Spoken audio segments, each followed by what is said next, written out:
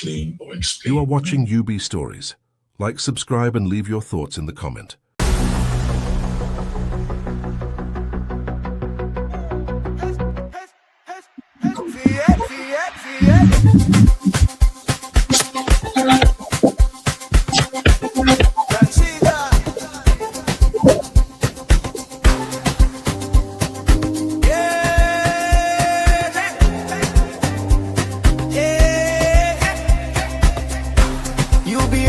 We rise, learn the skills, yeah, we go online. Uncle Ben will show the way we shine. Create your dream, build your life. UBMC, it's our time. A lot of things, people saying he abandoned his children. I just read, sometimes I read those things and I laugh. Did my children ever come to anybody to complain? It's funny. I'm in contact with my children. Yeah. My second son just got into, he got to university months ago. He just did his matriculation a few days back. And we were communicating. In fact, he told me about it the day before the time. And I said, guy, I'm very busy. Why didn't you tell me this? Give me, tell me ahead of time, like 4 or 5 days or a week. I'm a very busy man. I'm doing politics, I'm doing acting, I'm doing a lot of things so that I can come. He said, one thing, I can't even remember the excuse he gave to me, but he told me about it like a day before. And I think same thing with his mother as well. And I said, okay, congratulations. You're 17. That's my age when I got into university as well. Of course, my parents were not even there when I did matriculation. So time for you to be a man. If you had told me earlier, I would have been there, but best of luck, bro. I wish you the best. I said, send me pictures when you guys are done. He said, okay, send me the pictures. Pictures are in my phone. This my son, the same one they are saying, he's not communicating. You can't set camera to debunk everything. You understand? You can't. If I start doing that, I'll lose focus. If we finish now, I can show you I'll show you the pictures. I'll show you. In fact, even today, I had a chat with my son yesterday, and I sent him money today. Today, I'll show you. I sent him money. He said pocket money. I sent it to his mother so that through the mother, so that the mother keeps record of it. Yes, today.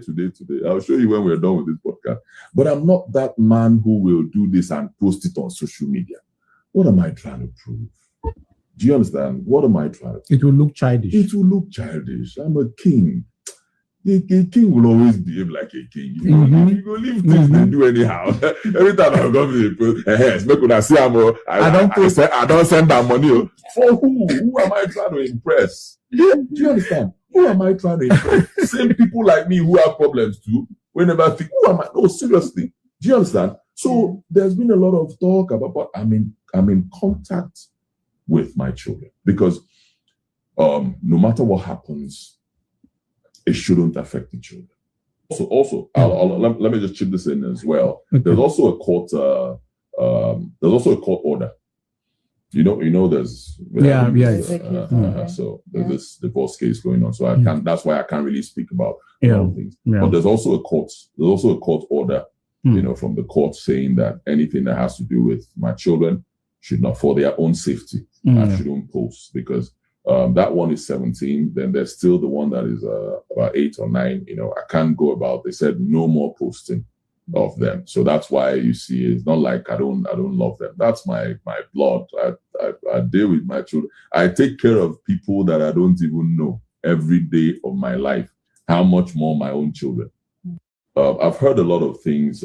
People saying he abandoned his children. Sometimes I read those things and I laugh. Did my children ever come to anybody to complain? It's funny. I'm in contact with my children. Yeah. My second son just got into, he got into university months ago. He just did his matriculation a few days back. And we were communicating. In fact, he told me about it the day before the time. And I said, guy, I'm very busy. Why didn't you tell me this? Give me, tell me ahead of time, like 4 or 5 days or a week. I'm a very busy man. I'm doing politics, I'm doing acting, I'm doing a lot of things so that I can come. He said, one thing, I can't even remember the excuse he gave to me, but he told me about it like a day before. And I think same thing with his mother as well. And I said, okay, congratulations. You're 17. That's my age when I got into university as well. Of course, my parents were not even there when I did matriculation. So time for you to be a man. If you had told me earlier, I would have been there. But best of luck, bro. I wish you the best. I said, send me pictures when you guys are done. He said, okay, send me the pictures. Pictures are in my phone. This my son, the same one they are saying, he's not communicating. You can't set camera to debunk everything. You understand? You can't. If I start doing that, I'll lose focus. If we finish now, I can show you I'll show you the pictures. I'll show you. In fact, even today, I had a chat with my son yesterday, and I sent him money today. Today, I'll show you. I sent him money. He said pocket money. I sent it to his mother so that through the mother, so that the mother keeps record of it. Yes, today. I'll show you when we're done with this podcast. But I'm not that man who will do this and post it on social media. What am I trying to prove? Do you understand? What am I trying to prove? It will look childish. It will look childish. I'm a king. A king will always behave like a king. You go leave things they do anyhow. Every time I go to the I don't send that money. For who? Who am I trying to impress? Do you understand? Who am I trying to impress? Same people like me who have problems too. Whenever I think, who am I? No, seriously. Do you understand? So there's been a lot of talk about. I'm in contact with my children because no matter what happens, it shouldn't affect the children. Also, let me just chip this in as well. Okay. There's also a court order. You know, there's so there's this divorce case going on. So I can't. That's why I can't really speak about things. Yeah. But there's also a court order. From the court saying that anything that has to do with my children should not, for their own safety, I shouldn't post because. That one is 17. Then there's still the one that is about 8 or 9. I can't go about. They said no more posting of them. So that's why you see it's not like I don't love them. That's my blood. I deal with my children. I take care of people that I don't even know every day of my life. How much more my own children? I've heard a lot of things. People saying, "All right. Welcome everybody. How are you all doing? Please do me a favor. If you can hear me, drop a 1 in the chat. I have to reset a couple of things here, so I don't know if it's really working well. Please drop a 1 in the chat if you can hear me. Also, because there are some part of this conversation I want you guys to hear, and I don't want to play the video because shout out to my brother Carl Truth. Carl Truth is doing an amazing job. If you want to watch the full interview, please go to Carl Truth on YouTube. The full interview is there. Thank you, Sister Yvette. Thank you, Biba. Faith, thank you. All right, my mic is working. Absolutely great. So if you want to watch the full interview, please go to Carl Truth. I think the interview is about 2 hours plus. And that's why I said episode 5 just got started. If you are in the roof, I'm backstage. When I share this morning, I actually say, guess what? Who just started season 5? So season 5 of May versus Yul Edochie just got started, and we are going to examine the interview in order to extract lessons. Basically, let me just give you a heads up. He did not particularly mention May Edochie's name, but he gives some innuendos that if you have been following their cases, you can actually add 1 + 2. Okay. He spoke about a lot of things. He spoke about how he went from an actor to a politician supporting President Tinubu, then to become a pastor, and then from a pastor to a priest. He also spoke about his opinion on polygamy. So we're going to have our hands full. But first off, help me hit the like. I see we have 18 people watching already. Kindly hit the like. Do me a favor. Hit the like. Oh, 5 likes. Come on. That's not good enough. Help me bring the likes up. Help me bring the likes up.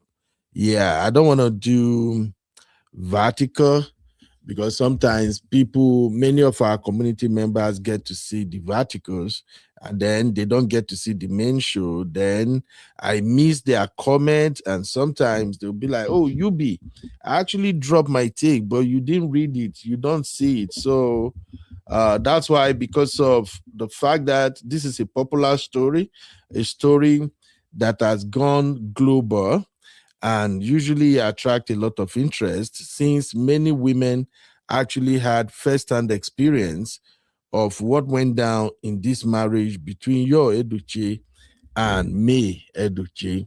But on today's show, I want to emphasize something. This is not like the regular show, because I know anytime Yul and May topic pops up, I think people just want to bash Yul, you know. But this is not about bashing Yul. It's about extracting lessons as much as possible. What can we at least derive from this interview that is useful? And because of that, my take might not exactly be what you expected, that maybe, oh, I'm just going to be Team May Nation. I don't have to do that. I have to be objective. So I just wanted to give everybody a heads up. Now, if you are not hitting the like, I may have to set up the vertical so we can get our other real fab members into the show. Okay, just give me a minute here. May Edochie versus Yul Edochie season 5. Season 5, episode 1. Oh my God. Sorry, I'm setting up a vertical so other people can join us quickly. That title just made me laugh, man. May Edochie. May versus Yul Edochie, season 5, episode 1. Oh my God. This is so interesting. All right. So basically, as you can see from the poll that I set up for today's show, I already asked a question. And the question is Yul Edochie a deadbeat dad? Do you, at any point in time, anyhow, somehow, do you consider Yul Edochie as a deadbeat father? That is what we want to discuss on episode 1 of season 5. Oh, this is going to be interesting. So start thinking about your thoughts. Let me know what you think, because that is actually the poll we are going to start the conversation with. Do you consider Yul Edochie a deadbeat dad? All right. 1 for yes, as usual. 2 for no. Or should we add option 3? Okay, let's add option 3. 3.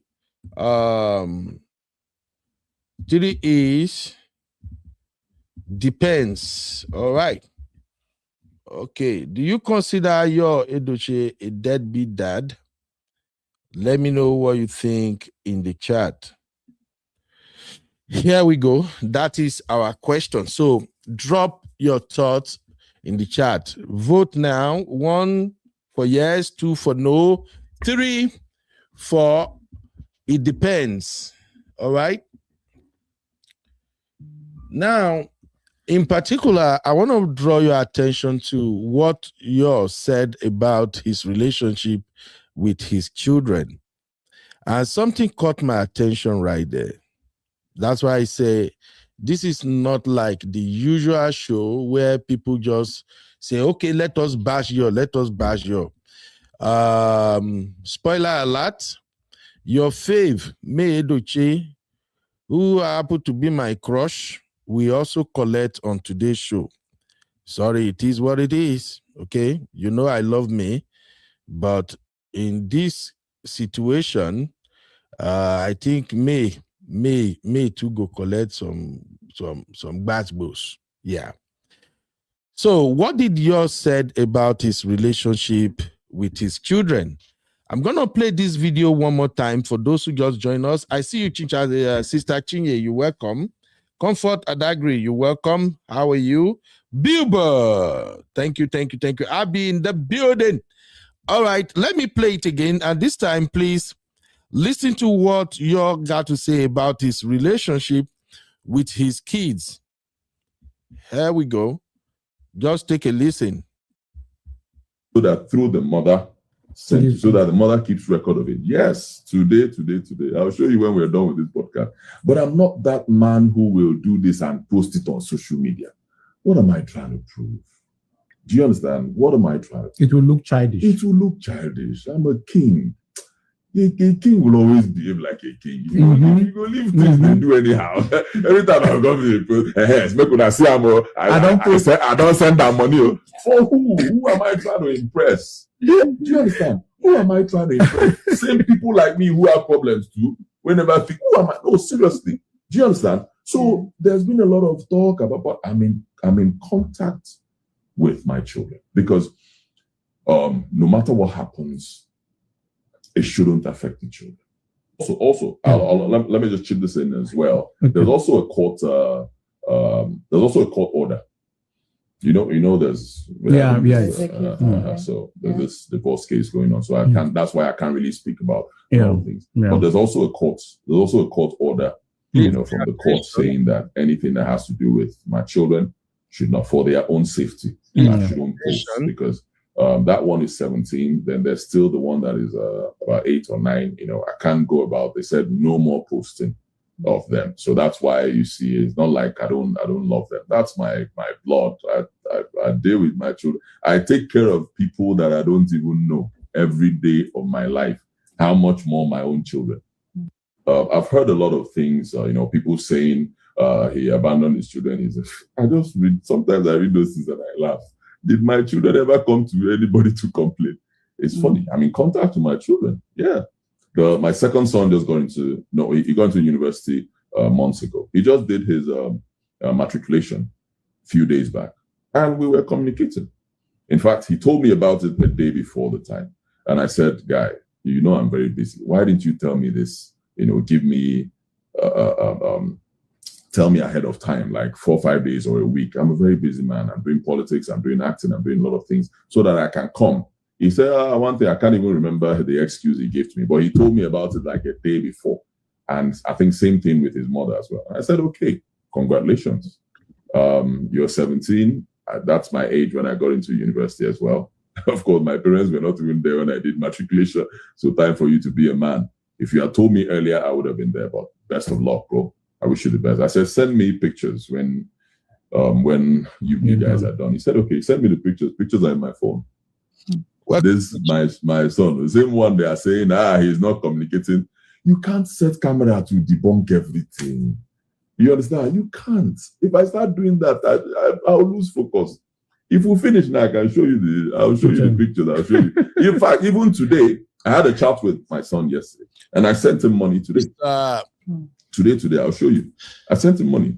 He said pocket money. I sent it to his mother so that through the mother, so that the mother keeps record of it. Yes, today. I'll show you when we're done with this podcast. But I'm not that man who will do this and post it on social media. What am I trying to prove? Do you understand? What am I trying to prove? It will look childish. It will look childish. I'm a king. A king will always behave like a king. You go leave things they do anyhow. Okay. So I want to start this conversation from 2 angles. And if you are ready to follow me on this one, I promise you we're going to have a reasonable conversation and you're all going to enjoy this. So first of all, you said there is a court order restricting him from posting his children. Do you believe him? Do you believe you? Because I'll tell you right now, I believe him. 100%. Yes, I believe there is a court order that he should not post his children. And if we are going to be honest with ourselves,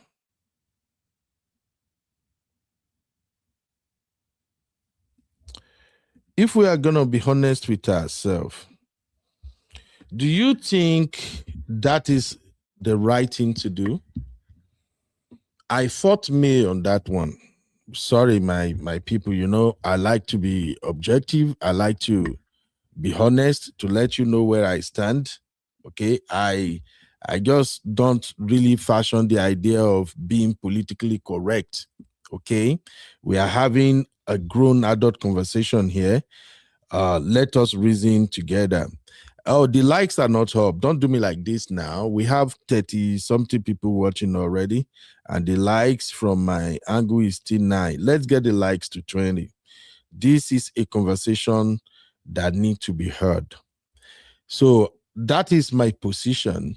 I believe 100% that Yul was restricted from posting pictures, videos of his children. And I also believe that Yul Edochie actually petitioned the court to put that restriction in place. And in my honest opinion, that was the wrong thing to do.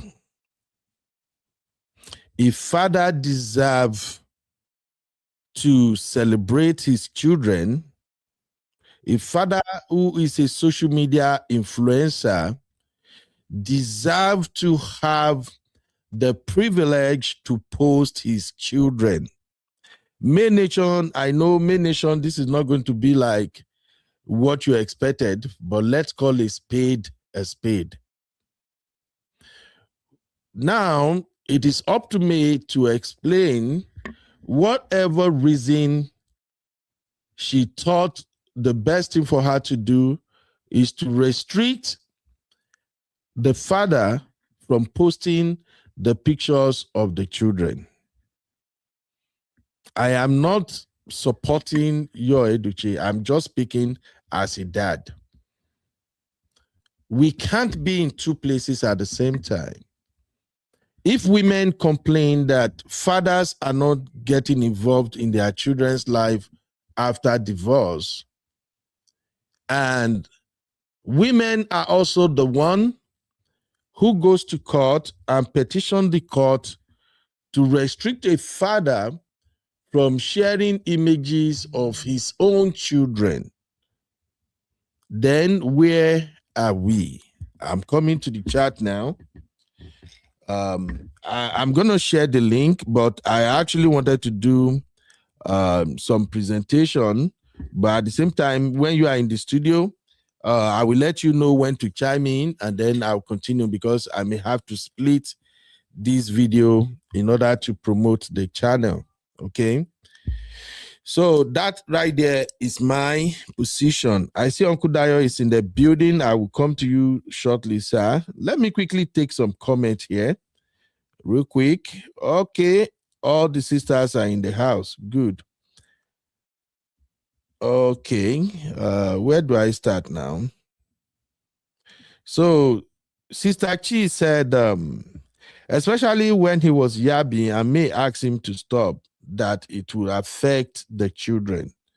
So Sister Chinye, are you saying that was the reason why May have to put that court order in place in order to restrict how he published his children online? Sister Rose said, yes, it is the right thing to do. Okay, Sister Rose, are you saying it's the right thing to do to restrict a father from interacting and sharing his children as he wanted? We got to be honest too. Michelle, shout out to my lovely sister, Love Across Border. That is Michelle. Michelle said, kids should be left out of it and out of social media propaganda if possible. So, Michelle, are you saying sharing, if you should post the pictures or videos of his children, that is him chasing clout? Like that is a propaganda? I just wanted to know. Sister Rose, this is not chauvinism. Okay, you don't start. This is just me being honest, right? Faith said, if May petitioned the court, then she did the right thing. If he had acted properly from the beginning, then he would have the right to, but then he would have the right, but he was causing nuisance on social media. How? Was he causing nuisance with his children, or he was causing nuisance with the divorce situation? I just wanted people to kind of have a rethink about how we go around this particular case. At least the thing don't taste more now. It's about time we look ourselves eyeballs to eyeballs and start having real conversation around this their drama. Okay? That's why I say this is not going to be a pro-May Edochie issue. It's about time we call a spade on critical issues surrounding this particular family's problem. All right? Sister Chi said, because he has tendency of doing the most, that's why he's probably not allowed to post. Okay, this makes sense, but Faith say even when she begged him to stop for the sake of the children. All right. Mr. Rose said, look at him looking like one Curtis. No wonder Nigeria is a mess. To fear, well. She said the most important thing is him having access with his kids, as long as he's no restricted to have access with the kid. But so a man who is separated from his wife shouldn't post his kid on social media. Is that what you're saying, Sister Chinye? On their birthdays, their achievements, moment they spend together with him, you are saying the right thing to do is to stop a man from sharing all of that? Maybe they mash breaks, small, Sister Chinye. What's up, Cam D? How you doing? Cam D said Judy is hiding her own teenage kids. Obviously, she knows the behavior is toxic. Judy posted the video of her children. Are you talking about the children Judy had with Mr. Obasi? Okay. She said, is out of control. May don't know the direction he would go with that. I honestly don't blame May regarding that. All right. These are great opinions. I really appreciate it. Micha said, yes, kids should be sheltered from spotlight until a certain age. Social media isn't always kind. If the May says that it wasn't good for her children to be posted, then she should prevent it. All right. This matter get us be. Faith said the children were getting bullied due to his social media antics. That was why May begged him. Okay, we're getting somewhere now. Cover say he's not worthy to be called a father. Really? I disagree with that one a little bit too. How you doing? Uncle Phil. Uncle Phil say, no divorce should restrict both parties from accessing children.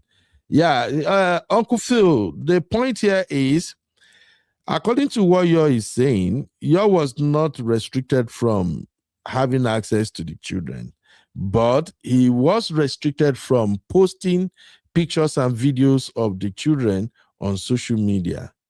So that is my bone of contention. Like, as a father, should an ex-wife go to court to restrict us on how we want to celebrate our children or how we want to post our children on social media? Is that right? That's just my concern. Is that the right move? Even the judge that made that pronouncement, how? Let me bring Uncle Dayo in here. I'll take a few comments more. Kamdi said, Judy hides her kids with Mr. Obasi. That's okay. Those are teenagers. If she feels it's safe, she would post them with her toddlers and newborn. Okay, that is a conversation for another day. Uncle Phil said, social media is secondary and another topic entirely. Okay, but those are part of what I want to examine now. Oh, all right. Sister Chiye say he has access to his kid, and Sister Rose say yes, because he's uncooperative. Who say he's uncooperative, Sister Rose? Okay. Sister Chi said, Albino, if he wasn't moving mad, he wouldn't have been restricted. It's not about any father, sir. You're gonna do a lot to really convince me on today's show. But Uncle Dayo is here in the building. Sister Rose just joined me on this conversation. Uncle Dayo, let's have your first take, sir. First of all, how are you doing, sir? Thank you very much, Uncle Bernard. So glad and so happy that you can have me tonight. Thank you so much, sir. You're welcome, sir. So, Uncle Dayo, to start things up, do you consider Yul Edochie a deadbeat father in the first place? No, I don't consider him a deadbeat father. All right, good. And I'll tell you why. Okay. And just for you to add them together, sir, according to this interview, yours said it with his own mouth that there is a court order restricting him from posting his children on social media. And it is my opinion that that was wrong on the part of his now ex-wife, if we have to agree. I don't think how he posts or share the image or video of his children on social media should be should really give the wife so much concern that the wife has to petition the court to restrict him. I believe, as the father of the children, as the man whose blood is running through those children, in as much as the mother wants to enjoy the children in her own way, you're supposed to be allowed to also enjoy his children in his own way. What are your thoughts, Uncle Dayo? Thank you very much, Uncle Ben. The thing is this, okay? Let us first of all take a critical look at what really transpired between Yul and May. Remember, Yul, as a social media personality, he was once a pastor. From being a pastor, he switched to become a priest. And the way the guy has been moving on social media has become very, very abnormal, so to say. And if you look at such a life, if his children, if he was allowed to be posting his children, of course, it will backfire on those poor kids, because the kids' colleague in school, they'll be using it to bully those kids. Even people around, they'll be using it to bully those kids because of the activities of the father. Thank you. Thank you. Did you know that whatever goes on social media? Now, let me give you an instance. Do you remember the time that Tiwa Savage met, when she F up about a tape that was leaked? Okay. It actually took the grace for the kids, because it was reported that the kids, his child, his son, that is beautiful son, was being harassed all over the place.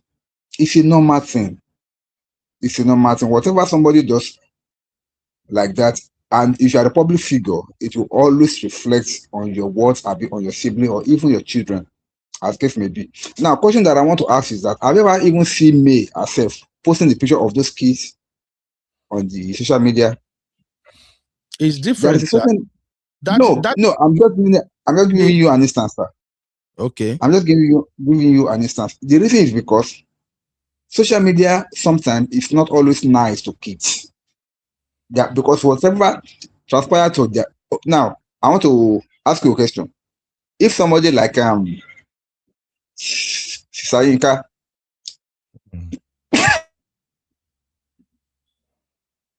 hello, Uncle Dayo. I'm talking about this Sayinka, the one that dated the senior brother. I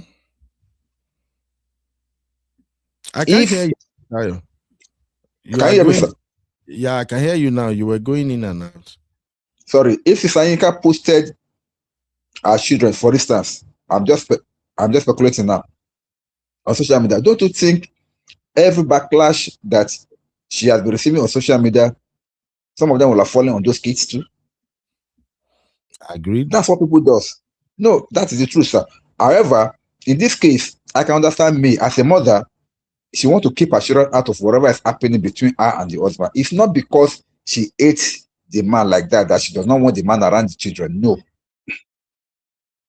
but because she knows that if she does not put a check on this, it will like backfire negatively on her children, and she doesn't want that. We all know the way social media rules. So I think it is more out of protecting the children and not because it's trying to restrict the man from gaining access. No, it is more like she's a mother trying to protect her children. That's the way that I see it. All right. Thank you. Yeah, thank you, Uncle Dio. Makes sense. Let me quickly go to Sister Rose and then I'll come back to check the chat. Welcome, everybody. Please do me a favor, hit the like. The likes are not up. I'm still seeing 9 likes. I will come and hit you in the chat if you don't hit the like. Oh. All you got to do is step out for just maybe 2 seconds, hit the like, and come back in. Please now, do me this favor, or you will not go to Bora Bora. All right, Sister Rose in the building. Sister Rose, your thoughts?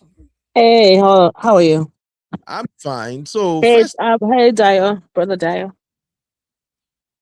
yeah, Uncle Dio. How are you, man? You're welcome, man. Good evening. Thank you. Yeah, so Sister Rose, let's start the question I got on the screen. Do you consider Yul Edochie a deadbeat dad? Honestly, Ben, I never really follow him that way to give an honest answer. I would love to tell you yes, because I don't like him at all, never have, but I will be objective. I don't know. Because I don't know them, I can't say yes or no. Okay. Now, the reason I'm asking is because in the interview he had with Car Truth, he said he has always been in touch with his children, that he has always been present. And the reason people don't know he has been involved with the children is because he can't post them on social media. So people don't get to see when he was with them, when they are doing things together. And the reason he can't post them is because his ex-wife actually petitioned the court to put a restriction on him that he should not post the children on social media. Now, if we have to examine that point, Sister Rose, do you think it's the right thing to do for me to have No, it's the wrong thing to do based on the exact state. I'm taking every word you said, he said. He's, according to what you said, he can't justify his not being a deadbeat dad to people because he can't post them. That shows a stupid brain. Why do you need to prove something to people? If you are there for your children, you are there for your children. You don't post your kid on social media because you want to prove something to the world. The public is irrelevant. That's very irrelevant. So you don't post your children for the sake of public validation. If that is that is his reasoning, I'm sure there's more. But if that's his reasoning, I'm basing it on the exact words you said now. That is utterly ridiculous. That's not a reason to go put your children on social media. Yeah, but here's the thing, though. People live their life the way they want to live it. Yeah, we can all say, oh, don't share on social media, don't put your children on social media, don't do this, don't do that. But there are people who are actually putting their children on social media to cash out. You see what I'm saying? So I think it all boils down to the man's life. We can't control a man's life, in as much as I also don't believe that people should try to control a woman's life. So that's why I'm saying, for me to put a restriction on him with a court order that he shouldn't post the children on social media, that is far-reaching. That is going. No, it's not far. It's not far-reaching. I have to interrupt you there, Ben. Now, you said, again, I'm using your words and the emphasis. You said with a court order. Part of the Yeah. reason that I suspect that she did that, because looking at him, I know we shouldn't make assumptions, but hey, he looks stubborn. And based on the things that everybody has been saying about him and in the chat, he seems like he's a very difficult person, very argumentative. He looks like a narcissist. It seems like it's going to be a battle of ego. So maybe she tried to talk to him, and you know them in that their arrogant way. You know, look at what he said. He's a king. Where's your kingdom? King with no kingdom. He's calling himself a king. So right there, you see there's an ego there. So maybe she tried to talk to him, because I don't know May. I'm not partial to May. I don't know her. I don't watch them. I don't have any interest in it. She does seem like a responsible, level-headed person. It seems like she would have talked to him reasonably, but he refused. Her refusing to not want those kids there. She's a mother. Mothers protect their children, and mothers understand kids sometimes in a way men don't. So she must have gone to him reasonably. Remember, these people already have friction. He wants to prove himself. You know, he's gonna, you know how they'll say, I will deal with you and I will show you who are you. So maybe that forced her to say, okay, I'm going to court now, because you're not going to put my children in the public eye. It's a protective mechanism.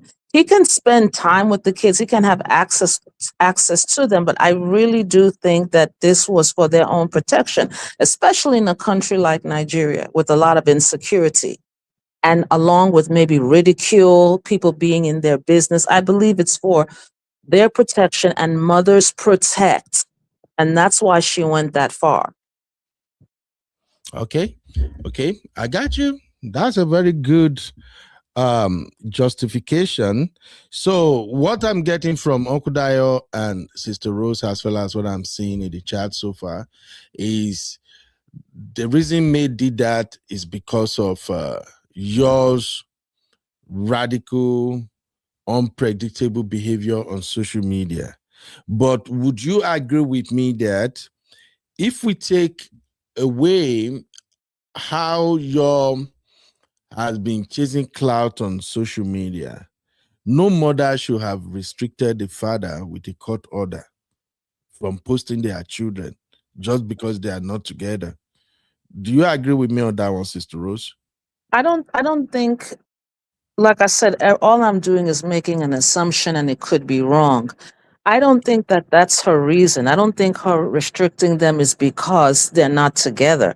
I think even if they were together, I think she might be apprehensive about it, because people don't really like to put their kids on social media.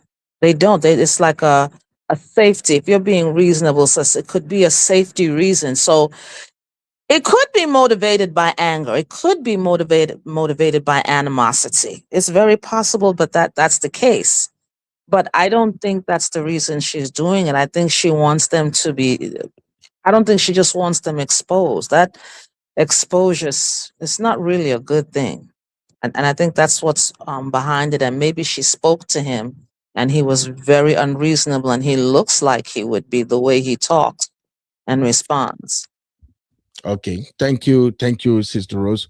Uncle Dio, do you have the same opinion as Sister Rose as regard if there was no cloud chasing?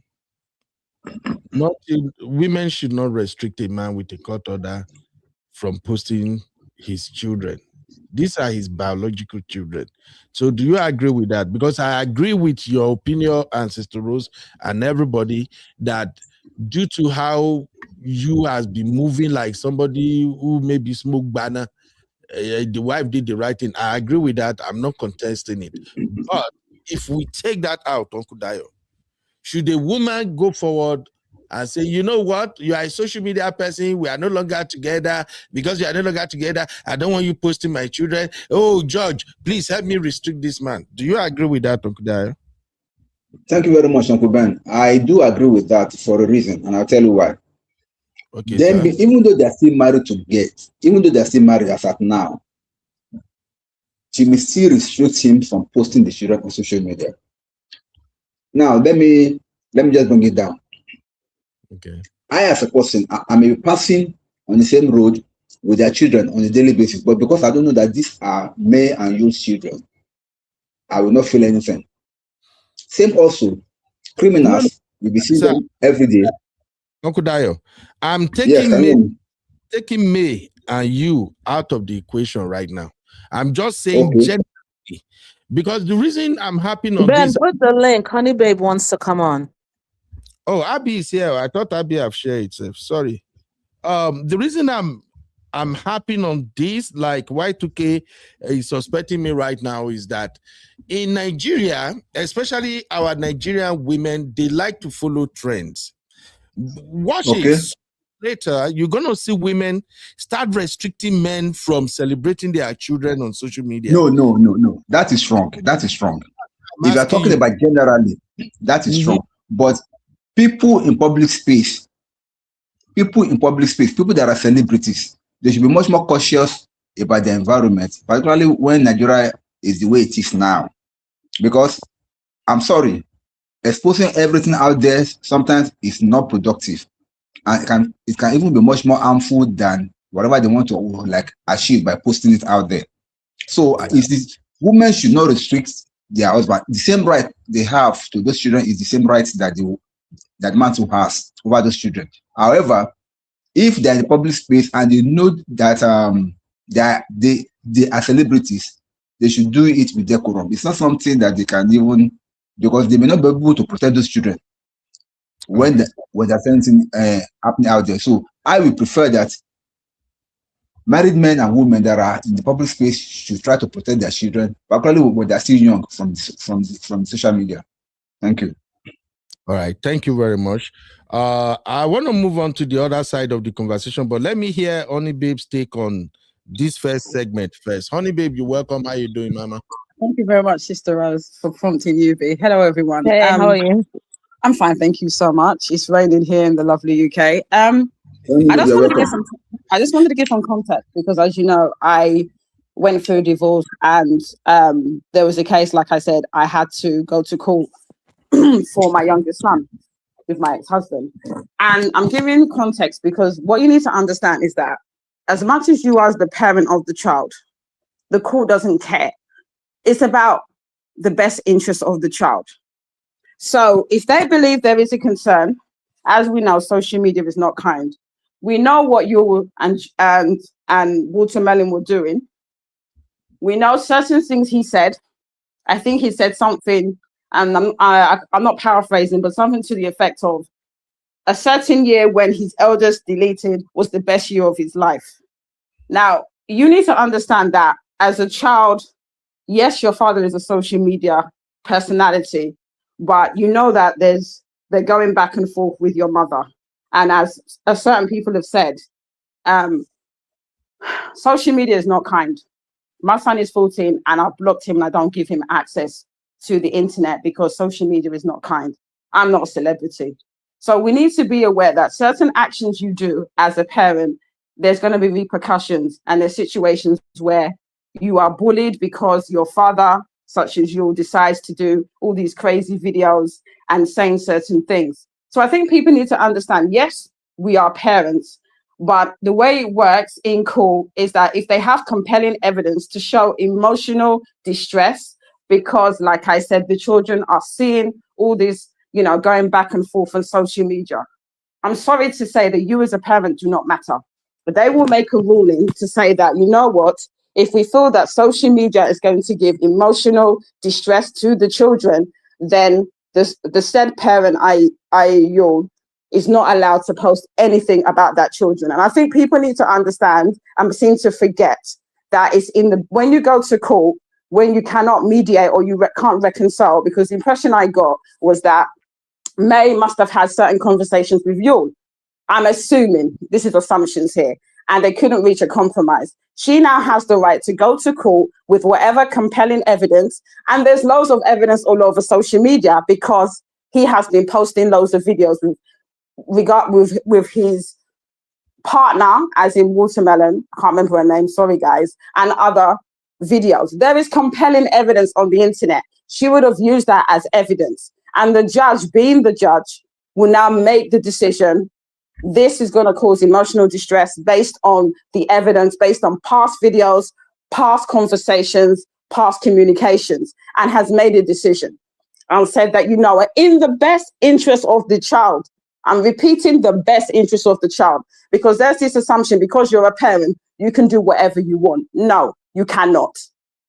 If there's emotional distress, physical distress, you have no rights, because the child comes first. And I think what I'm trying to say is that as much as you seem to feel that you're encroaching a parent's responsibility and parental responsibility, we need to understand that the court is there for a reason, to intervene when there's situations where a child is at risk. So that's the reason why, for whatever reason, if she has compelling evidence based on a lot of his ranting and raving all over social media, she was able to get the judge to obviously accept that and make the necessary court order. So I think that's just where I'm coming from based on my own experience going to court. If I, for whatever reason, decided that I felt that my son was in distress, I would now go to my concerns to a social worker who would do the necessary investigations, see whatever evidence is out there, and then based on that, they would make their decision. So I think it's kind of understanding how court works. The court will supersede your parental responsibility in cases like this, because their mindset is in the best interest of the child. Agreed. But now, just like I asked Sister Rose and Uncle Dio, I'm going to ask you, honey babe, if the man wasn't moving like you, meaning this is just a man who used to post his children way before the separation. I'm going to move for a while because I'm getting a feedback, okay? So now, if this is a man who, before the separation, do post his children, you have fun. We all do that. You have fun with your kid. You go out, you take it nice or something, one picture here and there, short video here and there, and then we'll post. And now there is divorce. And because the woman is bitter about the divorce, let's say the man cheated on the woman, and that's the reason for the divorce.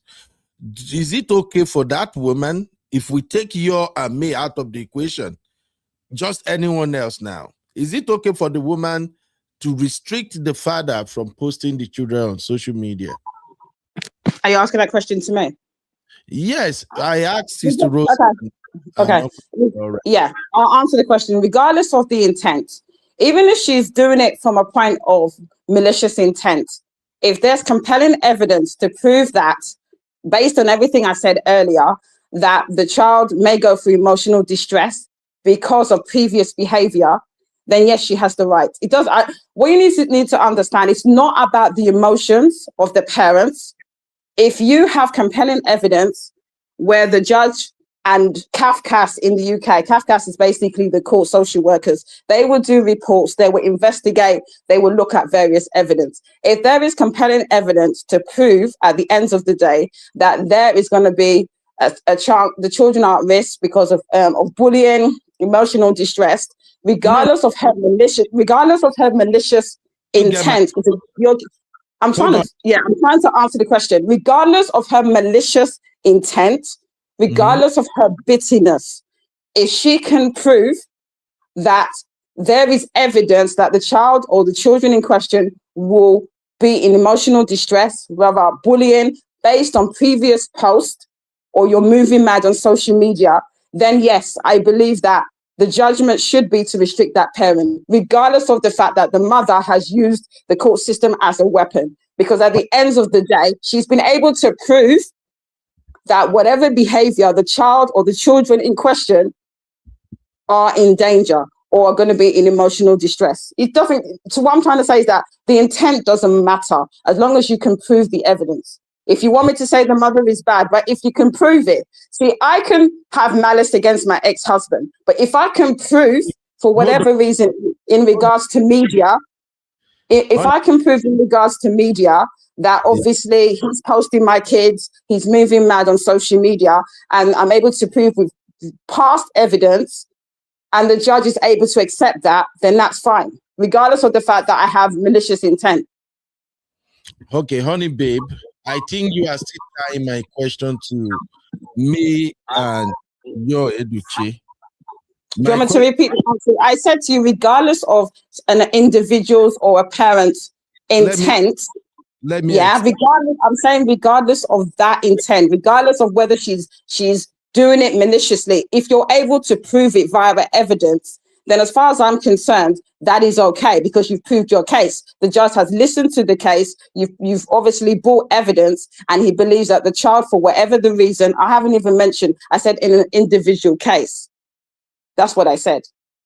Yeah, what I'm saying is before the separation, this is Mhm. a man who do post his children on social media when him and the wife are together and there wasn't no issue. Now that the man cheated, I'm just giving hypothetical example. The man cheated, the wife can take it, they are now heading to divorce, and now because they are on divorce process, the wife is bitter, and the wife just feel like, you know what, I'm gonna show you.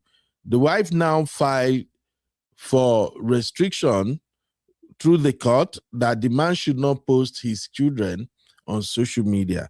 This is not a man who is moving mad or anything. No. This is just regular thing he does maybe every now and then. So that's just what I'm asking because I'm afraid sooner or later women are going to start doing this bullshit just to get to their ex-husband.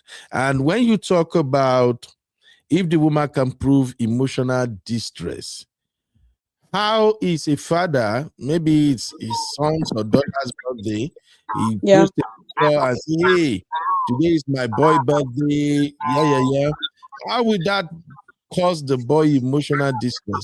I just said to you, if you can bring evidence, you've mentioned a birthday party. That's not what I'm talking about. I've said that regardless of intent, if you can prove with evidence, social workers, reports in the UK is, I think, it's the Section 7 and CAFCAS and everything. If they do report based on whatever evidence or whatever application the mother or father decides to submit to the court, okay, let's say the ex-wife, the ex-partner, whatever evidence she submits, obviously the judge is educated enough to go through the evidence and make a decision based on social workers' recommendations, interviews, going on social media, if we're going to give this particular example. And I just wanted to make it clear to you that judges and courts are not stupid. So if a person goes to court with a malicious intent and lies or exaggerates, I'm sorry to say judges are not stupid. So this assumption that for some reason you can go to court, make up lies, make up accusations, make up evidence, and a judge will just, for some reason, sign it off. It doesn't work like that in court.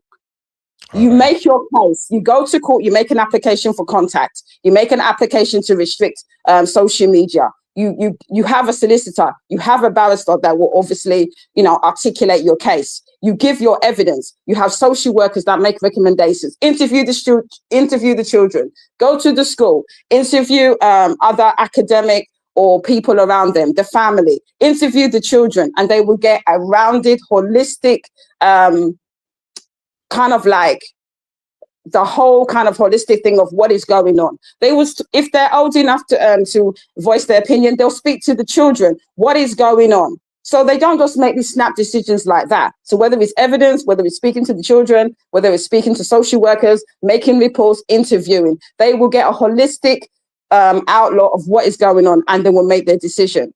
You're making this argument that, okay, women can just say anything. It does. I've been to court. It doesn't work like that. All right. Thank you very much, honey babe. Abby, do you want to add anything before I go to part 2 of my concern? I just want to say that let's also remember that there was a period when Daniela, I don't know what one it is, that's the daughter, actually made a lot of posts, which led us to realizing that she didn't really want anything to do with her dad at the time, around when her brother passed on, and her dad was still for the God, I'm trying. I don't want to annoy anybody, but for the lack of better words, acting a fool on social media. And I'm just even saying that most of these kids are even old enough to make that decision. I personally have said it before, I don't believe in posting children on social media anyway. So this is one of those ones where I'm just like, yeah, whatever. So that's why I want to say that even the daughter did not want it. So where do we go from here? All right, thank you, Abby. Y2K said, I don't know why this is all about women. Men can be bitter as well. Justine did the same to Cora. It was obvious that it was based on bitterness. Please, let's not be one-sided. I'm not doing one-sided. I'm just trying. I want to believe that people who might get to watch this, they will learn something from here. Me, I'm learning a lot right now. But if I don't push hard, we won't get all this other perspective we are getting now. Okay? So I don't have any intent or anything against you or me or anything. I just feel like I was going to do a separate show before I saw this interview. There is this guy now that is breaking the internet here in America. The guy is gathering a lot of dads now, single dads. And they are protesting in front of a courthouse just because a lady, after separation and everything, the lady took the man's baby and went out of state. They can't find her. And the guy has been petitioning the court to get the appropriate authority involved to find his baby for him. You haven't seen the baby now, I think, is it 4 years? I gathered all those videos. I was going to do a show on that. And the reason I'm saying it is that I've seen women, after divorce, after separation, what they did to some men within the first 3 to 5 years of that divorce will literally frustrate the man, that the man will decided not, if the man will even want to get far, far away from the woman and the children. Years later, when the same woman will start telling the story, she ain't going to tell people about how she made the man's life miserable. The story she's going to start telling is, I raised my children myself. Where was he? He did do nothing. He's a deadbeat dad. That's why I'm doing this show. I don't have anything against me or anything. I said something before, and I think I said it on a show. People was coming for me. I don't care, but I said what I said. And that was when this May and your issue was going on. I said, because your was moving mad, he was acting like a baby boy. That was why May herself was able to get away with some things we don't know. Let's call it what it is. A man, I know there are some men that move mad, but there are some men that they won't just move mad to the point of impregnating another woman, to the point that they want to, sometimes a woman might be a great woman, fantastic mother, nice human being. She and her husband, they might have everything going on smooth, okay, at the beginning of the marriage. They may get to a point where the woman is no longer the same woman he is married to. We all know, we've been there, we know, you know what I'm talking about now. So when divorce happened, whatever led to that divorce is not just one party that is solely responsible. The other party will also have their own fault. The only thing is that May is a very well-raised lady who has wisdom. And I've said it here multiple times that academics qualification does not equate to wisdom. Wisdom is a different ballgame entirely. It's because she was wise enough to just keep quiet and allow dude to be running up and down. That is why today, May is like an angel. If we get to a point where the guy begin talk, May begin talk, some of us will be like, oh, wow, was this really happening? So that's just what I'm saying. I don't have anything against May or anything against you. I just want us to extract some of the lessons based on what you have now revealed so far. So thank you, ladies and gentlemen. Now, let's go to the second aspect of this conversation, which is, let us see if Yo was actually saying the truth when he said he was present in his children's life.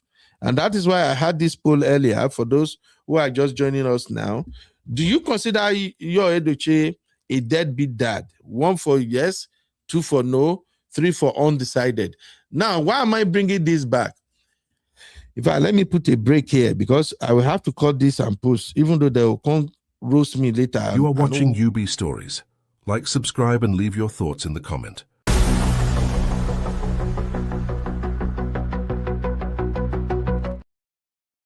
All right. Thank you. Please hit the like button. So you're in his interview. Let me play it again. He said something that to me, it felt like you're tied himself. You know, when a man talks too much and a man has ego, he won't even know when he's actually tying himself up.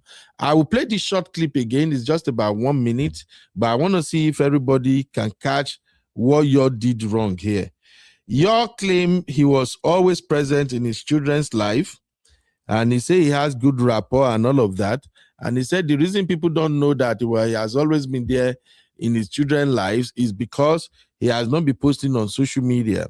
And the reason he wasn't posting on social media was because his ex-wife restricted him through a court order.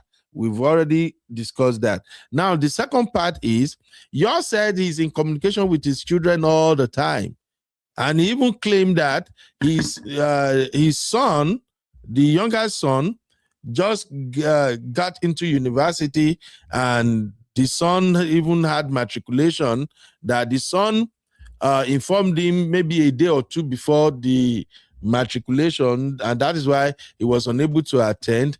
Then he said, even recently, the boy get across to him again. The boy needed some money. He sent money to the boy. He said he has always been there sending money to the children. Say, but he sent the money through their mom. So there should be record of him giving money to the children. This is where I have issue now. First off, if you are in communication with your children, you will know their matric day. Please take note of that.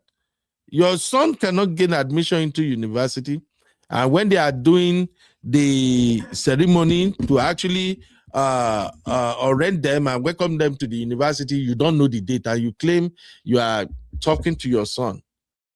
So that is one. Two, he says whenever you want to give them money, he sends the money through their mom. Now, as a dad, the money you send through their mom is for upkeep or maybe your own contribution as a dad.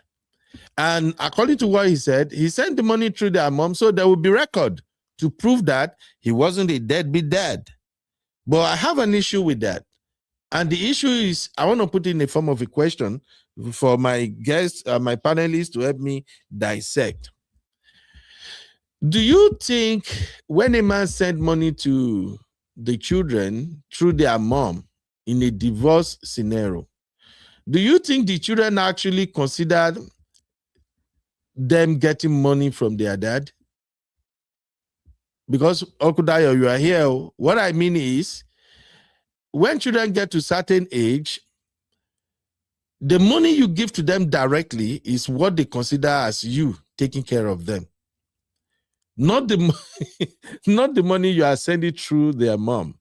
Even in a household, in a two-parent household where the father and mother are there, they are raising the kids together, your children don't consider you providing shelter, food, you have motor, clothing, electronics, everything they need. They don't consider it as a big deal.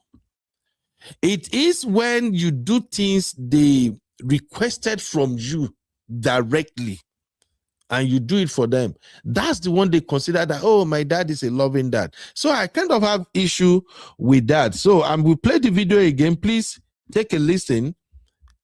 Just listening from your mouth. Very busy man. I'm doing politics, I'm doing acting, I'm doing a lot of things so that I can come. He said, one thing, I can't even remember the excuse he gave to me, but he told me about it like a day before. And I think same thing with his mother as well. And I said, okay, congratulations. You're 17. That's my age when I got into university as well. Of course, my parents were not even there when I did matriculation. So time for you to be a man. If you had told me earlier, I would have been there, but best of luck, bro. I wish you the best. I said, send me pictures when you guys are done. He said, okay, send me the pictures. Pictures are in my phone. this my son, the same one they are saying, he's not communicating. You can't set camera to debunk everything. You understand? You can't. If I start doing that, I'll lose focus. If we finish now, I can show you I'll show you the picture. I'll show you. In fact, even today, I had a chat with my son yesterday, and I sent him money today. Today, I'll show you. I sent him money. He said pocket money. I sent it to his mother so that through the mother, so that the mother keeps record of it. Yes, today. I'll show you when we're done with this podcast. But I'm not that man who will do this and post it on social media. What am I trying to prove? Do you understand? What am I trying to prove? It will look childish. It will look childish. I'm a king. A king will always behave like a king. You go leave things they do anyhow. Every time I go to the I don't send that money. For who? Who am I trying to impress? Do you understand? Who am I trying to impress? Same people like me who have problems too. Whenever I think, who am I? No, seriously. Do you understand? So there's been a lot of talk about I'm in contact with my children because no matter what happens, it shouldn't affect the children. Also, let me just chip this in as well. Okay. There's also a court order. You know, there's so there's this divorce case going on. So I can't. That's why I can't really speak about things. Yeah. But there's also a court order. From the court saying that anything that has to do with my children should not, for their own safety, I shouldn't post because that one is 17. Then there's still the one that is about 8 or 9. I can't go about. They said no more posting of them. So that's why you see it's not like I don't love them. That's my blood. I deal with my children. I take care of people that I don't even know every day of my life. How much more my own children? I've heard a lot of things, people saying he abandoned. Okay, so that's it, ladies and gentlemen. Let me quickly go with my co-host in the building, everybody. Uncle Dio, let's start with you, sir, since you're the first. This issue about finance, you taking care of his children, as he claimed, do you see it as something he's doing as a father who loves his children, or he was doing it because he wanted proof that, okay, don't say I'm a deadbeat dad, I said money, I have receipt to. And 2, the issue concerning the relationship between him and his son. He claims he has a good rapport with his children, but yet you don't even know your son's matriculation is coming. Can you help me make it make sense, Okudayo? Thank you very much, Uncle Ben. The thing is this interview actually exposes his butt because he thought that he's using it to claim something, but he's actually exposing himself to be a deadbeat. In my vote, I said I chose 3. But now listening to that interview again, I realized that it's actually a deadbeat dad, and I will explain why. Number 1, if you're not deadbeat, it is not when your children call you for money that you now start sending. Then it now become an issue on social media. Normally, you're supposed to have a regular amount you are sent to them monthly. That should be the upkeep directly or through their mother or through enemies. It must be something constant. These are your children, and also that it is your responsibility to take care of them. You don't need them to be asking you for it before you do it.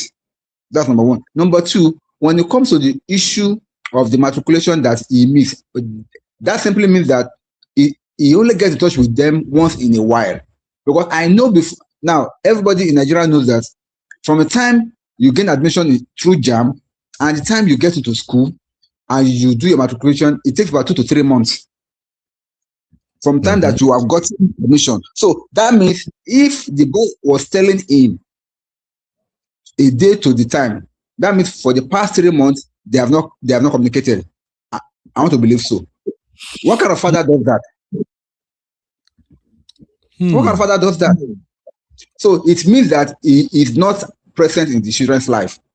So this interview actually exposed him to be a deadbeat dad. Thank you. Okay, Okuda, you did not address the money part.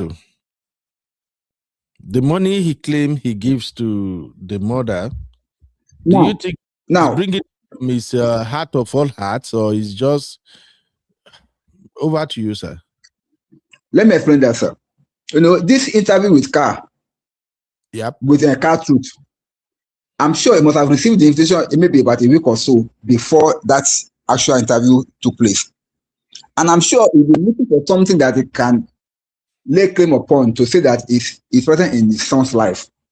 So he had to send that money that same day to have a proof to say, okay, I'm seeing their life. I'm sending them money, which of course to me is like somebody trying to chase clout. It's supposed not to even come up for discussion if he has been doing it regularly. Now he was even trying to explain, I have to send it through their mother. That means it is not a regular thing. He just did it. It's something that he has been doing. If he said, oh, I've been sending money through their mother, but this time around I said I have to send it through their mother, which means that this may be the very first time that he's doing it. So all these things really exposed him as a deadbeat father. He just wanted to say something on the social media. That's why he sent that money. That's money, so they can say, okay, see you, I'm sending them money. No. We are too wise than that. Uncle Dio, you don't even do brotherhood at all. Oh, you just remove plank. You remove plank for my guy leg.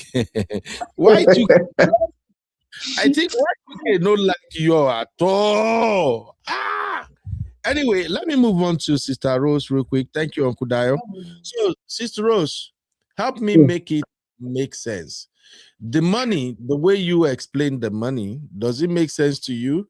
Does he establish that this is a father that is truly that has truly immersed himself in his children's life? Because to me, when he says I send money through their mother, I also want to hear that, oh, I take them out, we go shopping, I have their own their accounts. You know what I'm saying? Like here in America, for instance, children have cash app. Even my son get cash app as he's small rich. They go just have the parent sign up for it. So I get you can send money to the mom, which is like your responsibility. But what else are you doing to show that your son will actually feel that as a father you were present? I see you, Mama Jojo. How are you doing, ma'am? So that is it. Then secondly, the matriculation. How come you don't even know the day your son is going to be officially inducted into the university community for the first time? What do you make of that, Sister Rose? It's the matriculation comment for me. That matriculation comment, just the vibe I got from him is that he seems to be far removed. He seemed like he's far removed, like there was some animosity that probably stemmed from the divorce between the mother. He seemed far removed. If you look at the way he was talking, I can't remember the exact words. You don't need your child to remind you of a matriculation. My parents, they know ahead of time. They're ready. They're looking forward to it. I did not get the sense that he really communicates with the children, that he's involved with the children. I got some kind of underlying animosity. Quick question: deadbeat. Who is accusing him of being a deadbeat? How did this come into play? The reason I'm asking. Okay, because when I go through the comments under that video, the original video, it has about 2,000 plus comment right now. I see some people calling him deadbeat father in the comment, why some people are praising him. And I do understand how this thing play out on social media at times, that as soon as parents are separated, the popular narrative is that the father is a deadbeat, and sometimes that's why some men, they have to go over and beyond in order for them not to walk around with that title of a deadbeat. So that's why I was asking the question based on what he said so far. Now we've not heard from Mil, but from what he said so far, me personally, I have some concern about some of the things he said. So that's why I'm asking. When I think of deadbeat, I'm thinking of it in terms of more of the financial, because there are people who might be present in the child's life. They may come around, but they don't provide for them financially. Yeah. That's what I'm thinking of. I could be wrong. It might be a myopic view, but that's what I think of deadbeat. He doesn't strike me, as much as I dislike him, he doesn't strike me as the type who would not provide for his children financially. Maybe I'm missing something. Whether he sent it to the child directly or to the mother, I don't know. I'm neither here nor there with that. That doesn't rub me in any wrong way. But rare, I really felt a disconnect immediately and felt like I don't know why you wouldn't love your children, but it felt like he didn't have any real love for the son, because how do you not know that your child is matriculating? And the way he said it, oh, you should have reminded me. Yeah. I don't have to remind my parents for anything, from a child and even as an adult. They're on top of it. So for you to say that, it didn't feel right. And to be honest with you, I didn't like that at all. That's really disturbing. And this is apart from even how I feel about him. I'm thinking of the child, the son. How will the son feel? Me hearing that, if you told that to me, I feel like you don't care about me, because why do I have to remind you? So it's the matriculation, the stuff, the not being aware of the son's graduation, even the way he said congratulations. It just seemed like he was talking to someone who wasn't his blood. That's the way it came up across to me, and that's where I see him. I'll even go beyond deadbeat. He's just disgusting. You don't do that to your children. That's how my interpretation may be wrong, but it doesn't make him look good to me. All right. Thank you. I think a lot of people are reading the same meaning to it. But so far, so good with the interview. I will ask you after you watch the interview, Sister Rose, maybe when I'm doing episode 2 of this season 5, that question will come up. Some people are still calling him narcissistic, even with all the shalaye he did on the video. The first comment I saw there was, look at him, he's narcissistic. And I'm like, blood of Zachariah, you guys should cut these guys more slack now. But anyway, thank you very much, Sister Rose. Let me keep it moving real quick. Misty, the troublemaker, you are one of the people who don't like my guy, yo. Misty say, liar, pants down on fire. Yeah? Pants on fire, Misty. Okay. All right. But Abby, your take, mama. Abby Tisalo. Or Jay-Z has nothing to say on this one. Okay, I got you, Abby. Honey babe, the provider, y'all the provider. Do you believe him? Because I'm in a situation where I co-parent my children, I've got vast experience. Even the way he's talking, there's a disconnect. I remember when I actually got the results of my A-levels, and I remember I got conditional offers for 3 universities. My parents, both of them, yes, they were still married then, took me to my hall of residence. It was an exciting time. My mum, I remember when I told her I finally got the unconditional offer for university, she put it on her calendar. I didn't have to remind my mum and my dad. To me, there's a disconnect in terms of the relationship that he has with his son. I personally think that there is, in some respects, there's an issue with the relationship, because like I said, when your child, it's an exciting time, you get your results, you find out the university that you go to, you accept the conditional offer. As a parent, you'd be telling everybody, and from the fact that you would have it on your calendar, the graduation. I don't know what that is. Is that graduation from what is that? From your O-levels? I don't understand that. I don't know what that is. Is that your graduation from secondary school? Or what is that? Honey babe, can you hear me? Yeah, I can hear you. It's an entry ceremony when you start. Okay, that's okay. Entry. Well, we used to call it orientation week or freshers week.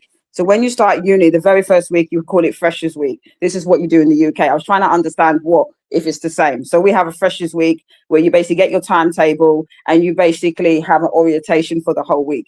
That's what you're saying? That's what was similar to what I did. So I think you as a parent, you would have a calendar. My mum and dad drove me to my university, put me in a hall of residence. We spent the whole day. I took them to the library and everywhere. I went to Goldsmiths in London. If you know the people, you know the people in the UK. That's the uni that I went to. So it's an exciting time. So no one, as you as a parent, no one would need to remind you. For him to say, he didn't, he should have reminded you. No, you should have known because you're interested in your children. So that shows to me that personally there's a disconnect. And then I don't know, things are different, but like I said, my son is going to be 14 on what is it? Tomorrow, actually. It's going to be 14 tomorrow. And like I said to you, he has, he's doing my editing at the moment, but yeah, he has the debit cards that you can connect to your account. Like I said, the father puts money in the account. I put money in his account for school, blah, blah, blah. I'm just trying to understand, you as a father, you would regularly give money. I know he's 17. I know things are different, but that's what at 14, I put money into his account. His dad does the same. I think my mindset is that you saying that you've just given money to through the mother, that makes me think, is it just or the only time? Because as far as I'm concerned, if you really want to talk about it, and certain things to me are private, they didn't have to go into the money and the court order and whatever, but he decided to go there. My mindset is that from the wording of what he said, he's obviously not sending money regularly. Is that sound like someone that is in the child's life? And my mindset is this: you're not talking about you've taken your son, or he's met his half siblings. I've taken them, we've gone here, we've gone there. There's no conversations in terms of, I've been here, they've come to the house, they've met their half siblings. It seems to be, for me, based on what I'm seeing, a relationship over the phone. That's how I see it, because I don't see any type of, we've been here, we've been there, we're a blended family, that type of mindset. It just seems to me a case of, I have a relation with them over the phone. So I think that's just, for me, just shows that he's doing the part, but then he's not doing the part. He's doing the part enough for people to say he's present in their lives. But personally, if we were to be a fly on the wall, like I said, I'm just speculating. I don't know what's going on. I personally think he's not properly present, because it's more than just sending money to your mother. It's actually being present. It's actually understanding what it's about to co-parent, which is you take them out, they go to the house. Like I said, he hasn't said, the kids stay with me, they've met their half siblings and stuff like that. It just seems to me a man that is pretending to be present in his children's life, and probably it's not the case. All right. Thank you. Thank you, honey babe. I have one question. We will end with that question, but let me allow Uncle Phil to help us make it make sense. Uncle Phil in the building. How are you doing? Am I invisible, Uncle Ben? I call you now. You know us. Did I call? No problem. Continue, because it's Uncle Phil. Continue, no problem. Abby, you were called 3 times. Where were you? What were you doing? I did not hear. I don't know why I didn't hear, but no problem. No problem. It's not here because you're always looking for opportunity to collect money for Bora Bora. Uncle Phil, go ahead, sir. Sorry. I'm so sorry. I'm so sorry. I heard my brother calling you severally, so I'm sure maybe you were busy. Don't mind me. I went downstairs for delivery. I think he was there. Don't mind me. I see this girl. How my people there? Everybody fine, sir. Thank you. Yes, so thank you very much. Please, so let me wet the ground with some bucket of apology water here, because I think you could get some kind small up and down here. Okay, so I will start with this. There's the saying for the elders in the part of the world I came from. I'm a Yoruba man. Mm-hmm. So if I can interpret that, it is the fight now that turns the sweet song into some kind of proverb, right? I'll use myself for example. When I went into to my school at the time for matriculation, my parents were not there. And that doesn't mean they don't love me, right? And on that same day, I had my first degree in University of Ilorin. You know that part of the world. You know how socially they can be, especially when it comes to situations like this, where you have maybe either their first child or one of their child getting admission into institutions. On that same day, I can see people who came with band and they were singing after the child just for matriculation. Parents there dancing, everybody, their whole entire lineage was there, to celebrate the child. If you put this in context versus me, that I'm just there, me and my two ears, they will say, oh no, his parents doesn't like him. They don't love him. So we have to really, really be very careful. Now we're going to the nitty-gritty. Okay, he sent pictures, he didn't send pictures, he sent money, he didn't send money. If this divorce was not happening between both of them, this will not be an issue. I'm telling you. And everything we do in life, depending on who we are dealing with, it is either being filed in a hard drive to be retrieved later on in future, depending on what happens in future, or it's being filed in a flat file that can go into the shredder and go and disappear into oblivion and nobody brings it up again. I'm not a Yul Edochie fan, no. I'm just standing on the path of truth here. We don't know what happened between both of them when they were there between their God. But the truth is this. All these things, I've seen it over time, how we can use I haven't laid all this background. What happened 10 years ago, what happened 5 minutes ago, what happened 2 hours ago, how they can manipulate those things and manipulate us that even wanted to listen to the actual truth. And when they begin to present those facts, like me now, look at him on his matriculation day. He knows I've always been there for those 4 children. He's the one that is disposable. He could not even show up for him. Look at his mates. You see them fanfare and all that for matriculation. And that person saying that thing will be making a lot of sense. That is the truth. We have to shred and peel off every noise around all these happenings to actually hold on to the truth.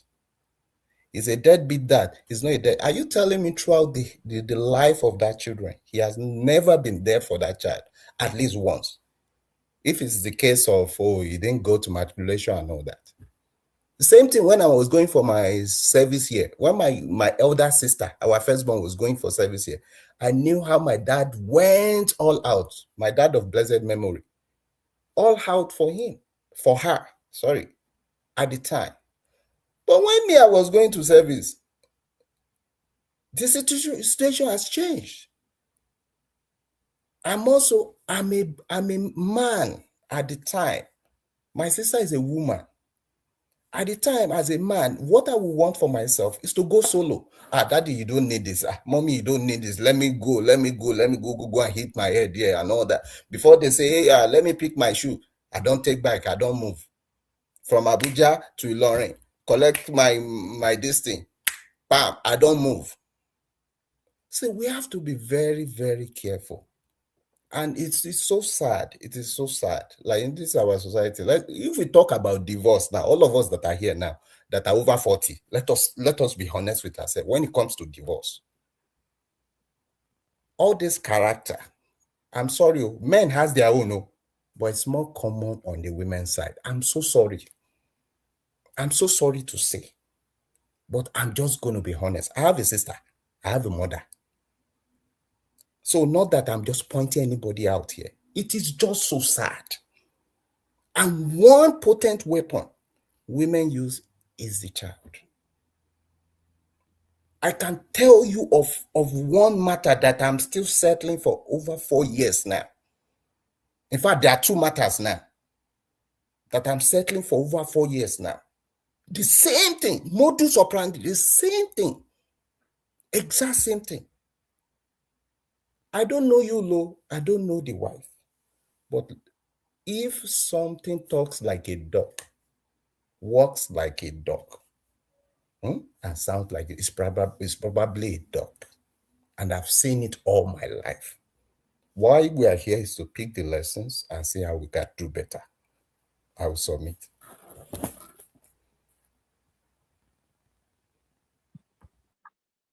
Uncle Ben. Yes, ma. Okay, I I, thought you were muted. I moved myself before. Thank you. Can someone send the link for Missy? Because I think she's asking for the link. Abby, share the link. Now Abby is here. Now Abby no share it, sis. So Uncle Ben, I've been eating, so because my concentration has been on my suya chicken. Jesus Christ of Nazareth, Abby. Show up. Misty, I just dropped the link. Misty, your baby girl is not doing her job. It's not my fault. Thank you, Uncle Phil. Sorry. Now, here is where I want to round up with this. I will wait for Misty, but I want to round up with Sorry, this. Uncle Ben, can I say something though? Sorry. Yes, can ma'am. I have my turn? I'm going to be very quick. Okay, I want to say that now that we have all of the information, right? From he was not allowed to post his children on socials, to not being aware of his own child's matriculation day, to what else? To that money situations. Also, sorry, I wanted to say, Uncle Phil, my dad actually went to University of Ilorin as well, electrical engineering, just saying. But anyway, so now that we have all this information, Uncle Ben, can you see how even that posting of the children on social media would probably have been performative? Yes, because, I agree. Do you understand? Because you're not involved enough. So when the child now puts now wears clothes, matric will now post, oh, congratulations to my son.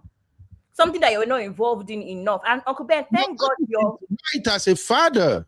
No, Uncle Ben. Thank God you've been very consistent on your stance when it comes to parenting. Uncle Ben always says it on here that you can't just be a hello, hi, I paid your tuition fees, I've done this for you, father. You have to be involved in the daily lives of your children, right? So that one, you say it all the time. And I feel like it should be applied across the board.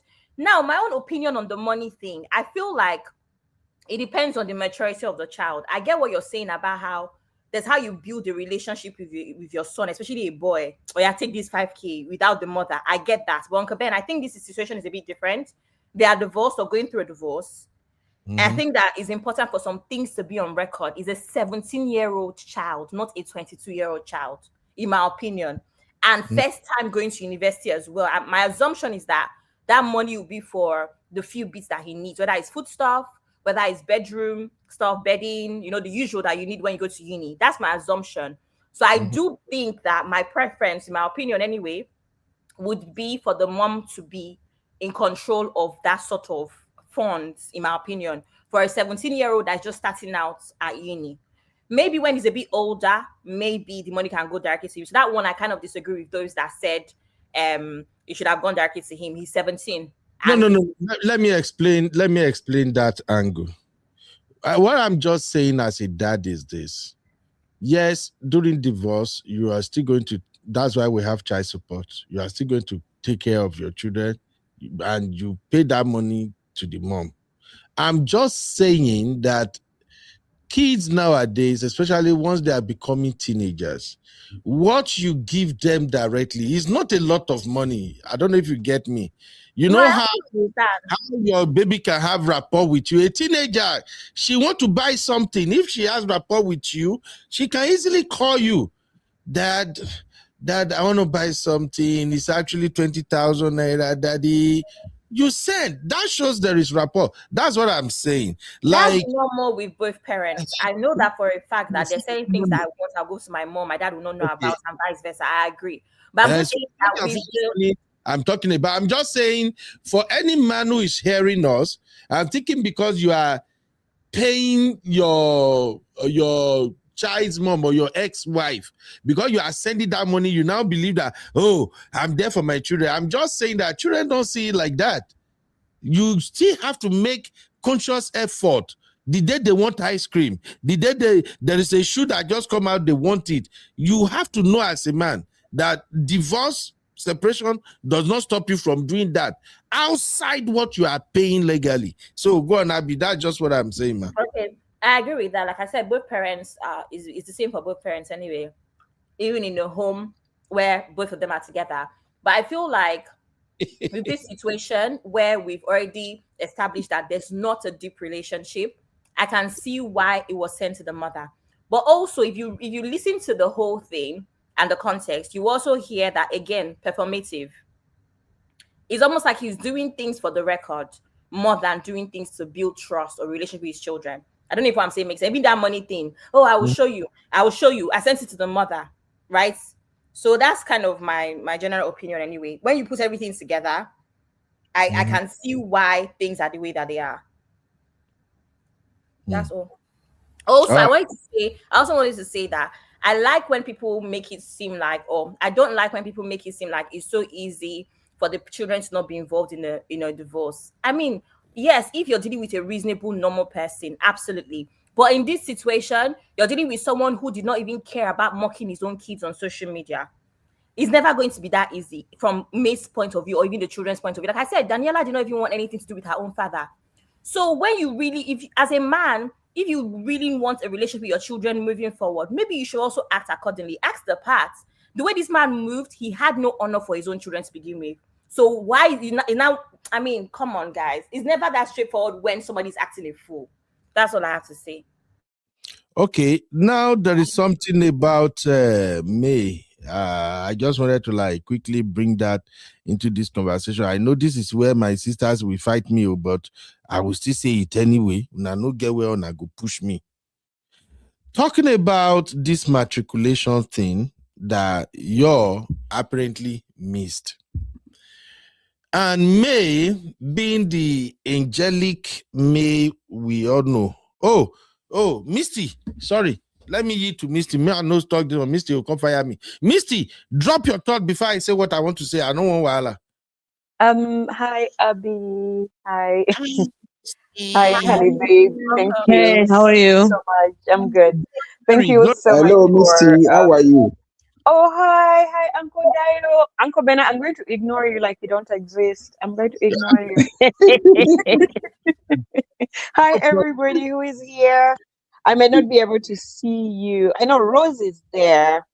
Hi. Yes. Hi. Everyone. And finally, Uncle Beno is here. I'm here. Greetings. Finish. How are you? I'm trying to survive. Of course, you have to survive. What's your question? So, you've heard what's going on with the interview Yul Edochie just had, So, right? unfortunately, I haven't really had time to listen to the entire interview. I just had bits and pieces here and there, but I just have my say about this man. I just have what I have to say about him. I don't even have to listen to the interview. Come on. That means you want to judge him based on the past, not He's what already on record as what is there to even say? But yeah, I heard about him talking about his contribution to his son's life, the one who is joining university or something, the 17-year-old, right? Yeah. That's pretty. You can give me a summary. You can give me a brief summary if you like. Basically, I'm starting a whole series on this interview, but I don't want to be playing the video from Cartruth, so I'm just watching it and I'm picking what is of interest and what I think people can learn from the interview, because for the first time, he's actually talking about how life has been within him and May and the children. So the first thing that caught my attention was people were calling him deadbeat father, and after watching this interview, I don't think he's a deadbeat dad. So I want to put that out. Why do you say that? From the interview, he's actually involved with his children. How is he involved? He said it. He's getting in touch with the children. So what exactly has he done to portray that he's not a deadbeat? Yeah, he say he pay money, he's sending money through their mom, and of course he's talking to his son. He said him and his son have a chat about his son's matriculation and that he was unable to attend, but yeah, he still tell the son that you're doing great. He's basically saying that there are good rapport between him and his ex-wife and the children. However, the reason people don't know that he's actually playing huge role in their life is because he cannot share his activities, or whenever he's around there, he can't share it on social media because May restricted him from posting the pictures or videos of the children on social media. So he really can't share it, so people will see that he has always been there all along. That's Okay. the All right. protection. Uncle Beno, if I were me, that's exactly what I would do. I would get a court order to refrain him from sharing any image. Why Not even say photo, any image or anything in relation to the children.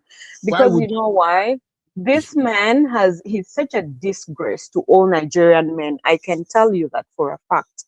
How is it that you lose your child and within the first 1 or 2 weeks or whatever, you are writing on social media how this has been your best year ever in life, and then you're coming out with this your mistress and you're making videos and dancing and having celebrations every now and then?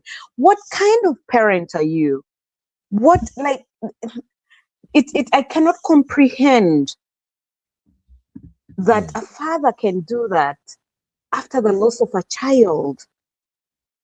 Like, the entire family were still grieving, and he had to do what he did, which was very unfortunate. So how is it now he's trying to make up for all this mess he's created in the family? And who is he trying to impress by saying, I'm involved in my child's life? May is not going to come out and speak about his involvement or lack of involvement, for that matter, to this. She's not even going to address this video that's flying about, or this interview, right? So it is very unfortunate that you have a father who does not act like a father. He was acting like somebody who is just in his early 20s, dating several women, not even married. Yul had his life kind of figured with May. She stepped into the background. Nobody knew about her, really. Like, we didn't know about her. And she let him shine.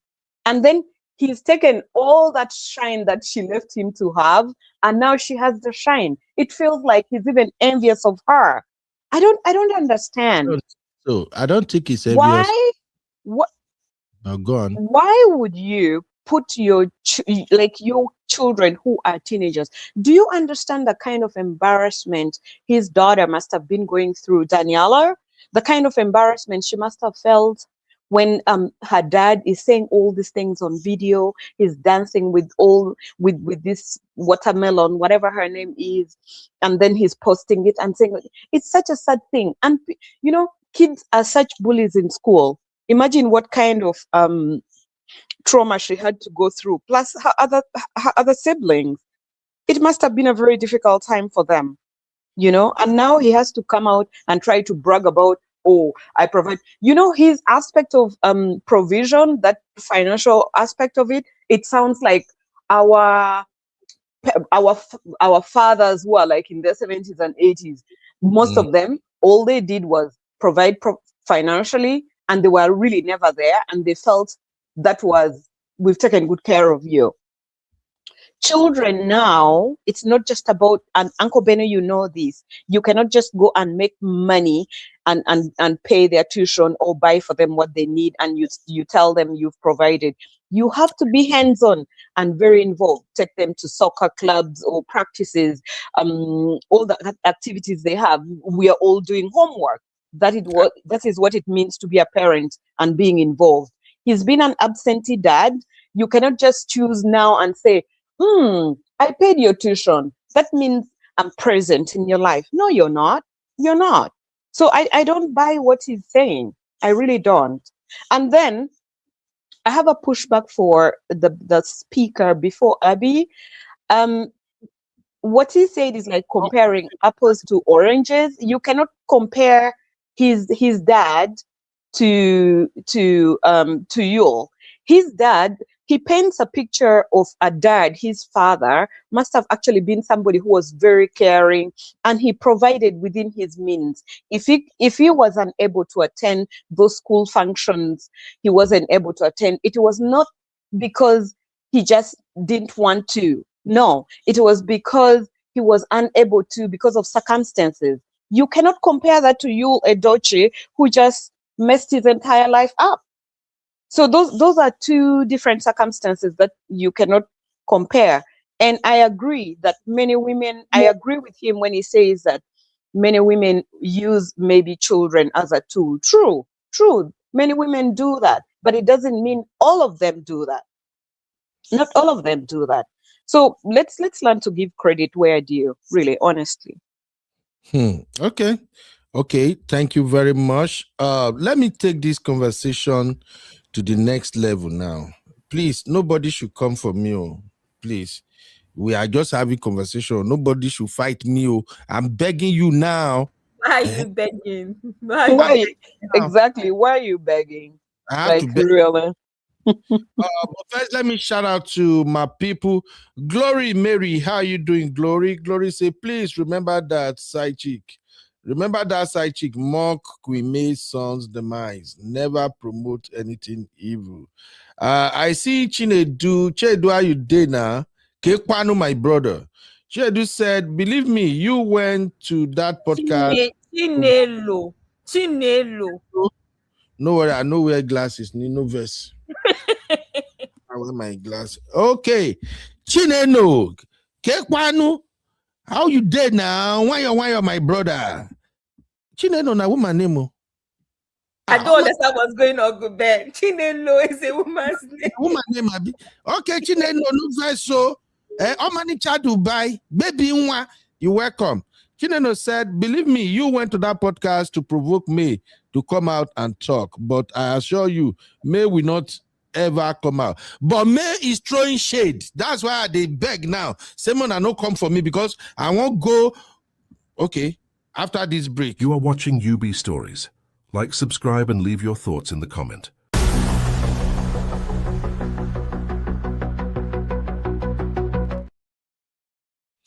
Welcome back. Now, let's go into the Gbasgbos. So, May, as you can see, let me share it again. May is keeping tabs on Yo. I know you will not agree with me, but we know what's going on here. So, as at the time Yo was having this interview, May decided to share this. After the interview, May shared this, knowing fully well that that interview is going to air and people will be coming to her page. May dropped this. May said, how, Abby, what is DHWI? How, right? How, fam? Wait with this. I didn't see this thing well. Abby! Yes, Uncle Ben, I don't know what's HWI. What's HWI? He said, how are you? Abby, what is this? Okay, hello, fam, whatever it means. She said, how, fam? You see, she don't even speak Gen Z language. I don't know that Gen Z language. Is it a Nigerian Gen Z language or Ras Gen Z language? But this one like Gen Z, eh? A whole woman, we don't get picky, we don't reach to marry you. They speak Gen Z language, but we'll come to that. She said, "How exactly, Uncle Ben? Face is saying it is typo. It is hey. Because I've never seen that one before in my life. Hey, it's just typo, yeah. So what the heck is HWI? I've never seen it before. Days, yeah, because these days I don't understand. I know they pass my boundary. So she said, been a minute, still standing, still smiling, still shining.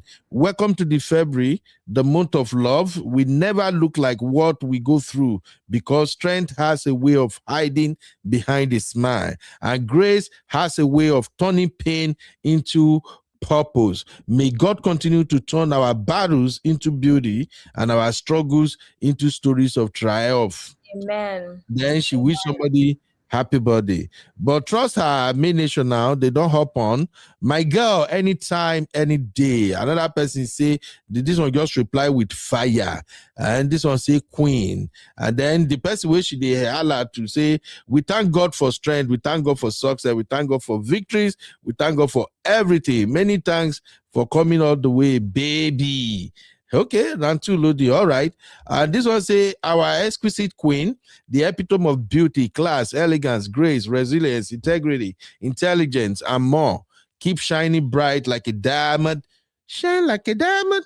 Okay, love you forever. But that is not where I'm going. Let's come back to the matter at hand. May has been doing this for a while now, but I love her. I will skip it. I usually don't bring attention to it because she has to live her life. But where I'm going is that let's start with the matriculation thing. May, being the angel that we take her to be, when the son was going to have that matric, I bet you May will be present at that matriculation. Why don't May reminded the boy to consistently call his dad so the dad can be there, so the dad can be present? I know, ladies, you won't accept this, but let's call a spade a spade. Men who is already trying to fight now, never start. So men know exactly that the presence of a father is very, very important. And if it is true that you and the son, they are communicating, are women not supposed to encourage sons and daughters to get their father involved in their life? Like when it seems that the dad want to be maybe slowing down or dragging his feet. I'm just looking at it that way. Can't May ensure that the son be on his father's neck so the dad can be at that matriculation? That's my question. Who want to start this? Uncle Ben, even Ghana, you will not see. At this point, even Ghana will not see you, will not see Ghana.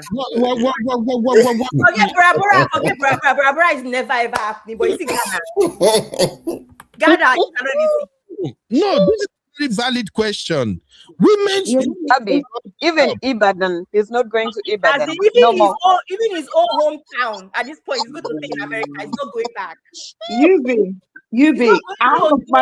Ondo is not going to go and say hello. Wait, now we are having a conversation. You can Okay, Uncle Beno, let me go. Uncle Beno, let me take this.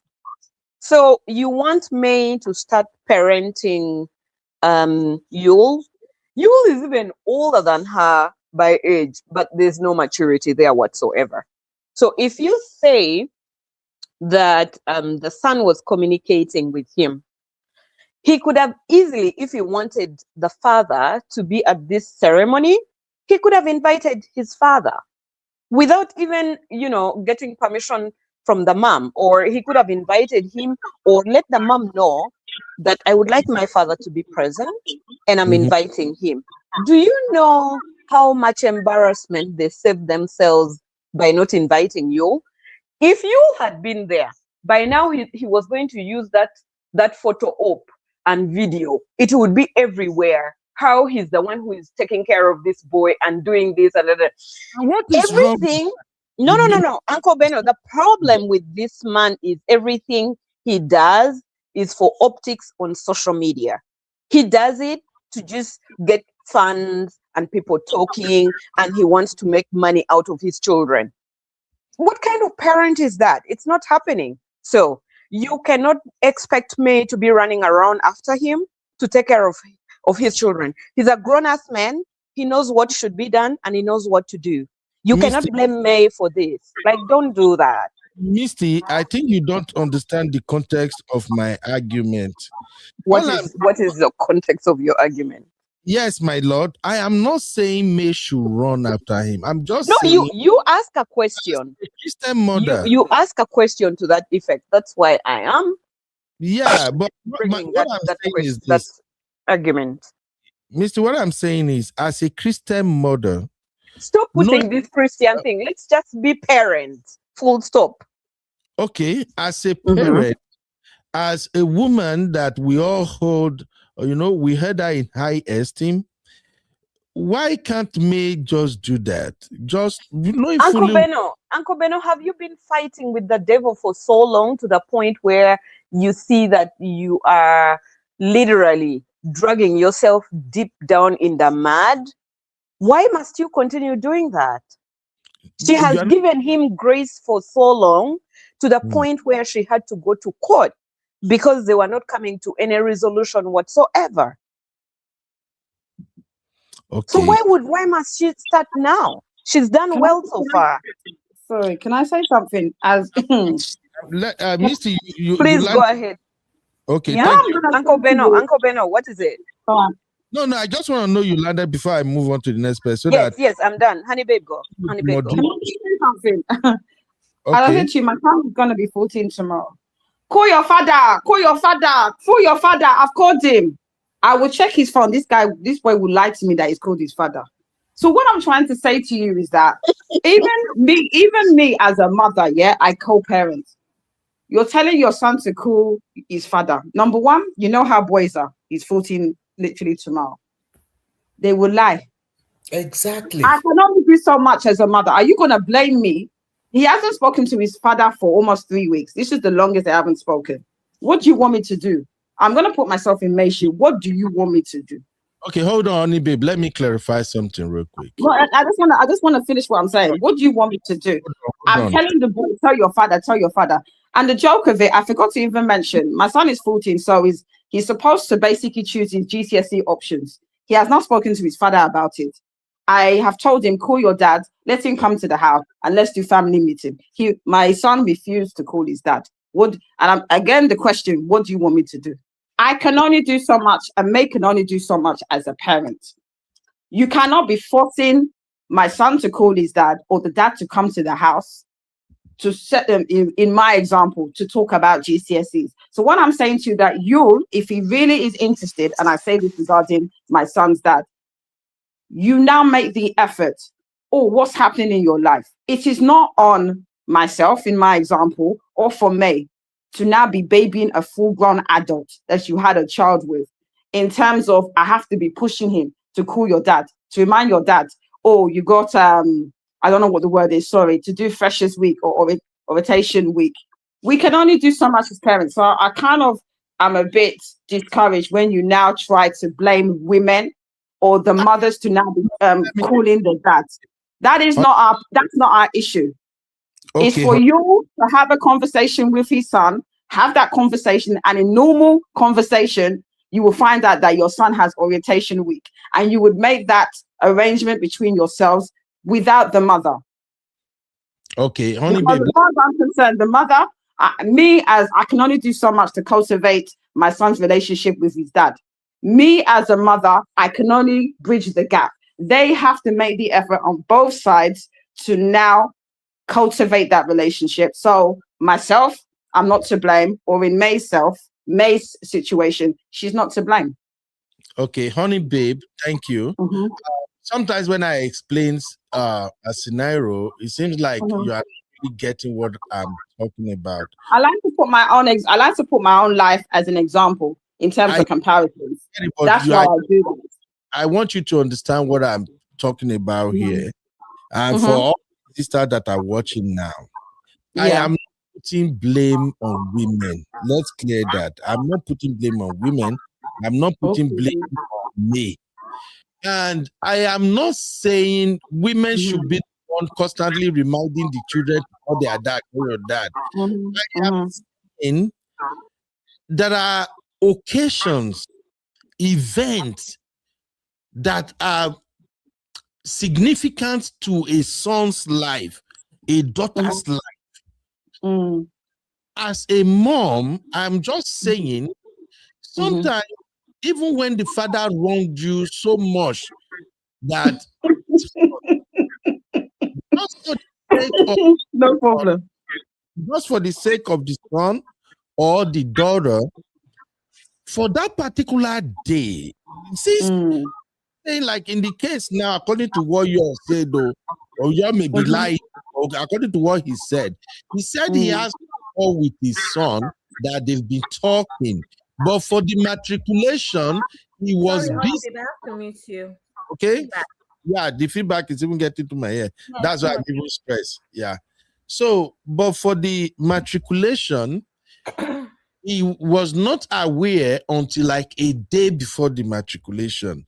So I'm just saying to all mothers now, please, some of this event goes a long way to impact a son's life, either positively or negatively, why can't you just overlook, just for your son's sake, say, okay, son, have you called your dad? Have you reminded your dad of your matriculation day? That's all I'm saying. I am not saying a son has to be forced or daughter has to be forced to connect with the dad. No. Since you know they are talking, honestly speaking, a lot of sons, so far the father is not at home, they are always mad at the dad. But if you know as a mom that yes, this man still call, the son still talk to him, and this son have this event coming up, just like graduation. Why Yeah. not? Okay. So, Uncle Beno, we do not know whether whether May actually, because we haven't heard from May and we may never hear from her. We are not going to hear her side of the story. We don't know if she actually, if the son, the 17-year-old son, told his mother that I would like my dad to be present, or she sat down with him and said, this is an important day of your life, and would you consider having your dad there? You do not know if he said no for his own reasons. If he was talking with his dad frequently, like the dad claims, how come the son did not tell him? And if the son did not tell him, he has valid reasons as to why he didn't tell him early enough. Maybe he changed his mind at the last minute. Maybe he had decided earlier on he didn't want his dad to attend. So we really don't have any answers that that we can give you, that we're looking for.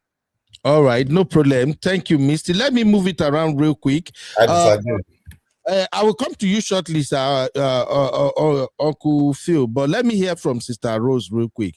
She's been quiet for a while. Sister Rose. Sister Hello. Rose. Yes, hello. Yes, Sister Rose.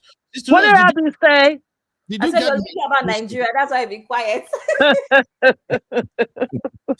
Sister Rose and Nigeria, you can't separate them. But Sister Rose, you I said, right? In this just this one event, will it be too much for May to ensure that boy get his dad to be there on that matric day? Here's the thing, Ben. How do you know that she didn't? Because that's the whole thing that's been coming to my mind. Remember, this is hearsay. This is what he said. And what I've noticed, anytime I hear people say their side of the story, when I get to the other person, it's always a lie. He didn't say that. It will be a whole different thing. It's very possible that she reminded him. It's very possible that she reminded her son. It's very possible she did that. We don't know that. Who is to say that because there is animosity? Because like I said, listening to him talk, I don't see a connection between him and the son. So maybe the son doesn't even want him there. Maybe the son couldn't care less. We don't know. We don't know. We have to hear her side of the story. But it is possible, for the sake of optics and dignity, that she may have made those suggestions and he didn't listen. On the other hand, if there's a lot of animosity there and anger there, she may view him as toxic. And it's like, you know what? It's even better that you are not there. Because if you have to even go to the extent of taking someone to court, what that's telling me is that there's animosity, there's static, there's friction there. So it's like, you know what, we don't even need you to mess up this whole grand affair. So it could be either or. Okay, thank you very much. Pet Siku. I'm sorry if I don't know. Abby, how do you pronounce this one? Pet Siku, right? Yeah. What is Z name, eh? Pesico, I guess. Yeah. Pesico said if he comes, he will want all the attention on himself. He's still his son. Don't you guys remember his behavior when May launched her foundation? Such a man child. But it doesn't matter. These children are still your children. I beg, I know say people they vex, but please let us also look at it from another lens now. Okay, I still have one more pushback. Oh, maybe not that one I will take pursue me come out. I don't know. But let's finish this one. Sister Nacho, how you there? I'm my boys. Sister Nacho said, what if he doesn't want the dad to be there? I agree with that argument, but I don't think a Nigerian son, 17 years old, will really say he doesn't want his dad to be there on his matriculation day. Because I can bet you May will be there that day with her group of friends. And something tells me May herself may not want you to be there. I'm just saying. So that it won't cause commotion. Uncle Ben, But something is always telling you something. Something is always telling you. something is telling me, shout out to my people. Uncle Phil, you say you have feedback. Sister Grace is in the building, but Uncle Phil, your pushback, sir. Yes, I'm sorry to just like when I'm listening to all this thing, I just have some form of PTSD. I don't know why. I don't know why. I always have PTSD. Why, Like sir? the reason is this: both of you lay together and you had these children. Yeah. Let's agree that both of you are not seeing eye to eye, right? You are not understanding each other. Like it should be a case of do you know tomorrow is your graduation? Obviously, in some level of wisdom, the woman can't speak directly to the man because of what's between them. Call your dad. Exactly. Make sure your dad. I'm sorry, I don't know how to say this thing in English. Maybe Uncle Ben can say. Now, what did they call Omoluabi be that? Now, Uncle No, you know interpreter. Uncle Beno cannot help you with that let me finish. interpretation. Let me finish. His English is terrible. me Maybe finish. Uncle Dio or Abby can help you with the interpretation. Let me finish because Omoluabi simply means a well brought up child. A well brought up yes, child. thank you, my brother. Because this thing is deeper than what we are the surface we are looking at it. Maybe we are not all looking at it from the senses. And as Uncle Ben is saying it, it's just opening another realm. I don't know if it's in the spirit, but this thing is very, very, very important. Like, call your dad and let me know and show me evidence you have called your dad. Hey, Chinelu or whatever. Do you know tomorrow is your this thing? Have you called your mom? You see, if even both of you, if you are butting head, the respect that those children should have for you should be maintained by both of you. That is not the time that you will now go and get canopy and get your friends to be some pepper them gang against your husband and vice versa. So I'm saying this with I'm trying to get that PTSD away from me. Uncle Ben, I'm telling you this. I have seen this thing destroyed homes. Yep. It is very, very important. And don't forget, those children will never be 17 years old. Uncle Phil, this home is already destroyed, sir. It is. And it is paining me. But Uncle Phil is speaking from that script of the old school where we in our 40s and 50s, it's like when your parents wrong you, you still owe them some kind of dignity regardless. That's not what I'm saying, my sister. No, that's not what from I'm saying. from the statement you made. From what you said there, you said a well brought up child. And I will clarify that. Let me clarify that. Let him finish, Misty, please. All right, go ahead. My sister. My parents don't owe me anything. Okay, because I didn't ask to be born, right? They don't owe me anything. But what is the beauty in it? When we raise a child together, and I am standing and the child of 17 years old or whatever, 18 or 15 years old, is aware of the issue I have, God forbid, with my wife, that is your mother. And I will be there in your presence. And he will kind of be making statements that sounds as if he's in my camp and be saying the things that will bring down my, God forbid, my ex-wife or whatever it is her state at that time. God forbid. God forbid. Because, see, don't let us just create this generational curse on ourselves. These things are real. And unless we are here to just say socially correct things and pat ourselves on the back, what is wrong is wrong. I don't know you, I don't know the wife. But if some things are wrong, let us say it the way it is. What that woman should do, or what Yul should do in that instance, is that they should know the importance of their part in the life of those children. And let me also tell you, you made a mistake, and Uncle Ben mentioned, I don't know who mentioned it, but someone said it. You see, as a man, when you're going through situations like this, and I'm saying it with all the PTSD in me, say less. Just keep quiet and listen. Whatever they say you do, just be nodding your head. Don't say anything. Do not, as a man, as a male, do not say anything. Because I'm just looking at it. Okay, the father got to know a day before. Do we know he's an actor? He said it himself. He's an actor, he's a politician, he's a pastor. Even from all those things he said now, is all over the place. Now, if you want to give that type of a person an information like that, you don't just come a night before. Because you don't know if he has a caste here, if he has this, that, if he has this, that, he has political this thing, up and down here. It is the truth. So why didn't he take the responsibility as the father? I will round up this way.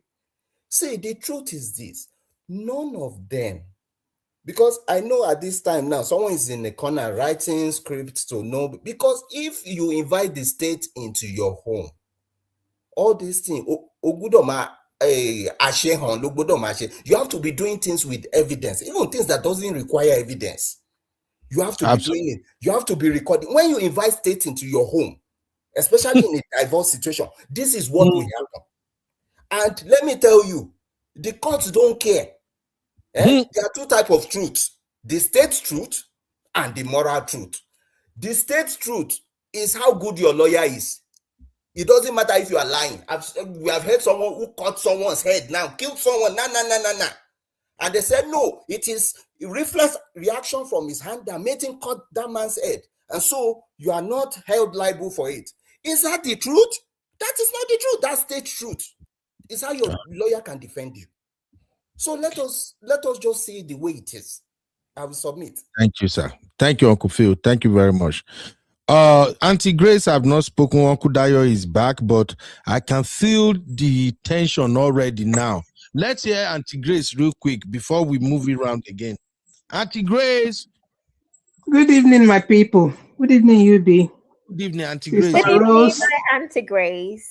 Hi, Auntie Good Grace. evening, Auntie darling. Good evening, Grace. Sister Rose, Misty, How are you? Honey Babe, who is in the house, Uncle Phil, Uncle Dayo. Good evening, everyone.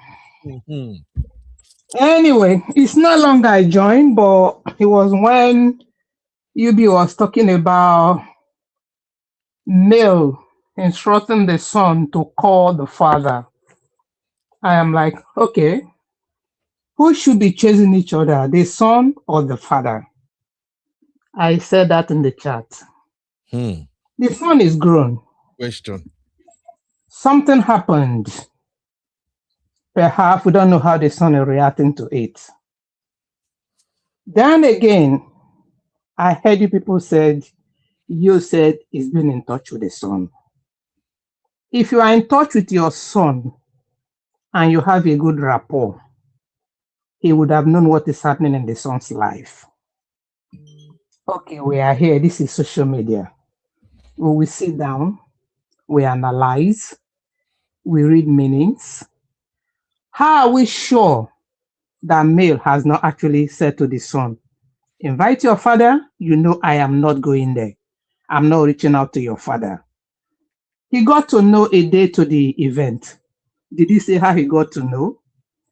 Maybe as a result of the pressure the mother was mounting on him, he now did it at a later stage. We can't just be here and be judging what exactly we don't know. I know it's social media. We don't know how he got to know. We don't know the effort the woman has put behind. We don't know if she did, like Sister Rose said, or she didn't do. So we can't just say, oh, the child is not well brought up. Afro, the child was there, happy. I said it here once, how my dad derailed, and our home was never the same as a result of a woman. This is not the mother. My mother I knew will not hurt a fly. My mother I knew will say, please, people are laughing at us. We don't want it to go out in the street. We don't want people to know how we are living. That is my mom. But we knew what happened, how our home changed when a woman took my dad away.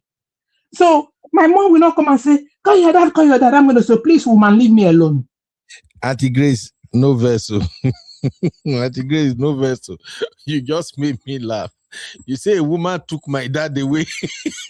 That's true. I think I shared it here before. So what we're talking Yes, you about, we don't know how much this woman has said. Yes, she's not talking with the guy. Something happened. These children are grown. They knew what is happening. From my own, like Honey Babe just shared, how much can she pressurize the son to get in touch with the dad? Because they knew what is happening. They knew what is going on. Okay, what's he coming to do in my life anyway? What's he coming to do on this occasion anyway? I know how children react because I reacted the same way. Even when it was not this age, I knew how I was reacting when things went wrong in my home. So why should we be blaming a woman we've not heard from? Why should we be blaming a man we've not heard from? Because he has spoken whatever he thinks is his truth. No, we cannot see that. That's why I find it difficult to do anything on social media. I can't be judging what I don't know. It's really difficult to know the truth. People say that, Ria. You don't know what you're reacting to. That's my own take because we don't know what this woman has done.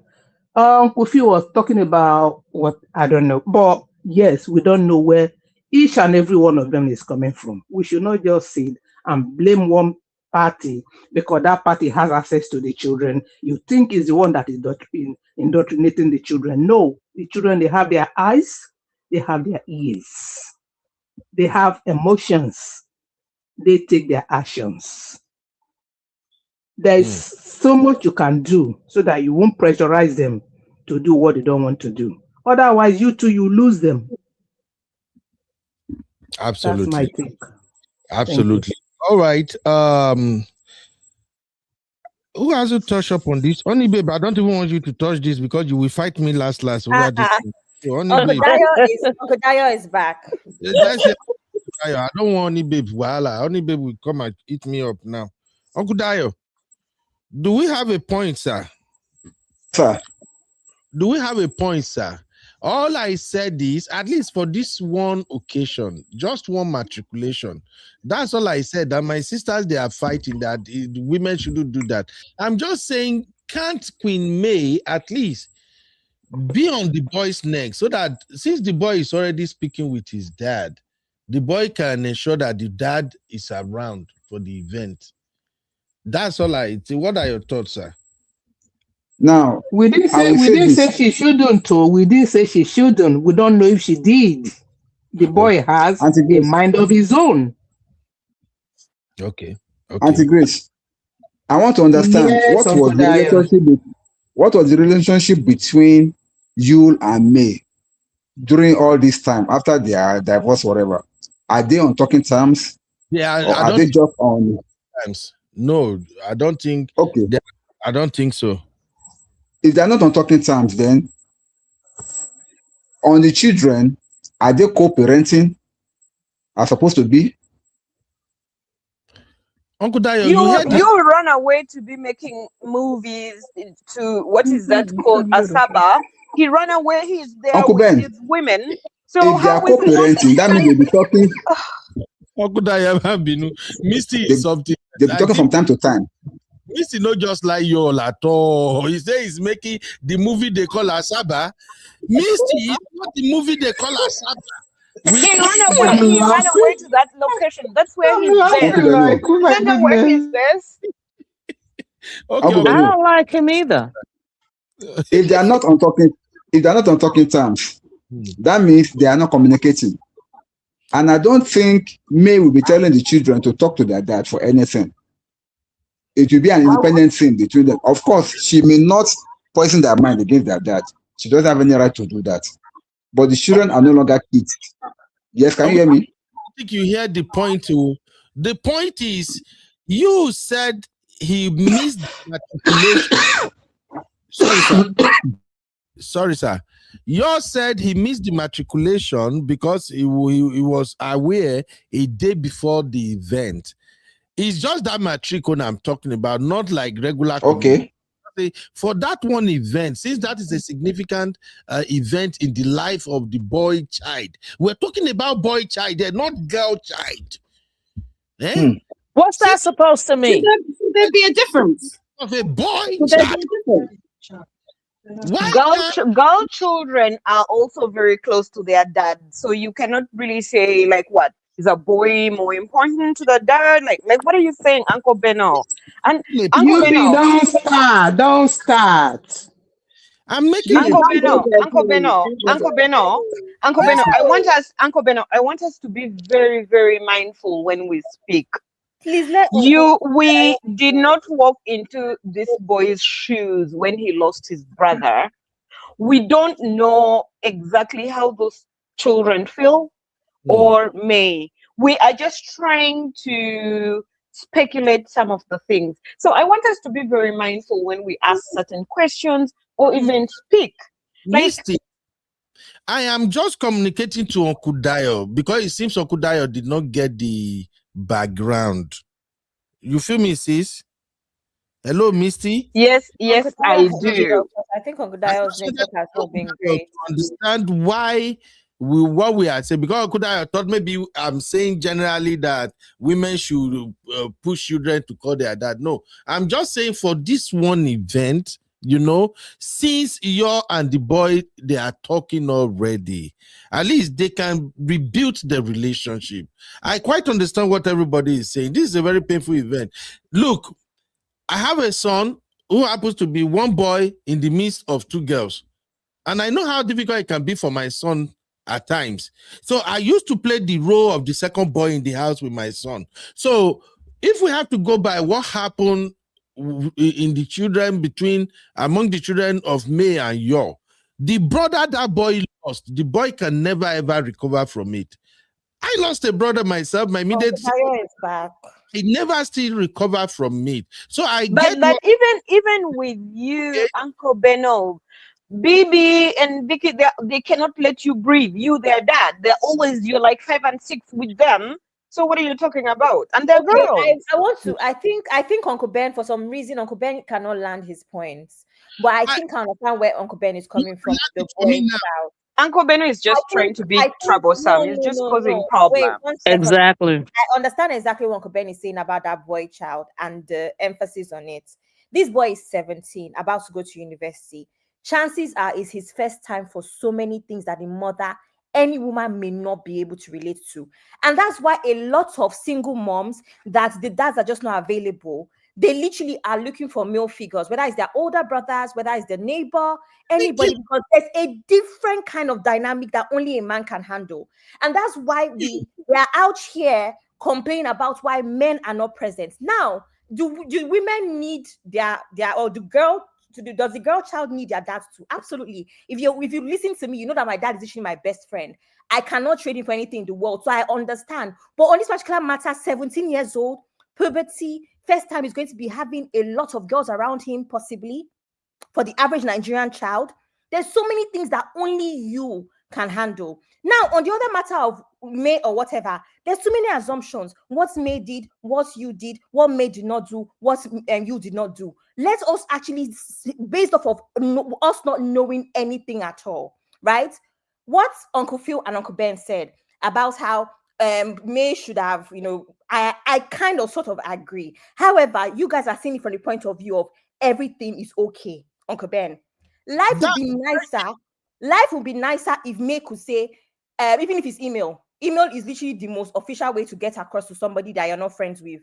Yo, just letting you know that 16th of February is this person's whatever, is our son's whatever. Would be nice if you can be there. I understand. We cannot take away from the fact that matriculation is that important for a father to attend for a 17-year-old boy. However, that is us seeing it from the point of view of people are actually not hurt, Uncle Ben. Thank you, That's the Jesus. balance. That's the balance I want to bring. That it will be ideal, but unfortunately, we don't live in a world where everything is ideal, Uncle Ben and Uncle Phil. There's so many issues that have happened between both parties that it is difficult for that to happen. However, do I agree that that's what is ideal? Absolutely. Forget whatever, even if it's email. Even if it's email. The other day, I had to send my ex an email for something about the bank. I had to. I know I cannot text him. I know I cannot call him. He's a married man. I sent official email. I even said use office format, right? So I think those things are important. But let's not say, oh, let's not turn it to gender wars. This situation, 17-year-old boy and his father, extremely important at this point in his life when he's going to university. However, again, let me add one last context before I leave, before I drop. However, I also want to say that it's very important that when we're passing these messages, we hold men accountable 100%, where May would not have to do all of these things if you was fighting for his son as well. So this is the balance that I want to bring. Agreed. So Thank you you. said ideal situation. This is not ideal. So yeah, it is what it is. No, Misty, I hope everybody get the point I'm trying to make. And I'm here. 100%, 100%. And please, we know this. Sorry to badge, we know that the situation is not ideal. Let us try as much as possible. Make it close to being ideal, because it's not that easy when another party is divided. We have seen exes come back together after several years.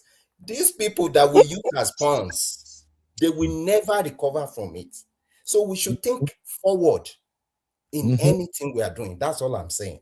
Thank you. Can I say something? I've had to send an email to my ex-husband because this is why when I'm saying this, I'm living the co-parenting right now. We divorced since 2016. So 2026, 10 years. I am very, very careful where I have boundaries when I deal with my ex-husband. Very clear boundaries. You don't call me. If he wants to, if I speak to my son, it's either Skype or Teams. I've made boundaries because what I've noticed, yes, you want to be civil. Yes, you want to be amicable, but it should just be about contact, graduation, school, holidays. And that, for me, you have to have that boundary. Yes, I do agree. And I've, like I said, I've sent an email, and I've told you with my eldest son, I'm literally screaming on him every day. Have you called your dad? I've had to send emails to my 14-year-old that's practically going to be 14 in a couple of hours, to his dad to say, I need you to come to the house to have a conversation with my son to discuss GCSEs. I've had to get to a stage. Where I've had to send an email. Now, this is no cap. This is reality, because I've told you many times, my son is doing my head with, at the moment with his age and everything. I've had to send an email. The father has replied to me, and we've obviously made arrangements for us to talk. I've put clear boundaries. I personally, do not like speaking to him on the phone, because like I said, I've just got to a stage where boundaries have been encroached when we've spoken on the phone. And I want to make it clear to him and myself, let's communicate via email. It works for me. So I do agree with what Abby is saying. And because as I know, I've got boys, and it's very important to have the father in the boy's life. But at the same time, the father has to make the effort as well. Yes, I'm making the effort, and we don't know whether May made the effort or not. But I think all this gender war, I think we should move apart from that. And I would say, going through my experience, the ideal would be for both the father and the mother to put away their animosity, to put away their hurt feelings. And I say this again, think about the interest of your child. I personally have a lot of resentment against my ex-husband, but I put it aside so that I can communicate effectively with my ex-husband to get what needs to be done communicated, whether it's school, behavior, homework, etc. And I hear what you're saying when in terms of ideal, but it's hard. Sometimes you have a situation where you have one person trying to be civil, but then you have the ex, wherever it is, that is not necessarily cordial. So it's hard work to maintain a co-parenting relationship. Mine's been 10 years. My son is 11. It's very, very hard. And I think it's all very well saying that, be cordial, be polite. But when you have one person that doesn't necessarily, and I'm not talking about my case, I've seen it in other people, where you have one spouse, for whatever the reason, that is constantly, messing about with the balances of the relationship, it's really, really hard.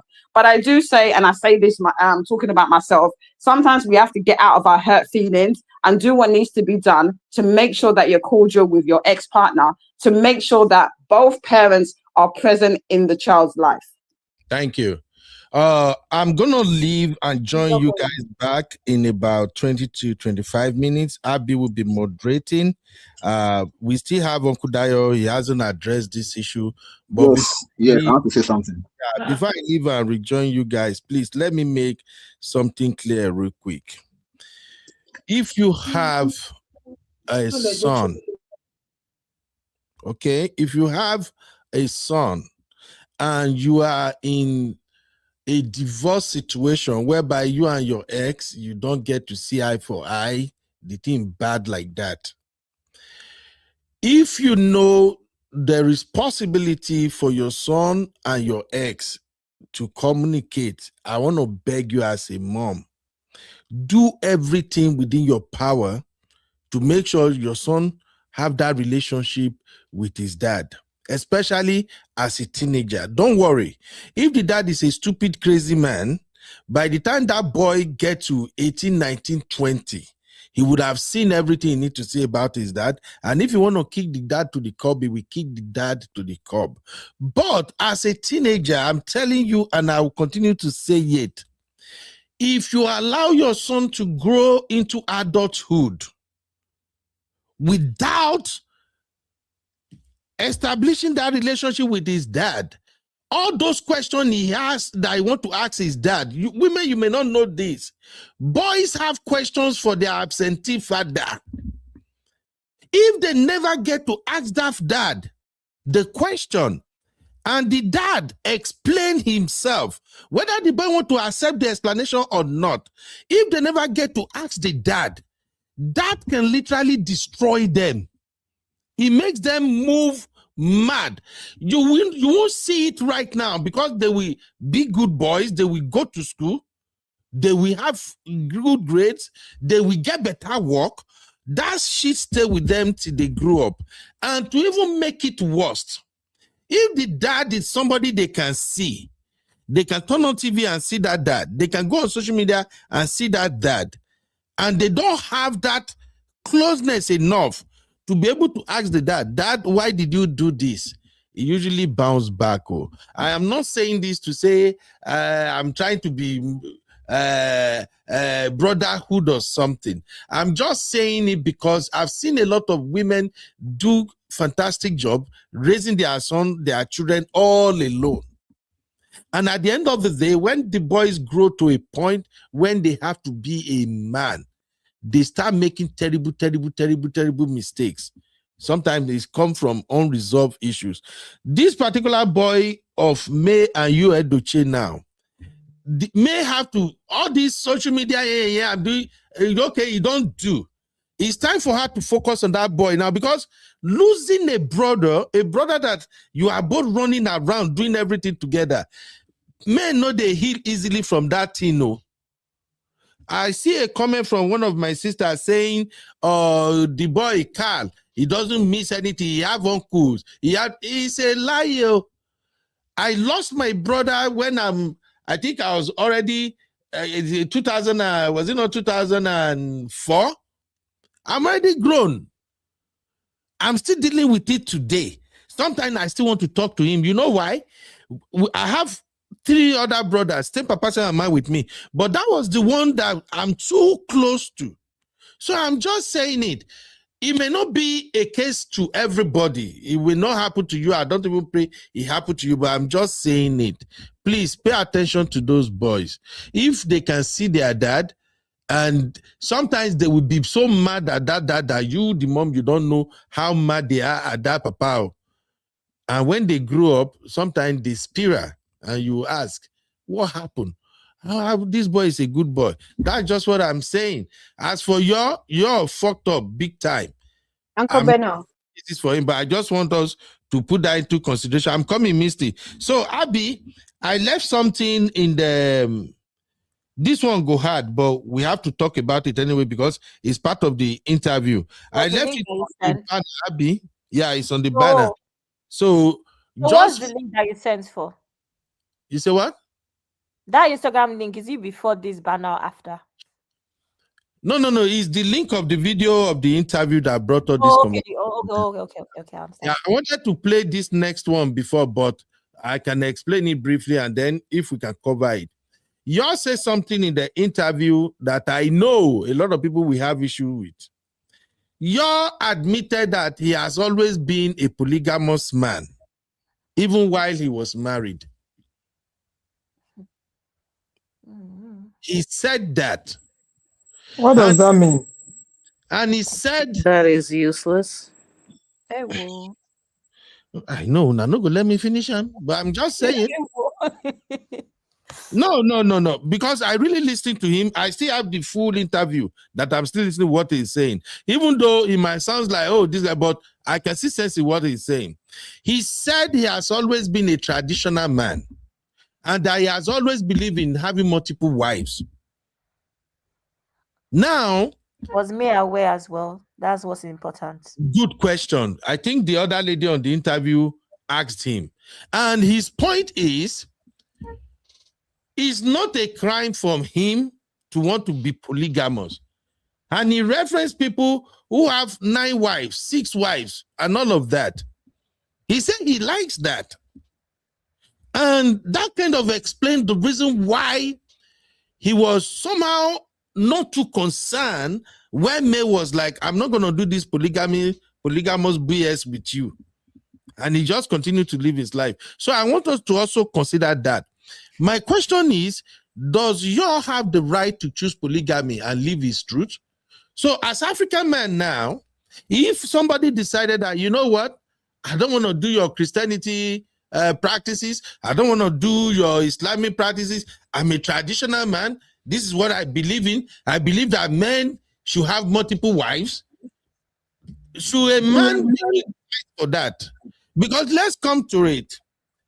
The choice of a man sticking with one wife is individual based. We all know the struggle that comes with multiple wives. So many men choose to marry just one wife just because they want to avoid all those wahala and everything that come with it. And there are some men who just be like, you know what? I saw my father has 4 wives. My uncle has 6 wives. That's what I want to do. And we know there are people who are marrying 2, 3 wives even now. So let's just forget. I know we have a male nation, but let's face reality. Is you're wrong to say You want me to? legally. You want an answer? You want the answer now or later?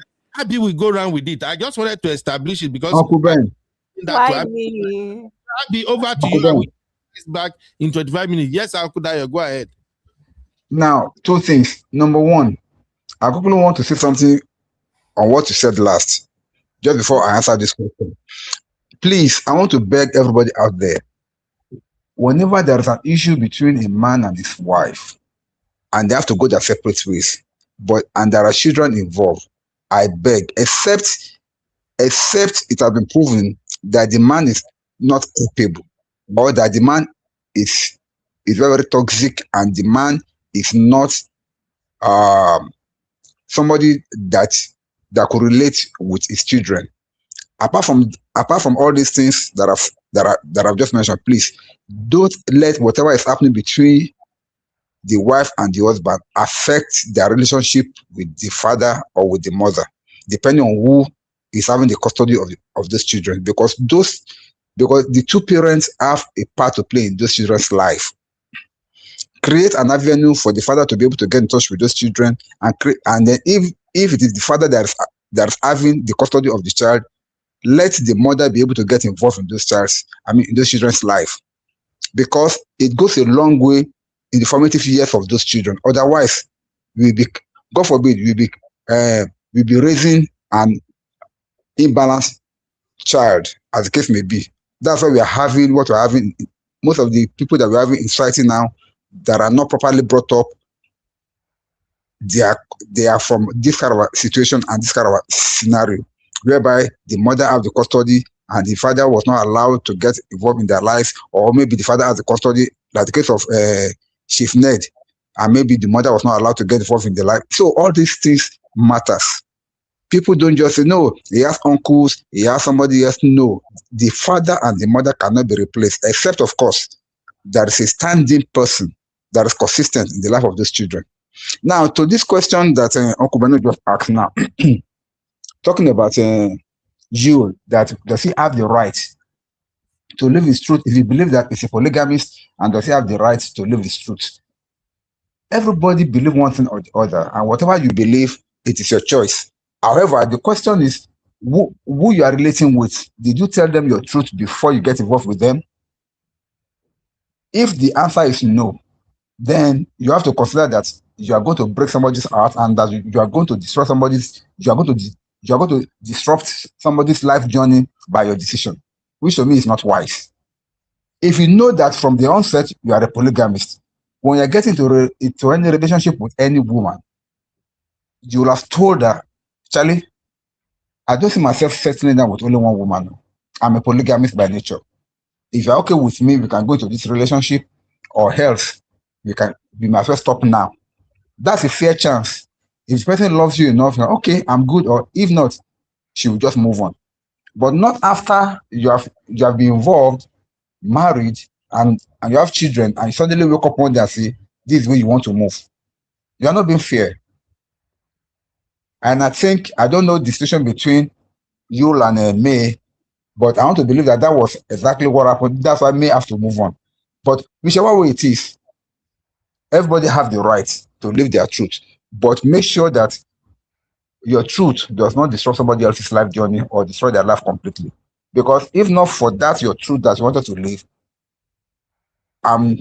with some other reasons, you have disrupted another person's life, along with the life of your own children also. Because since that time now, the two lives that you have raised, both of you are no longer the same again. Because even your children are no longer with you, they're with somebody else. So all this thing really matters. That's my take. Thank you. Thank you, Uncle Dayo. Auntie Grace. Yes, my darling. Everybody has the right to live the way they want to live. Just like Uncle Dayo said. You can't just come in from nowhere and then you say, I'm a polygamous in nature. His father is not even polygamist. His father is married to just one wife. Let's keep that aside. He's not even polygam. He's not a polygamist. You know what his problem is? He's coming out to announce that the woman I have at home, I'm not satisfied. I'm going to get another woman. He's just using this opportunity to announce himself. He's just telling what's his name? Judy. No, you are not my bus stop. Another one is coming. Because he's already there. Because this is not what he thought it was going to be. This is not his bus stop. That's exactly what he's announcing. You can't, after marrying a woman, you have children, you build a home, and then from nowhere, you're already having a woman, you pregnated her, you're having children without even discussing with the woman in the house. Where is the respect? Say, for instance, you didn't even tell her when you were dating her, and all of a sudden you have the urge. You didn't say, oh, I'm dating, no. Oh, I'm going to marry you. And this woman is hearing from outside that somebody is already pregnant for you. And then you are coming around to announce whom you are not. It's just announcing to us now that, watch out. There's another way, another one on the way. And which already is somewhere there. It's not because he's polygamist in nature. It's just because Judy is not his boss stop, because that is not what he intended to do. All of these are just shenanigans. You can't just come and say, oh, so women, you can just carry a woman, like people just think buying a woman. I bought her, I pay money, it's my property, I can do anything. What happened to disease? What do you know whom this other woman you are sleeping with, if he's sleeping with other man, and then you bringing it into my bedroom? There are people who will settle for it. Those are the people who are going around sleeping with married women. Yes, they will settle for it. But I don't think that is what May settled for. May did not set it for that. So he just coming to announce to her that, yeah, this is not the bus stop, so that Judy should be getting ready for what is coming. That is what I see about all of this admission. Thank you. Thank you, Auntie Grace. Honey, babe. I think Auntie Grace said it very eloquently. I mean, everyone has the right to choose. I'm a big thing about choice. Do you? If you're into polygamy, do you? But at the end of the day, it's very much like what Auntie Grace said is that, you can live in your truth, but have you carried your spouse?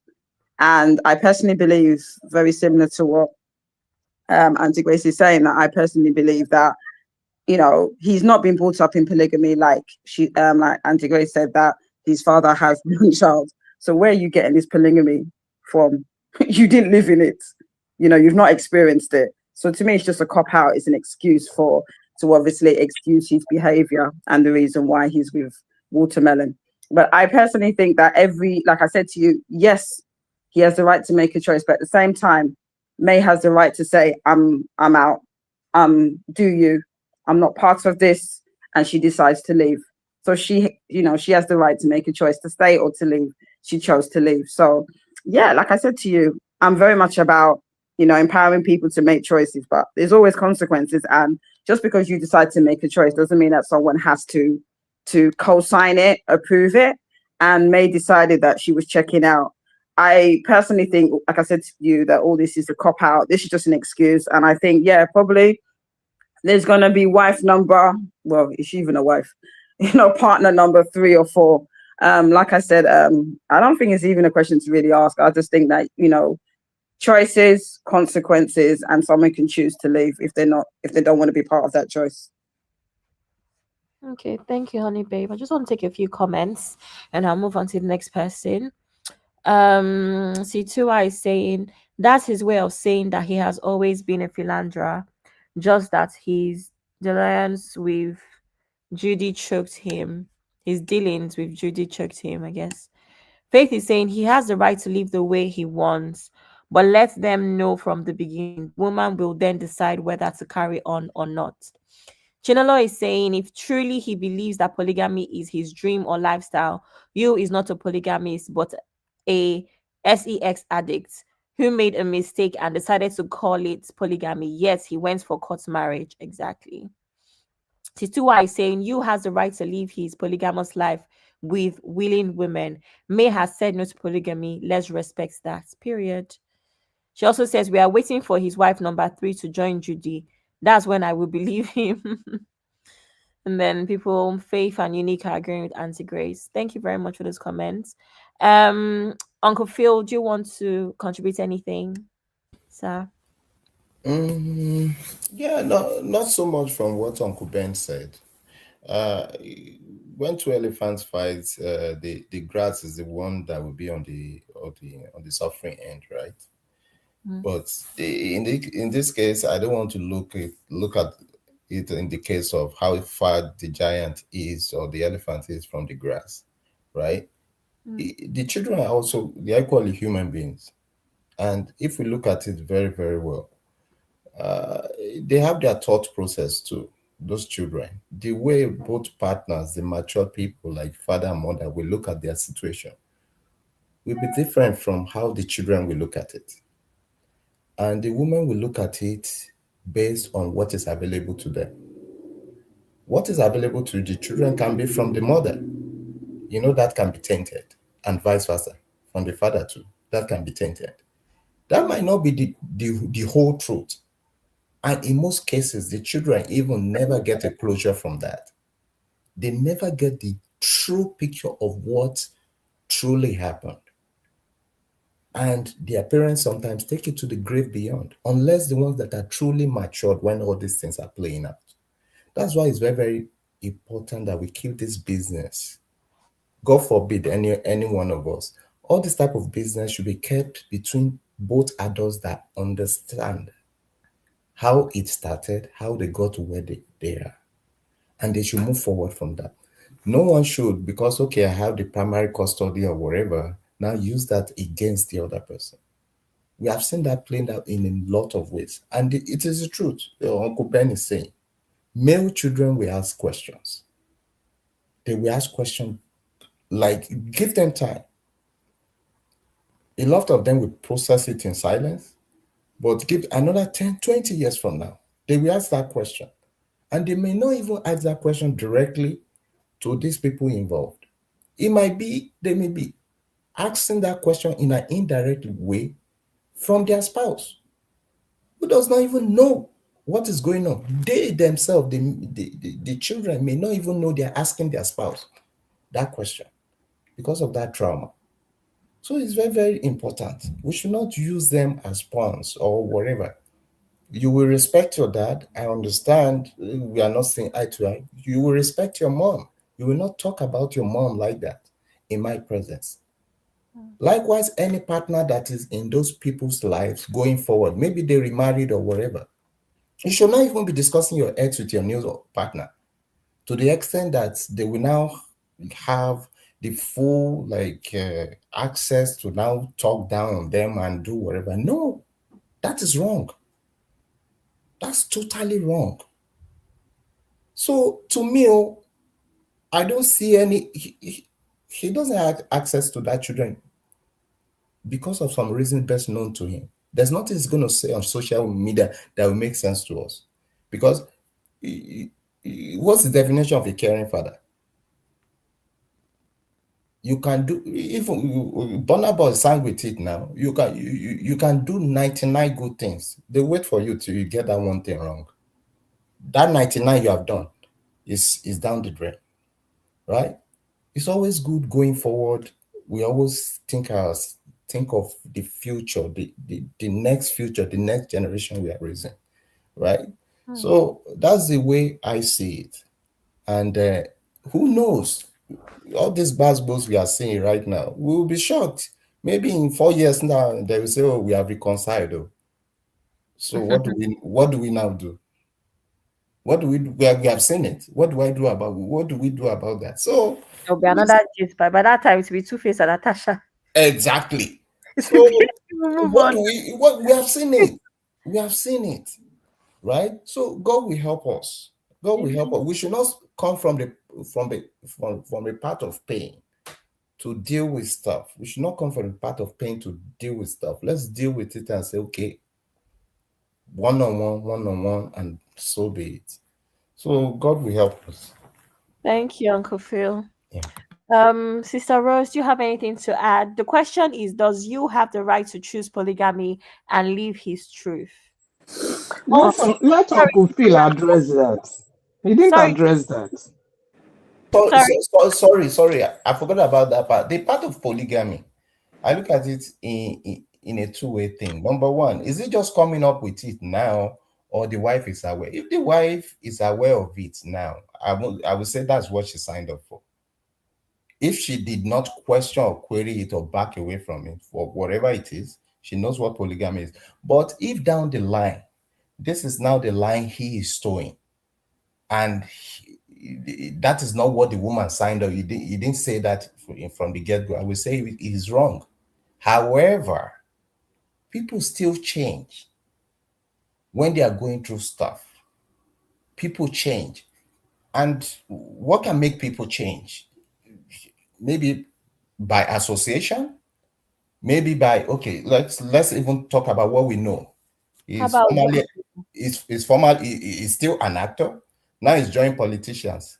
What are the fellow politicians doing? It also comes to self-regulations too. So that's also another part to it, right? It could be as a reason of anything, right? Even though I don't sign up for something from the get-go, how am I sure that in 10, 15 years time, my partner is not going to wake up someday and say, you know what? She doesn't like men again. God forbid, it's now woman she likes. What will I do? Well, I didn't know that from the jump. Even she herself, she didn't see herself like that from the jump. But the question is, how did she now wake up 15 years later that is what she now wants to do? We have seen cases like that. And then she will live with the consequences. Exactly. Are you going to follow her? So now the consequences now will be Whoever that is coming up with that approach now down the line will live with that consequences. Even me now that I will say I'm the one that is now betrayed, I will still live with some level of consequences. That did I not do my homework very well? Did I not see this coming? Or how should I have known? One way or another, each party will live with the consequences of this, right? None of this is true, but my own submission is this. If you are coming into a relationship with someone that you know that once we cross this door, we are locked and loaded, we make that vow till death do us part. I'm signing up to this, so based on what you are presenting to me now, and we are going to build on it. But in 15 years' time, if you now come and tell me this is what you are now, that means you are nulling and voiding that agreement we had at the altar. So to me, it doesn't add water. But at the same time, we can't control these people because they are individuals, even though we are married to be one. You get what I mean? And like my sister said, there is consequences for all this. Whether us directly or the people we are raising as children. That's my submission. Thank you, So Uncle. whatever that is going on with you now, that is the consequences of the path that he chose. Exactly my point. And it will be more that there will be more that meets the eye. Even it's the one we see that we are saying, right? Exactly. Is the one we see we are saying. Now, another consequence is he's in the life of the children. The children are in his life. They will see their father do this. And now the children we are raising now, they are up in the field now to all these children growing up who see their father behaving like that. And now they see our own children now, they want to marry them as their fiance or their wife or as a whatever husband. You see how we pollute the society going forward? So these consequences does not just start and end with them that we are speaking of their story. That's why I'm really, really passionate about things like this. It gives me PTSD. Because my father died now, he didn't tell me where to go or whatever. I'm just going to be like, okay, this is what he gave me. Okay, let me figure it out. Who do I know I'm ending up with? Maybe they came from a home like this. We don't know. So it is very, very important we see things the right way. And unfortunately, this type of saga is adding, not in a positive way, to the pool of people that we have to still sift through. Because if my daughter brings a boy home now, I don't know. I'm just knowing him. I can't know his entire life unless he tells me or opens up. You don't know. So it's very important. Let's see beyond this. God help us. Thank you, Uncle Phil. Sister Rose, do you have any contribution? Sorry, Sister Rose, before you go, everyone in the chat, the question is, does you have the right to choose polygamy and live his truth? So it's 1 for yes, it's 2 for no, and it's 3 for unacceptable. So please vote in the chat while we have the conversation. Sister Rose, please go ahead. Okay, real brief. Absolutely, he has a right to choose what he wants to choose. If he wants to be polygamous, he can do that, but he had to tell her. He should have told her from the very beginning. He did not. This was not about polygamy. This was about him just being a very disgusting, immoral man who just wanted to please himself. And the case is also the reverse. If he chooses to do his own thing, as he's done, she has a right to leave. She doesn't have to stay. The problem with this is he's a narcissist. He didn't like the fact that she wanted to move on. He wanted he wanted her to grovel at his feet and accept that. And that's what the problem is. If he wants to move on, she can move on too, because that's not what she signed up for. So yes, absolutely, he has a right to choose what he wants. And the reason I'm saying he has a right to choose what he wants is because we're not talking about moral people. If we're talking about someone who is genuinely a Christian, following the Christian way, no, you don't have the right. What did it say? Till death do us part. forsaking all others. But obviously, that means nothing to him. And the thing about it is that if somebody is not with you, they're not with you. Who wants to stay in a marriage or be with someone who doesn't want them? So be gone with him. But don't give her problems because she's not sitting down there sad over you or miserable over you. And I think that's where the problem is coming from. So he can go, he should go, but let May live her life in peace and don't give her any problems. That's all I have to say. Thank you, Sister Rose. Missy, you still here? Yes, I am. I'm still here. So Hi. does you have the right to choose polygamy and leave his truth?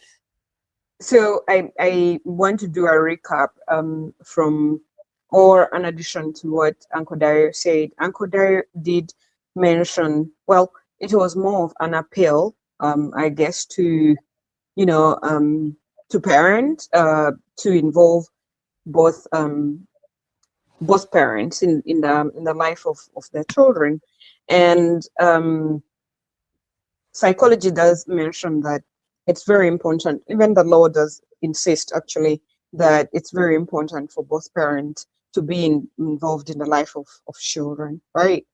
And it's said that a mother and a father, even though they may not have a good relationship, so regardless of their marital status, whether you are married or not, but you have children together, it's very important to co-parent because it helps children to excel more academically and have less behavioral issues, and also lower the risk of anxiety and depression. So it helps them, if both parents are involved, it helps children to really excel in all spheres of their lives. However, so that is already established. They have emotional stability and general stability in their lives where both parents are involved. However, if one of the parents is toxic, and his presence or her presence is unhealthy, and the environment is not healthy for the child to thrive, then we would have to differ. At that point, the court would have to look at the best interest of the child, what is best for the child, whether you should actually even be actively involved when you are just being toxic. So your participation may be limited in the best interest of the child. That's just what I wanted to say with respect to what Uncle Dario said. Then, when you ask me the question of whether Yul has a right to choose polygamy or not, yeah, something like that. Yes. Does you have the right to choose polygamy and leave his truth? Yes, he does. He has a right to do that, and like the previous individuals already mentioned, he has a right to do that if he had told her from the beginning and there were two parties that were in agreement to this, it would have been ideal. However, he also has a right to change his mind in the middle of the marriage, because people grow and they change their mind sometimes. Maybe he wanted, initially he was for monogamy, and then in the middle of his life he realizes, oh, I want to be a polygamist. But now he's married and he has children. The one thing that he could have done to minimize so much damage was have a clean break. Go to the court, have a divorce, because he married her, I think, in church. So go to the court, have a clean break, have a divorce done, finalize it, then move on. You don't contract another relationship, because in his case, he married in church, which is a monogamous relationship, or whatever we call it. So he cannot contract another relationship when there's a subsisting marriage in place. So whatever he keeps telling himself and people that he's married, he's not married to a second wife. That is simply him having a mistress. He has only one marriage. That is, I don't even think they have finalized the divorce up to now. I think the case is still ongoing. So he's still he's still married to one woman.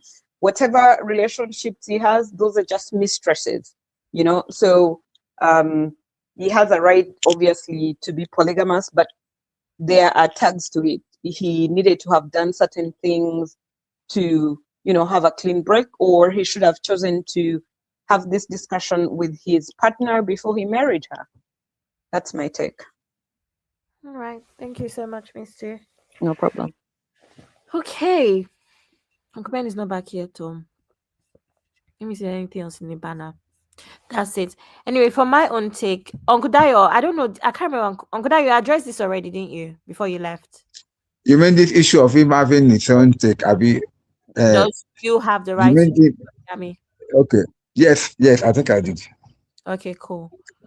So I don't even know. All this talk, the number of times I heard, can somebody change their mind? So I don't understand. Somebody would not be married to somebody for 10 years without wake up in the morning that I changed my mind. Hey God, I beg.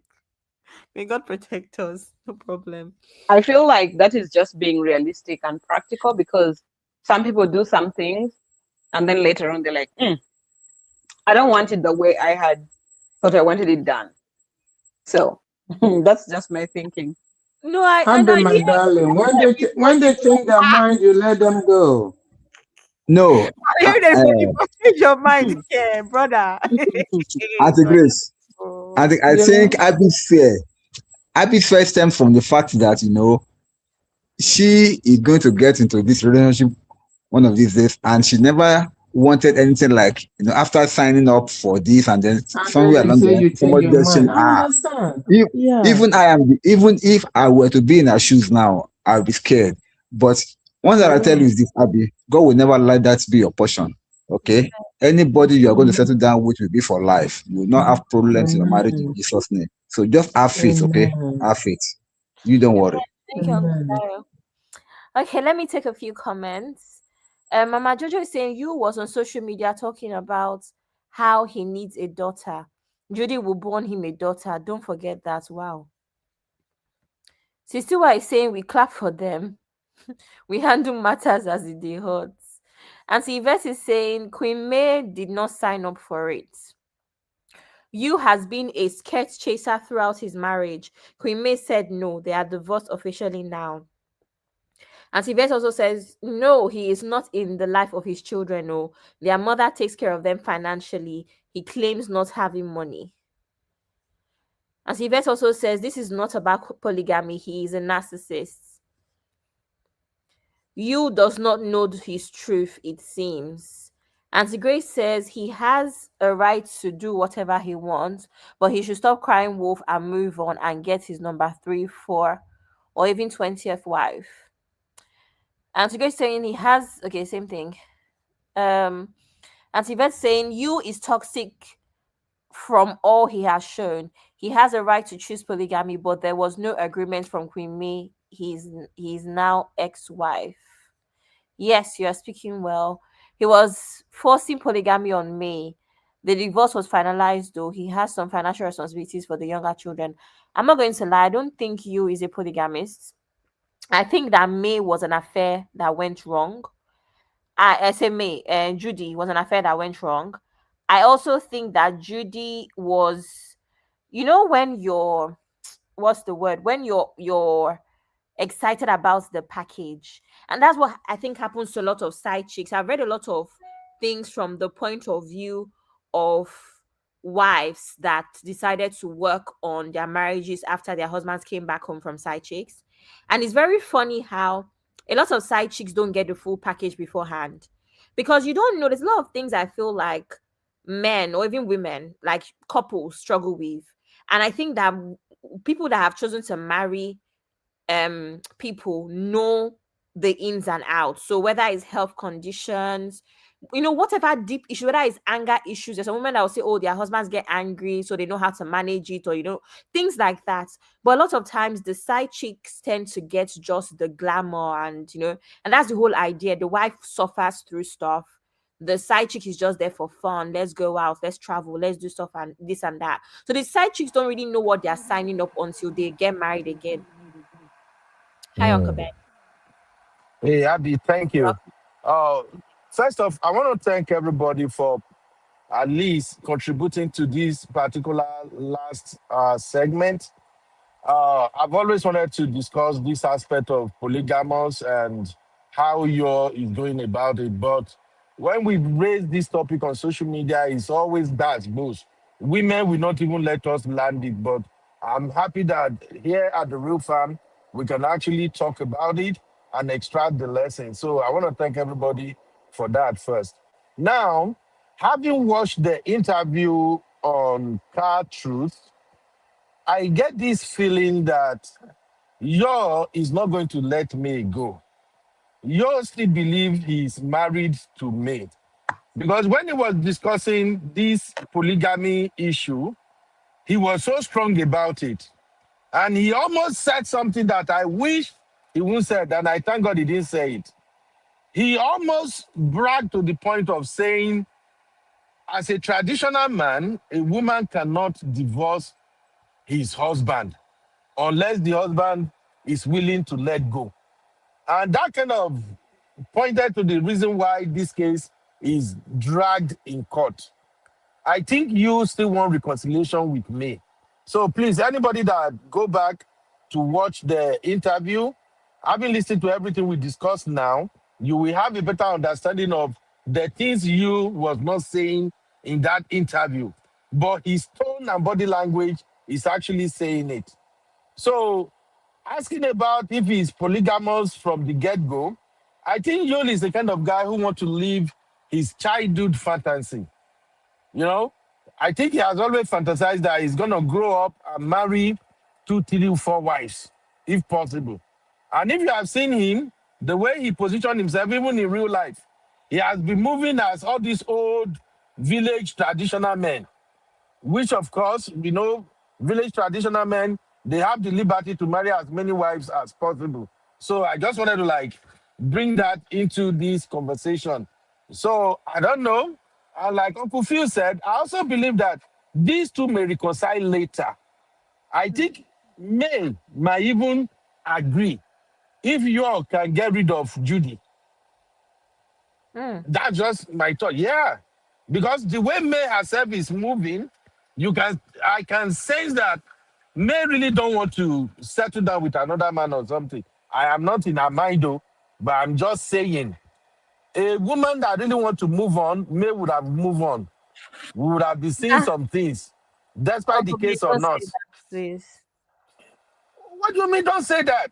You don't It- know it- it- what's it- going on. You will not be seeing some things. Some women don't. Some women don't post until absolutely necessary. This is 2026. Women don't post women that are no husbands. Please. Abby, Igo Shaku Because you are now. even talking about we will be seeing some things. We'll be seeing some things. If you want to go there as a social media expert that I am, go on your Instagram. We're seeing things already now. Are we not seeing things? All these pictures now, who is taking them? I'm sure if you So, go so, to so, that street, Abby, you and my sister want to tell me that if you get rid of Judy today and become single again, unattached, you think after a year, these two, they may not get back? I don't think I think it's done. If Oh, okay. male has a That's my willpower, case. if May has a willpower, that man should be disgusting where she is. Auntie Grace, even outside of willpower, we should actually look at her life. Eh? Because, I saw a because video today on TikTok about man ego, sometimes his your ego husband is not the smells. problem. His ego smells. If he has accepted his mistake and say, "Oh, sorry, darling, I am sorry, I made a mistake," but you are now claiming no, a woman has no right to divorce his wife. That disrespect alone, he has no right to her.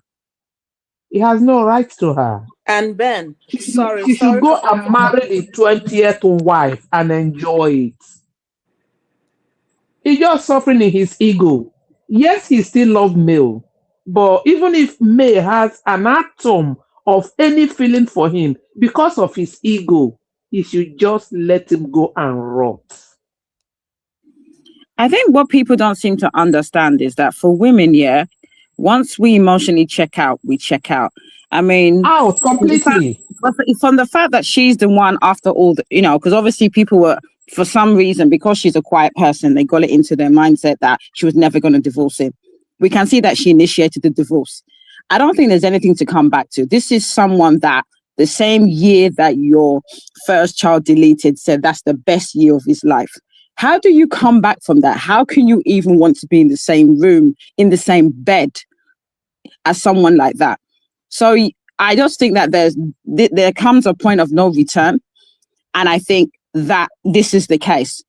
For someone to be in some kind of like romance K-drama and actually think that they're going to come back after so much has passed between them, so much disrespect, so much animosity, I don't understand how you can come back from that.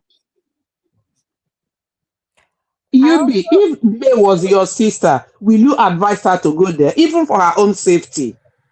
No, no, I no, will no. be I so won't. I scared. won't do it. I won't do it. Okay, I'm just I will saying be so from. scared. I will be so scared to be lying down in the same bed with that man. I can never trust that person. Yeah, I feel the same way. I agree with you, Auntie Grace. You cannot, someone like that, man, that one can delete you in your sleep.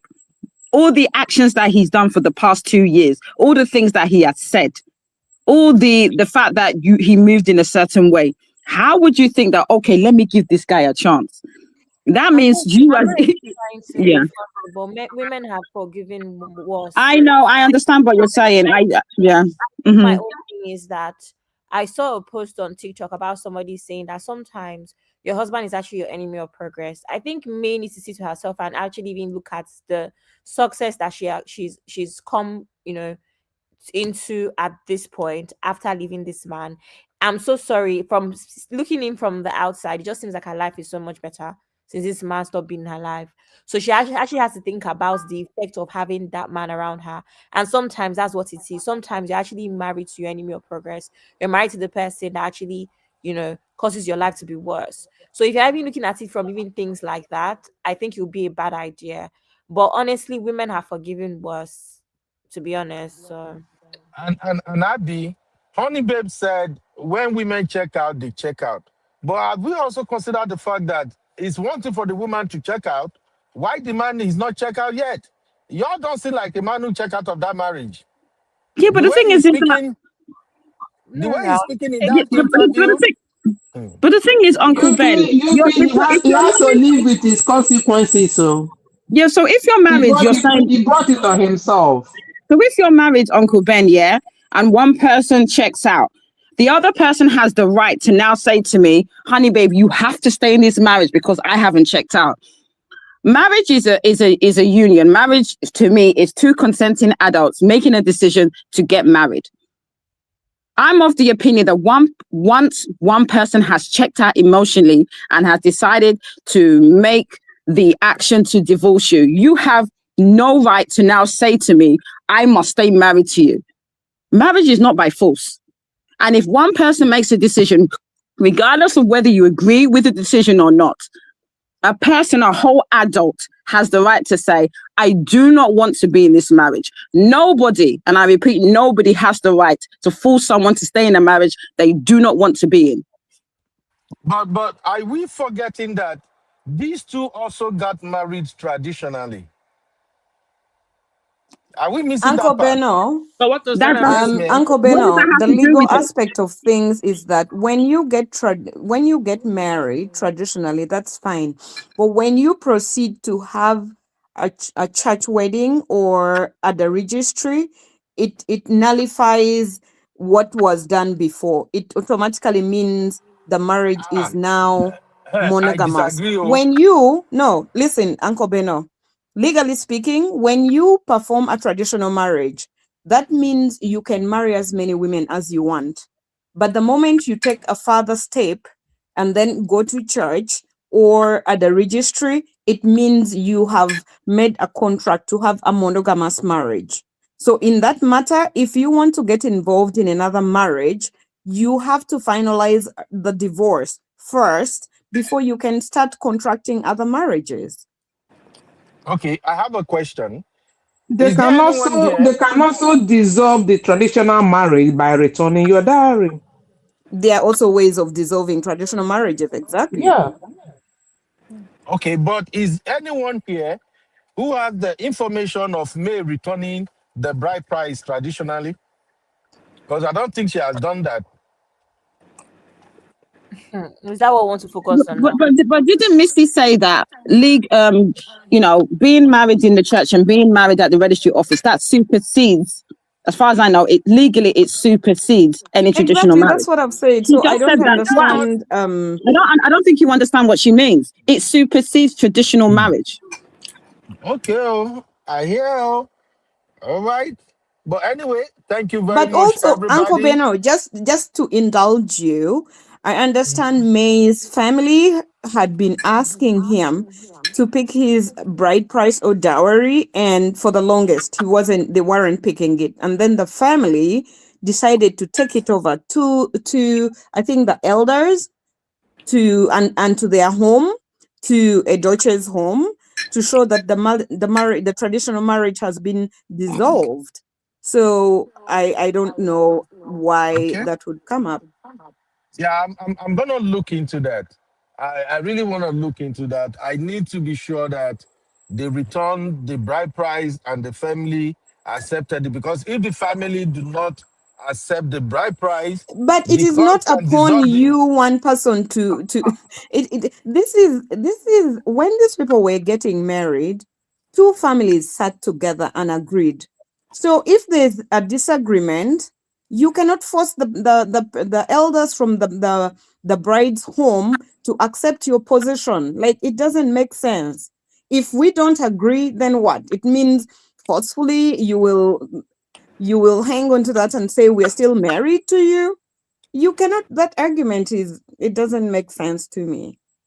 Uncle Ben, what you should be preaching now is to tell your gender to drive well. When they drive rough, they live with the consequences. Okay?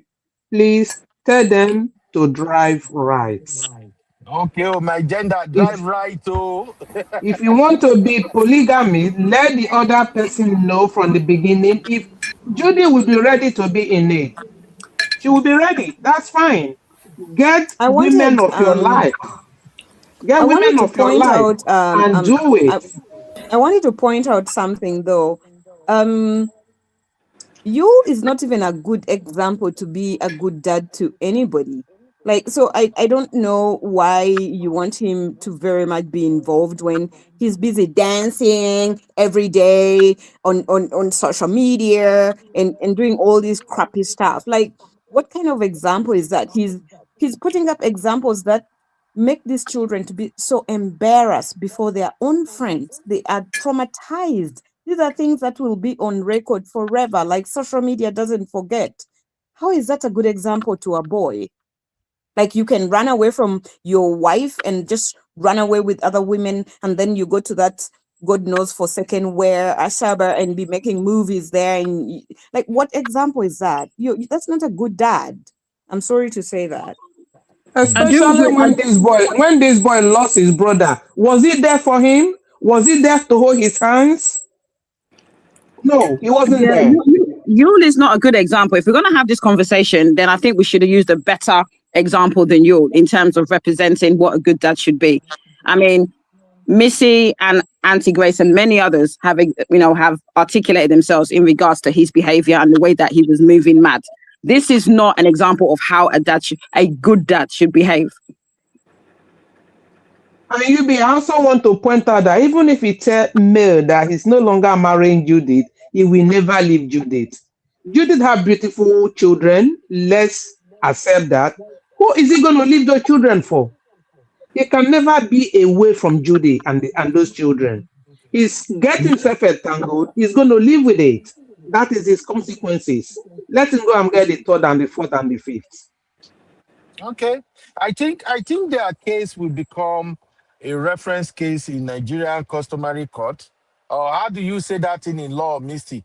When a case is being quoted in the court of law in future, I think that's what this case will end up to be. But I really enjoyed the conversation today. Again, I It's want to not thank going to everybody. happen. I think there should be a law against women who are deliberately going to be side chick to men that has their home. I think there's something like that. Is it alienation of affection? I think Sorry, what something is- like that. There should be a law like that. Like, we understand men should know how to drive and know where to go and whatever. But you women that everybody knows you. Everybody knows he has a wife at home. But this woman that is causing all this wala now cannot claim that he doesn't know that you has a wife at home and children. So are you just gonna blame the woman, and there shouldn't be any law for the man that is married, That is the problem. where that has the ultimate law, that has the ultimate What I just said. Didn't you know that he was married and had husband and children? Listen So to the you what I didn't just know that he said. was married. Listen to what I just said. I said Okay. there should be a law against alienation of affection, something along that line. Vice versa. Misty know there is a law. Misty know there is a law like There that. should be a law Alienation because, of affection. because now it is you that is collecting that thing on the head now.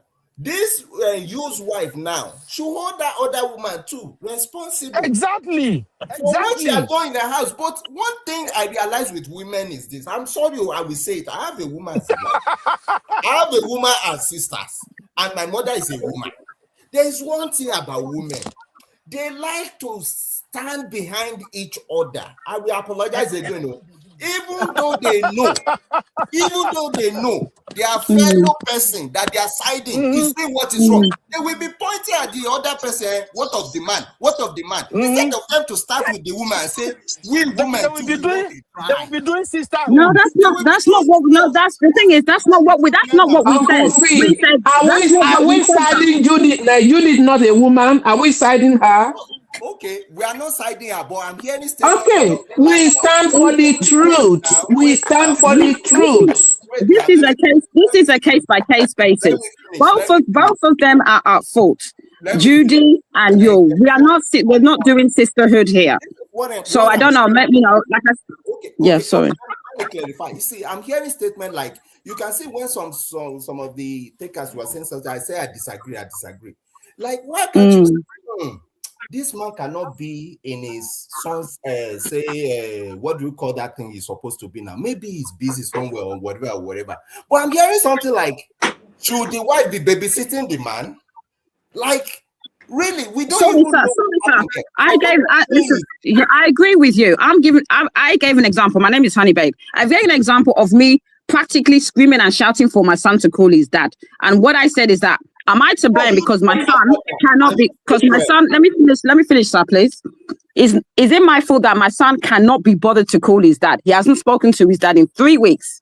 And my issue is that us as mothers, us as women, we can only do so much. Now, if my son decides not to call his dad, I'm not to blame. Because at the end of the day, I can only do so much to cultivate the relationship between my son and his dad.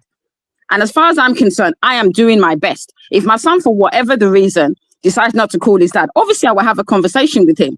But I cannot be, when I'm too busy, I've got so much on my mind, I cannot be calling his dad to say, call your son. You as a father, in the same way that I am the mother, any man should make the effort to contact his child. It shouldn't be for the mother to cultivate a relationship. Okay. That's just my mindset. 200%. But this is what I am saying. Okay. This is what I am saying. I agree with that 200%. Right? See, in this case, it's not a case of go and bring tape rule or measurements. Let us measure the much the woman is doing versus what the man is doing. Because here, the truth is this, we are helping each other. Where you are weak, the husband will be strong. Where the husband is weak, the woman will be strong. We cannot bring a tape and say, let's measure it and put it on the scale and say, okay, should I be babysitting the father or should I be babysitting the mother? No, that is not what I'm saying. But in as much as the man was saying everything, I was saying, okay, I heard the day before and this and that, nothing positive came out of that. Maybe he's even telling the truth. Maybe he's even on transit when he got that information. Maybe just like you said now, the mother has even told the child, 17-year-old, make sure you call your dad though, and he didn't do his part.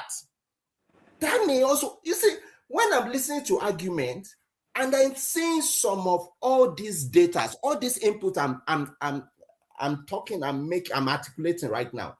That makes it balanced until we know what it is, right? I'm not siding on the side of the man or the woman, but me, I'm just saying how things should be. How things should be. You see, that thing is common with women. You understand? Like, and I'm saying it not just in this case, in so many spheres. Okay, we are telling you, okay, you shouldn't have kicked the bucket there, and whatever.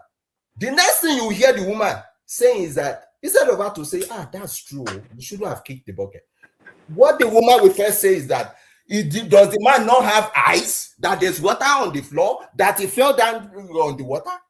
That is the first thing you will hear her say. That means she's not even understanding what the whole case is. And likewise, men, if we gather in the beer parlor, we might stay far away from home for night. Me, I don't drink, I'm just saying, but from my experience, from what I've seen, men will still call themselves out in their stupor. Whether they're laughing about it or they are being serious about it. They say, you don't do this. You shouldn't be doing that with your wife. You shouldn't be doing this. They will chastise themselves. That's one thing about men. And that's why when Uncle B brought up that comment, and he said that the wife is more or less like following the husband based on the interview and all that, and he was reading out the comment. That comment was just giving PTSD. And you see people hailing after them. Oh, God is your glory. Oh, some strength is your kinikan. Oh my God. Like, call this sister. What is the issue? It takes two to tango. What part have you done? You, my sisterhood.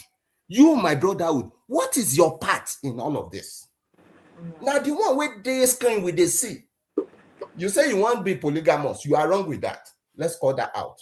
What have you two done in the secret that this man cannot even open his mouth and say in the outside? A lot of it like that. So, me, like I've always said, I will not go and take a ready-made and join one camp and be doing pepper then. No, I want to know what the core issue is and speak to it. You are my friend.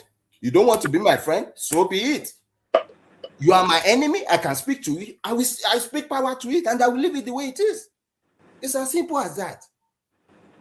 So I'm not saying that all of this can. No. Let's just say it the way it is. Let us say the woman, you are wrong. This is where you are wrong. Man, you are wrong. This is where you are wrong. Finish. Where is May wrong now?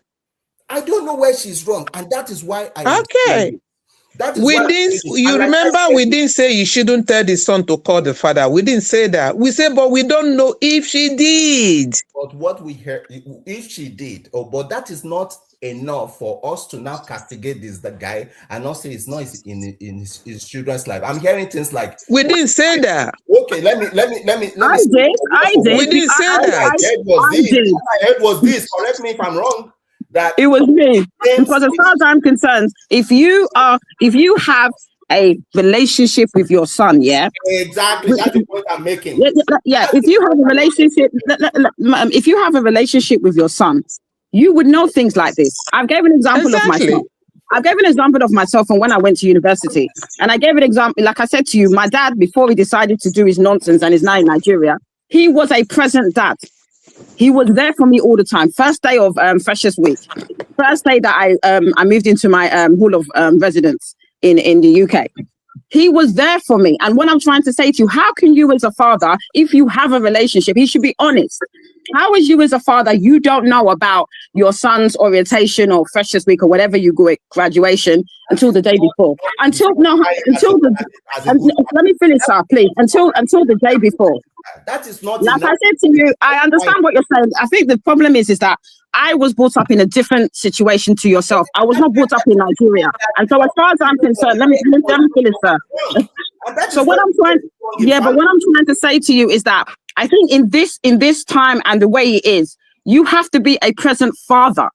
And as far as I'm concerned, it is not enough. That is where I'm trying to correct things. But the fact that he did not go for that singular event doesn't make him a good father. And for the fact that he went for that singular event doesn't make him a good father at the same time. The thing is that if you're saying So if you say you have a relationship with your Uncle child, Phil, remember how that would he's the one that brought the whole of this thing to social media, not the same woman. That is equally wrong, my sister. Yeah, yeah. Equally wrong.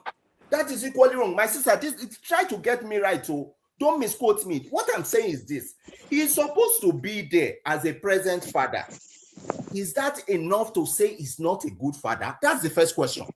Second question is this. He's supposed to be there as a father, a good father. He showed up. He did all the fanfare.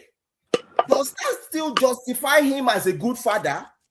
No, because if he now is now in that graduation or whatever he went to now, and he comes out 2 weeks later and he says now a polygamous man, it is us too, that will come and blame him that he's not a good example to his sons. That is what I'm saying. Okay. I'm saying you cannot use one event Isolated to say event. this is what he is. Fair You enough. cannot scale it. I understand, but the thing is that you're looking at history. If you go historically, if Yo was not doing the madness that he did historically a year, 2 years ago, then I can understand what you're saying. We shouldn't judge him on one situation. But look at everything in context. The way that he's moved, the things that he has said, the things that he has done. Does that make you think, to me, someone that is a present father and someone that wants to be a present father? Because like I said, it's not just in isolation. Well, everyone is saying all things are passed away. Fine, all well and good. But look historically at the things he has said, the things he has done. And, that's just where I'm coming from. This is not someone that's an example of a present dad. I agree with you, but still you can agree with me that if we look at history sometimes, Yeah. let us get that foundation right. I'm not saying this guy is a perfect guy for the 100th time. I'm not saying the wife is a perfect woman. But what I'm saying is this: for all the indices we are bringing up now to weigh these people, to scale these people, whether they pass or fail, it's not good. It's not. I don't see it's potent enough. Let's drive ourselves back, maybe 40 years from now. There's not even anything like social media. You understand? So anybody want to castigate at that time, we're bringing up social media and now saying whatever is irrelevant because it is not at their time. Likewise, another 30 years from now, maybe something else will come up that the whole environment now is now using to measure a good father. What or a good mother? What does that even mean? It will get to a time that even when you over-present yourself in a child's life, they will say, mama, papa, you're on too much. Go. They say I'm like you, they disturb them. But in your own mind, you are trying to be a good father or a good mother. What does that even mean? It's relative. You get like the example I gave you. When I went for my own matriculation, that's the word I was looking for, matriculation. I see people coming with fanfare for just their only daughter or their only son. Nobody was there for me. Not that I'm saying it in a bad way, but I mean, it just so happened that because of how things were leveled at the time, they couldn't be there. And I understood in their heart, they are praying for me. And now somebody now standing on the side of things and be looking at that screen, this child versus this child, who receives more love? The people standing and looking at those two screens will be wrong. Because my parents are not there with fanfare doesn't mean that they are not loved. No, neither does it mean that because those parents are there for this child, for fanfare or whatever, doesn't mean that the child is loved. But be that as may, right? You see, everybody's just trying their best. Everybody is just trying their best. Now, if a child like me now, I now marry now, I have a wife, and I don't see it as a big deal. She would think, oh no, I came from a very shattered home. Your parents don't love you and all that. And another person married that child with fanfare following them. And the husband is saying, why do you need all this fanfare? No, that's how my dad did for me. When I was matriculating, you too must do fanfare. And the man is looking at it short. You see how these things can butt head and can clash, right? So there's no, I don't think we can go and buy that software in the market and say, when you install this software, this is how a good father should be. It can't be like that. So we are just all trying here and there. Let's be present. Okay, we are showing up. Oh, let's do this, we are there. Let's do this, we are there. That's Can I what say Okay. something? Can I Can say I saying. Yeah. can I quickly bring us to something, please? Can we not talk? Uncle Beno, you asked me about alienation against affection. I wanted to. Oh, you're good. If Okay. you're good, then that's okay. No, explain it, please.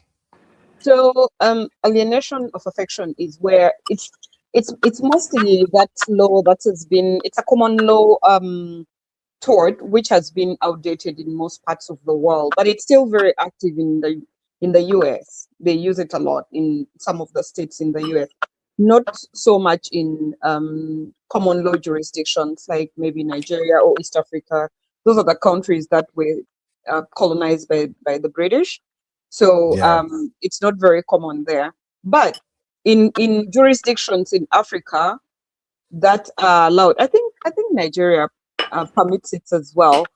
In jurisdictions where alienation of affection is permitted, one, you who, let's say you're the plaintiff, you want to bring a case against May, bringing the case against Judy, she has to prove that, she has to demonstrate that she had a marriage in existence. It was a genuine marriage that was loving, and also Judy, who committed the adultery, is the one who caused the destruction of the affection and love in her marriage. Those are the kind of things she has to prove. So that is what it means to, that common law, whatever tort. So that is Okay. that. I do not know how you want to relate that to this argument. I think Uncle Phil wants to relate that to side chicks. I don't know how he wants to. No, this is it. Yeah, thank you very much. This is it. But let me explain it briefly. I'm just going to put a little break here. You are watching UB Stories. Like, subscribe, and leave your thoughts in the comment.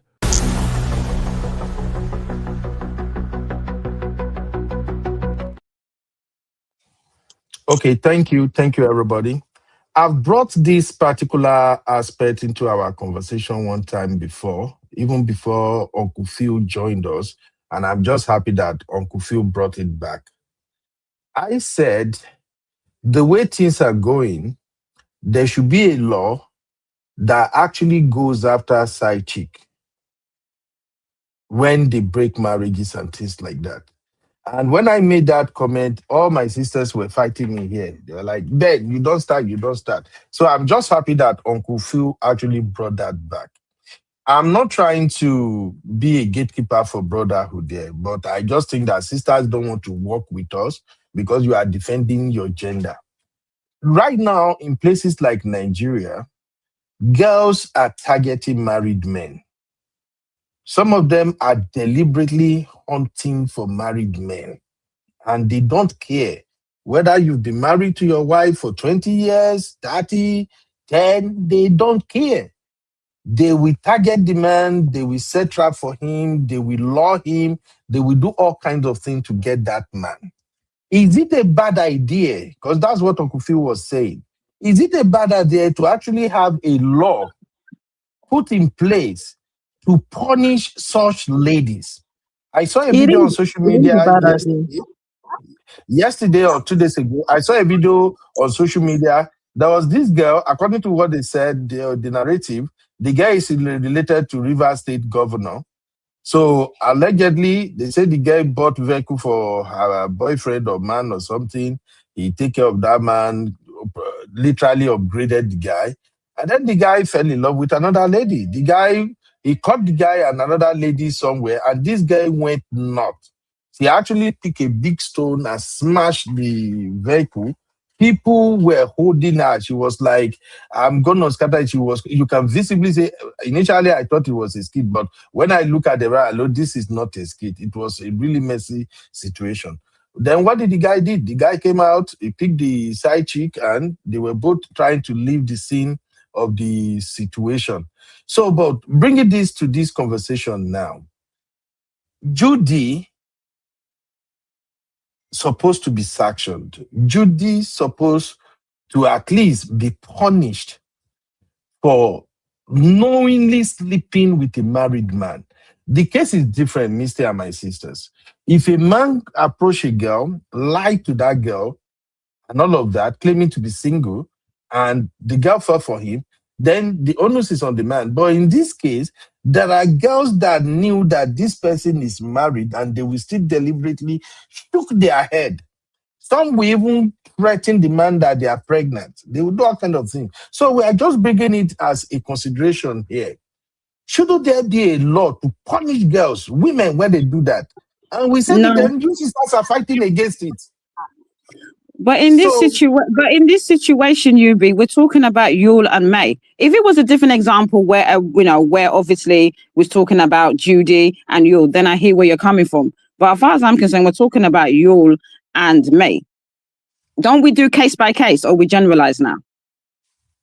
No, it's not generalization. It's just That's a the question consideration. I'm getting.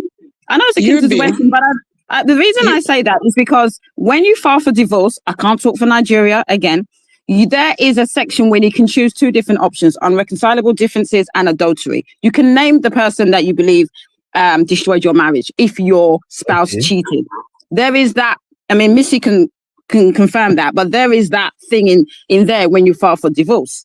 Now, the thing is, unlike the kind of like rhetoric that I'm listening to now, it's not gender based. So you can cheat, a man can cheat, a woman can cheat, and the aggrieved spouse can file for adultery. This is very gender based as far as I'm concerned, because again, I say this, and you know me, I'm very much, if we're talking about a man or we're talking about a woman, we give it 100%. But my issue is that why are we focusing just on one gender? If we're going to be totally balanced, there should be a law against whoever cheated, whether it's the person that was married or the mistress or the boyfriend.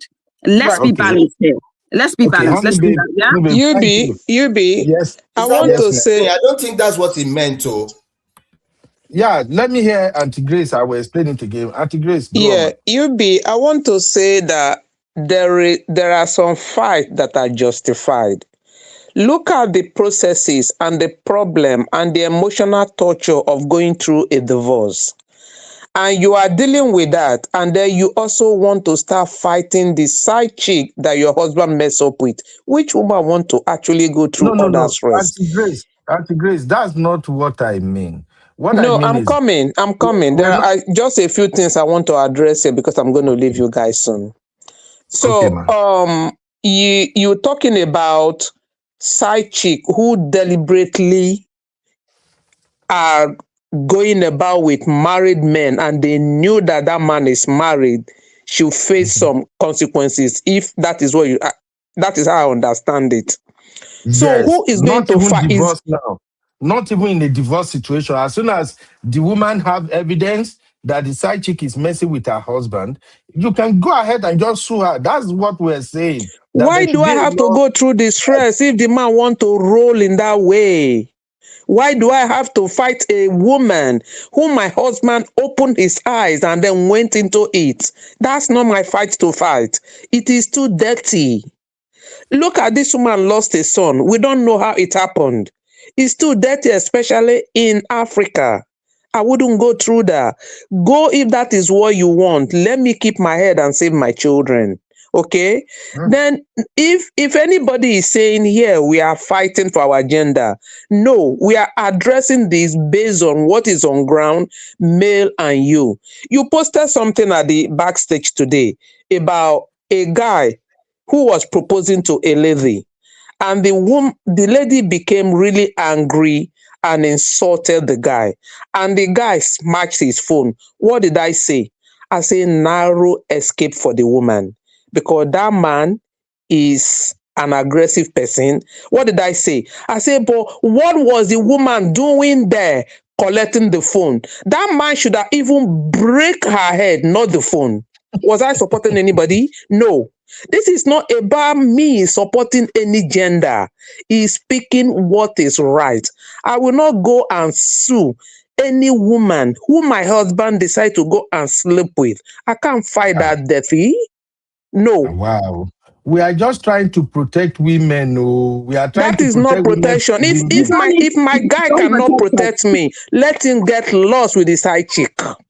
Yeah, you don't need to protect us like that. It's not that. It's not that deep. Exactly. It's not that deep. At the end of the day, Okay. if at the end of the Do day you know someone how thinks dirty like, that is? Will you sue Yuppie, a man that is sleeping with your wife? Will let, you? Yuppie, not time let's for that. throw a No scenario. one's got time for Sorry. that.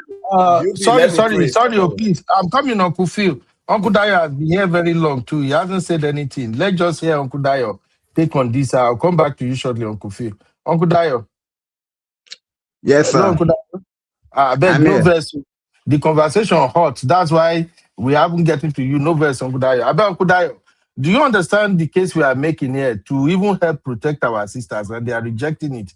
They had to protect women, for God's sake. What are your thoughts, sir? The thing is that I've not really gotten the question, but I've been hearing all the bad goes back and forth. Because if it's the woman, me, I like to flip it around a bit. But what exactly is the question, sir? Please, could you just The tell me what is the question question? is, Uncle Phil suggested during the course of this conversation that there are supposed to be a law based on what was this law? This thing again? Something affection, denial of affection. What do they call it again? Alienation of affection. Yes, based on alienation of affection. So Uncle Phil was coming from the point of view that there should be a law that will allow women to sue side chick if they are messing with their husband. And I supported it. But our sisters are saying no, that they don't want that kind of law. So what are your thoughts, sir? Now, Uncle Bruno, you must also remember that these side chicks also they are just women. They are women like them. They are women like the wife in the homes. So if you are saying that they should be allowing the wife to sue the side chicks, it's like women against women.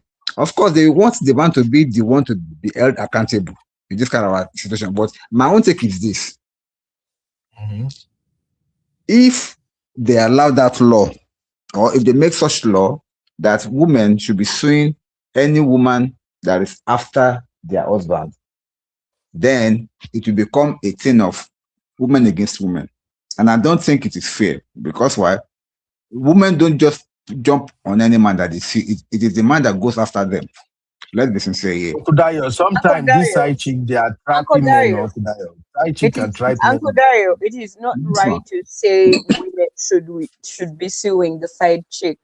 I think it should be the party who cheated in a marriage should be the one to be sued, because it can be a woman who actually cheated, and there are women out there who are married who are actually cheating. So let's not just Misty, narrow our argument to one thing. Misty, Yeah? we are Yes? trying Yes, to protect the marriage. We are trying to protect the union. If Yes, you sue the man, then the union is done.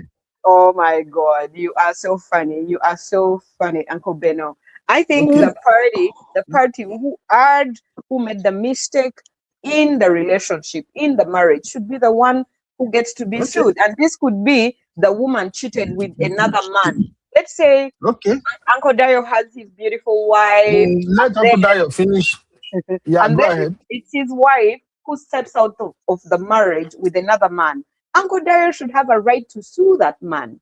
So let's not just narrow it down to No. Misty, you know what I mean? it will be it's become messier. Let me explain this, okay? It becomes what? Once a woman leaves you and goes after another man, you suing the man will not make the woman to come back to you. That's the truth. That's dirty But when fights. you're not suing for them to come back. You are actually suing for damages because they destroyed your marriage. You don't want them to come back to you. You're suing for compensation. Financially, they have to compensate you for the grief you've been through, the pain and all that suffering. It's not for them to You come mean back. for that emotional damages that they've done to you, right? Yes, that's what you're suing for. Now, let me shock you. If it's the other way around, I like divorce law in the West that gives the woman the right to half of the man's properties.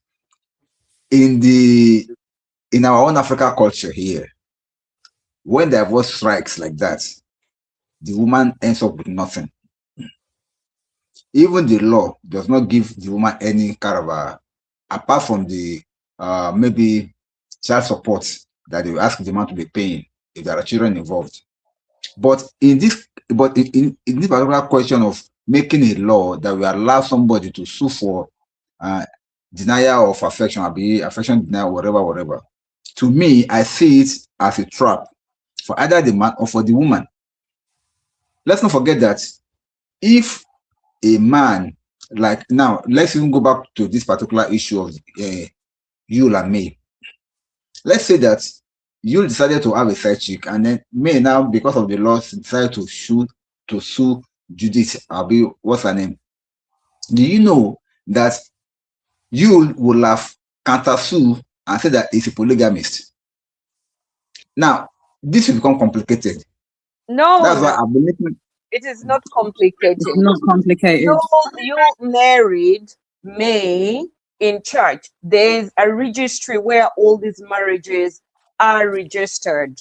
It's just a matter of the lawyer producing that to show that, look, there's a subsisting marriage or there's none. So how is it complicated? Thank you. Yes, It becomes in complicated the because West, the man will say that this it's a could work, polygamy. not in Africa.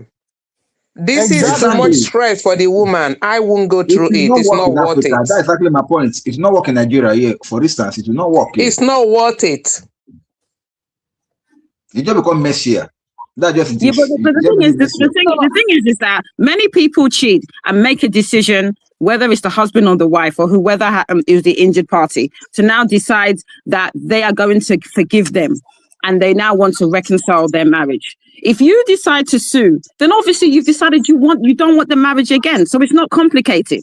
It's not that deep.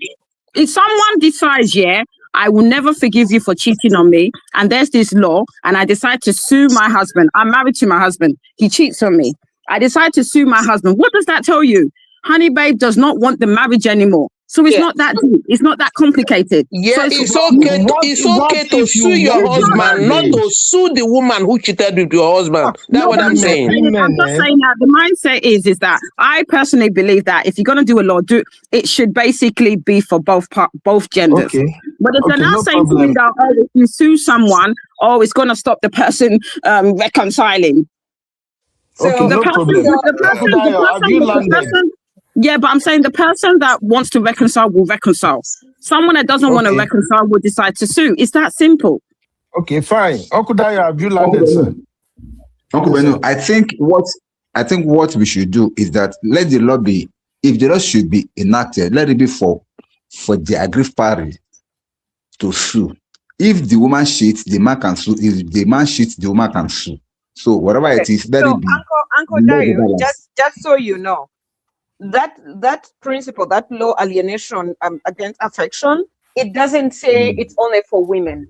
It serves the party who cheated on the spouse with a third party.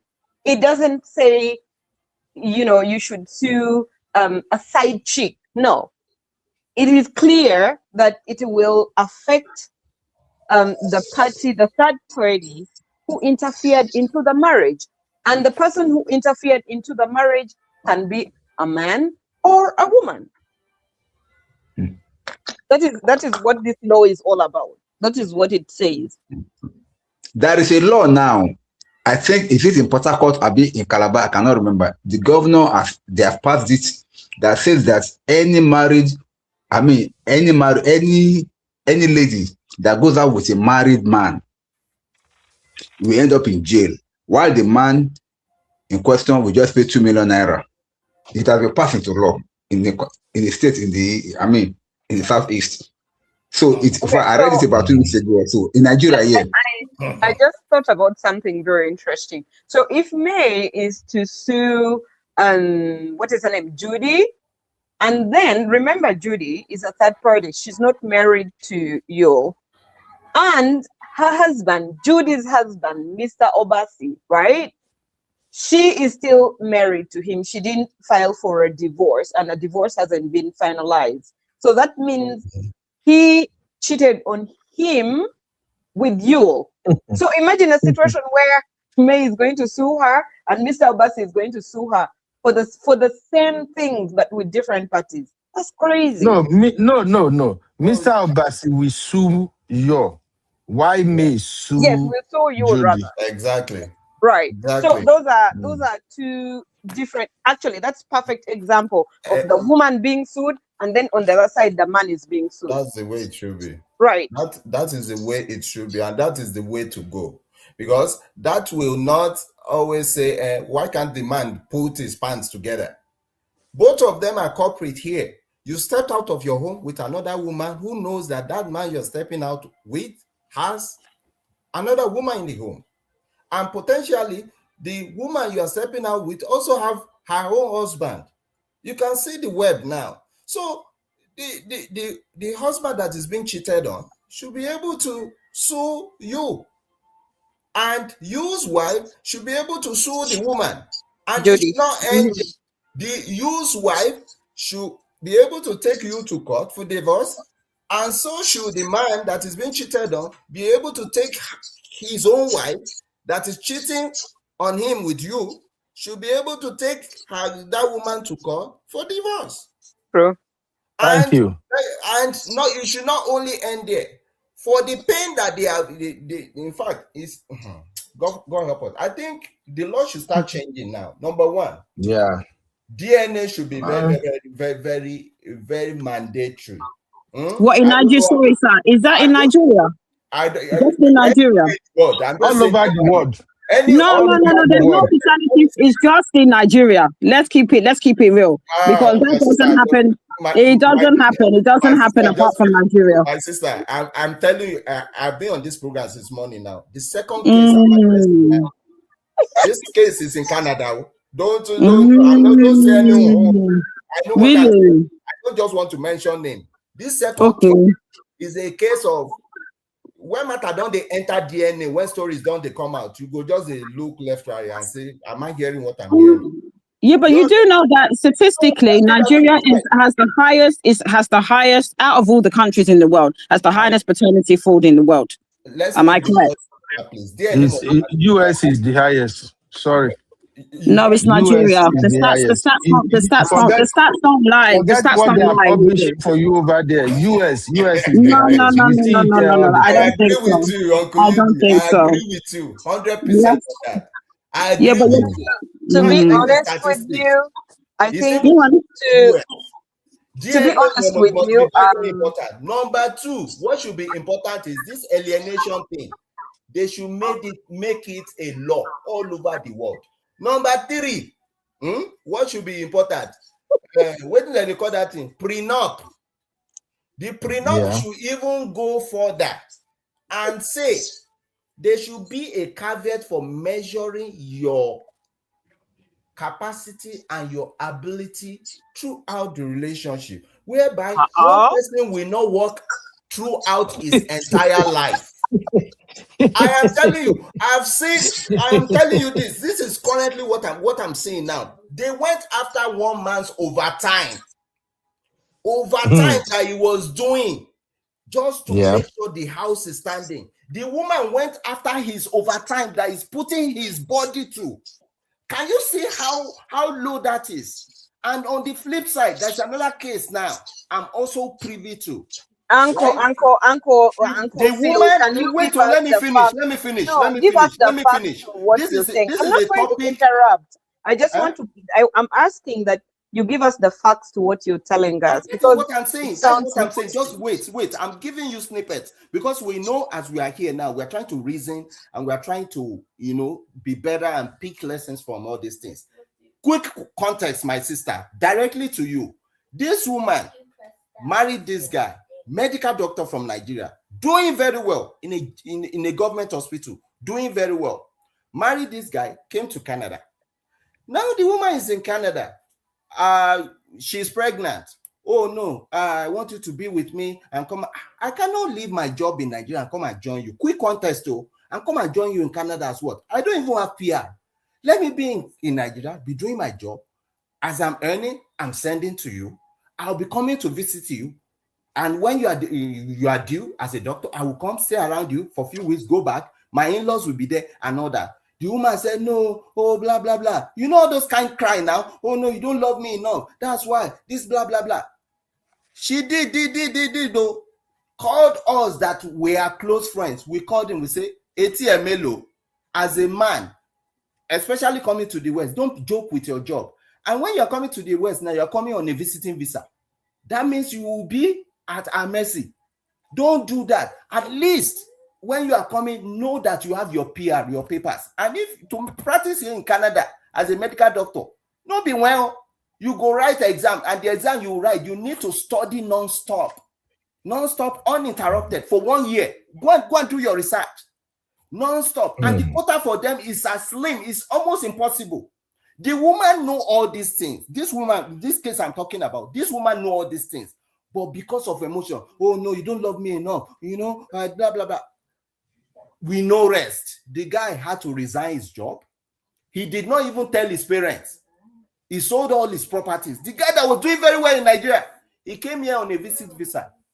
Asked me, my sister, what happened? Toothpaste fight like this. I'm not doing anymore. I'm not filing for you anymore. I will do this, I will do that.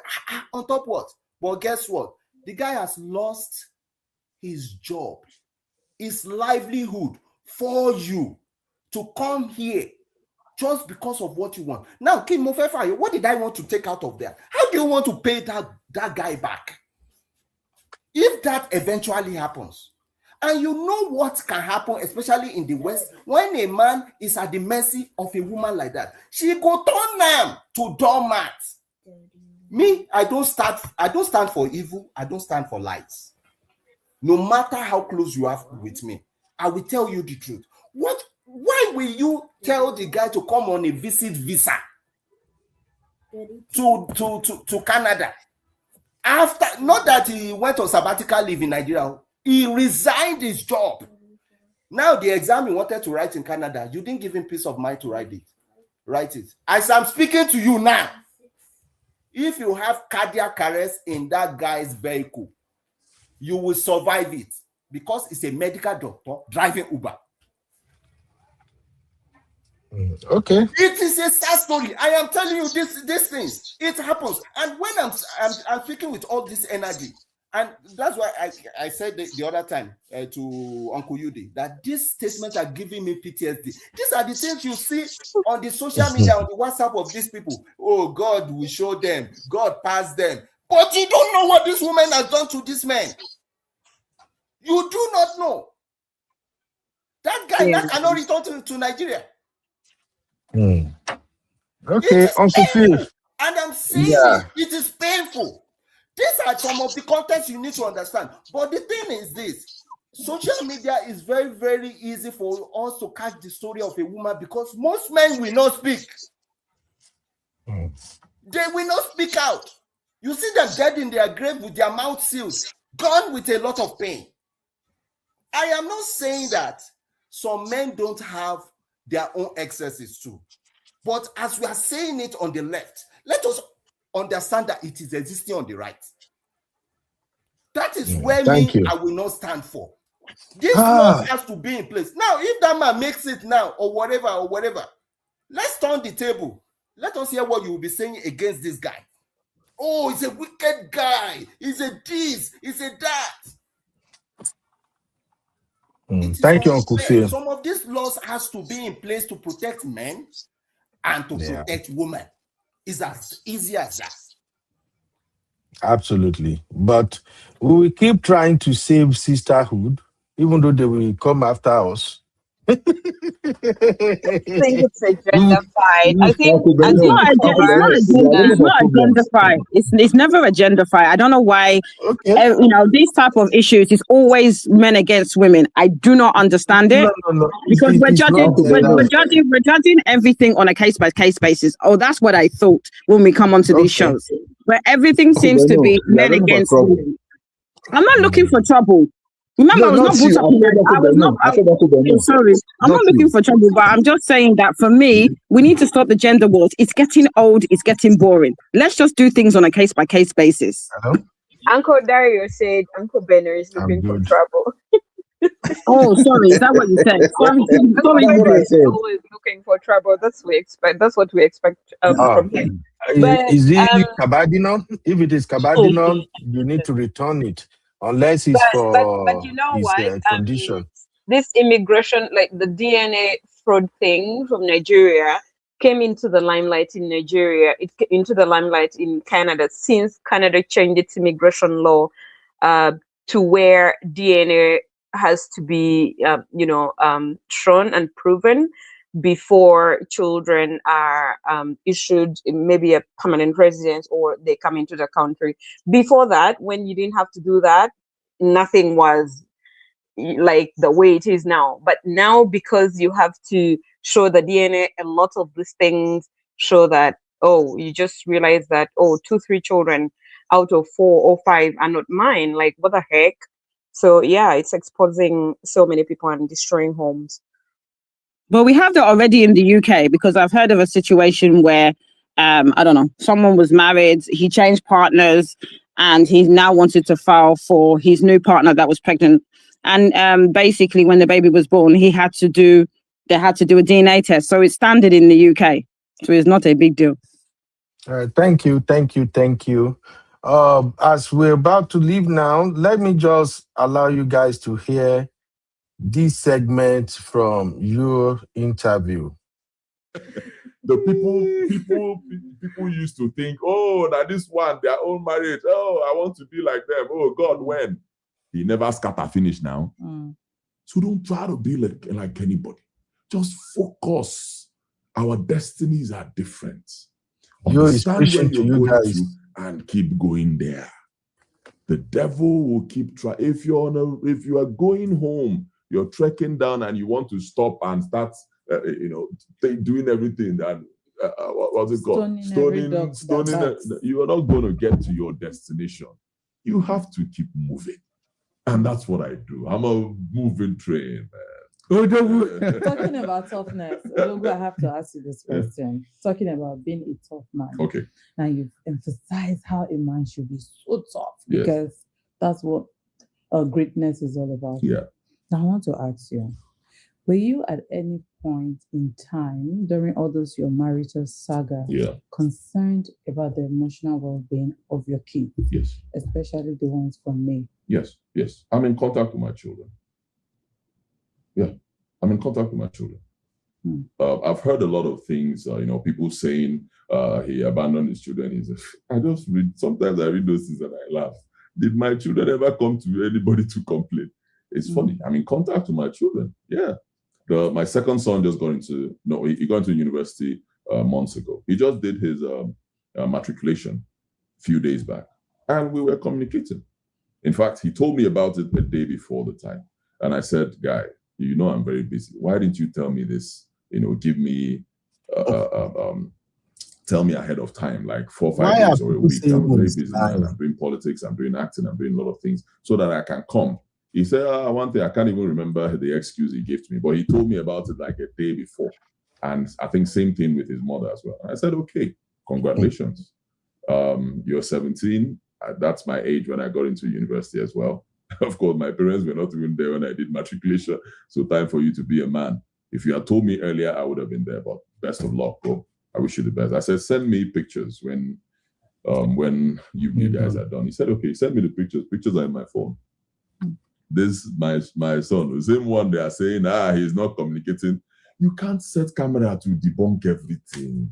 You understand? You can't. If I start doing that, I'll lose focus. If we finish now, I'll show you the pictures. I'll show you. In fact, even today, I had a chat with my son yesterday, and I sent him money today. Today, I'll show you. I sent him money.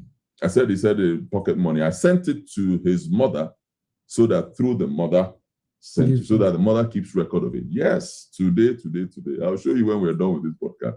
But I'm not that man who will do this and post it on social media. What am I trying to prove? Do you understand? What am I trying to prove? It will look childish. It will look childish. I'm a king. A king will always behave like a king. You go leave things they do anyhow. Every time I go to the I don't send that money. For who? Who am I trying to impress? Do you understand? Who am I trying to impress? Same people like me who have problems too. Whenever I think, who am I? No, seriously. Do you understand? So there's been a lot of talk about, but I'm in contact with my children because no matter what happens, it shouldn't affect the children. All right. Women are more of emotional thinkers. Men are logical. So you don't expect a woman to always behave like you. So if you're always, why can't you? How can you? What? You will die before your time. Leave the woman to be a woman. You be a man. There was a time. Oh. Yeah. And also, let me just chip this in as well. Okay. There's also a court order. You know, there's so there's this divorce case going on. So I can't. That's why I can't really speak about things. Yeah. But there's also a court order.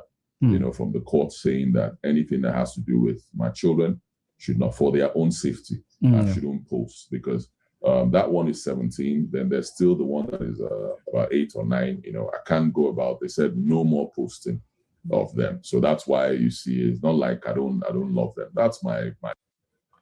Did y'all just said there is one that is about 8 or 9?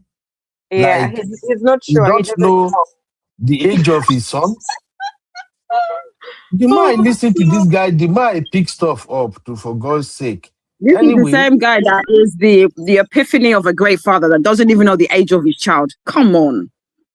He probably sent that money the day before because he knew he was coming here. So he wanted to prove a point, to tell them, oh, I sent money to the mother. Oh, they were saying you broke down and cried after this interview. And Oge Igwe said, Yul Edochie did not send any money to the son. And the thing is, family Uncle very Beno, well. Uncle Beno, you realize the interviewer asked him, were you concerned about the well-being of these children during the scandal? He dodged it completely and just said, oh, I'm in touch with my children. That's all he said. He could have said, I was very concerned about their well-being emotionally, and demonstrated how he was concerned or what steps he did to make them be stable humans. No, he did. The MF did do nothing, and he's here speaking. I don't even know how they interviewed him. Like, painful. What are you expecting? He probably, the thing is, he probably doesn't even understand what emotional. Honey babe, I'm sorry. There are elements of truth in what he was saying. I'm not saying he's 100% correct. He dodged the question. He didn't even understand what it meant, probably, because for you to now answer the question, oh, I'm in contact with my children, but you, which means that you don't understand the question or you don't care, and you decide to basically start talking about the narrative that you're in touch with your children. If you understand it, why wouldn't you answer? He understood the question, but he evaded to give the correct answer because he literally did nothing to change the narrative. He can't remember, Misty, remember, this case is still in court, and there are limits to what he can actually said on. Are you joking? If that was the case, why did he mention about the court order? Come on, make it make sense, people. The thing is that you're saying to me it's in court. He shouldn't be talking about anything. It should be very general. He specifically talked about the fact that there's a court order in which he's unable to post his children on social media. Very intentional. And this is the same person we need that information. He should have said nothing. If it was really a case where he can't really talk because it's pending in court, he should have said nothing. Uncle Beno, right. that is what the law calls sub judice, right? You have a matter before court and you cannot speak about it to the public. This is the first thing. He should have issued a disclaimer at the beginning that anything that you want to ask concerning my children, I cannot speak about it because there's a court order that gags me or stops me from talking about them in any kind of publication. He should have said that. But look, he's here running everywhere. Oh, my children. Oh, my son. Oh, and then suddenly Oh, he remembered there's a court order. I cannot So speak about that. it's like everyone just concluded that this guy is not having contact with his children. I don't think From so. it is not everybody just concluded from It's just what like what he he's is saying. saying. Yeah. It's what he's saying. Well, it's coded. I mean, to me, how can you say that? Oh, my child who's 8 or 9. I know. I mean, I have it imprinted because I gave birth to 2 children, so I know exactly when, what time, what day. I told you one of them is birthday. How can you forget how old your children are and you call yourself a father? You're just Oh, giving him too many excuses. It's too many excuses. oh, I think I may have to do further research. Let me go and deploy my girls. So, Sister Yvette and Y2K, they are having an exchange in the chat. Sister Yvette say, yes, after the taping, the case is not in court anymore. The divorce was finalized on February 3rd with specifics. Oh, are you sure, Sister Yvette? Wow, I might need to dig into this. This is new information. Then why is he insisting that they still have an ongoing case? Remember, I just told you now, my sister and brothers, that your doesn't seem like he left that marriage. This man is still very much interested in his wife. And I can tell that he really loved me. Eh? He loved me. How does he Judy love just me? kind of put him in a bottle. He loved me. Yeah, This guy guys, loves have a me. great evening. Have a great evening, everyone. Bye bye. Honey, babe. Honey babe has had it with you. She can't do it anymore. So Honey babe don't want to believe Oh, that this actually, guy I still just loves his wife. Uncle Benno, I just googled it I just googled it right now, and it says as of February 2026, the divorce between Yul and May is not fully finalized, and not fully finalized is What does that capitalized. mean?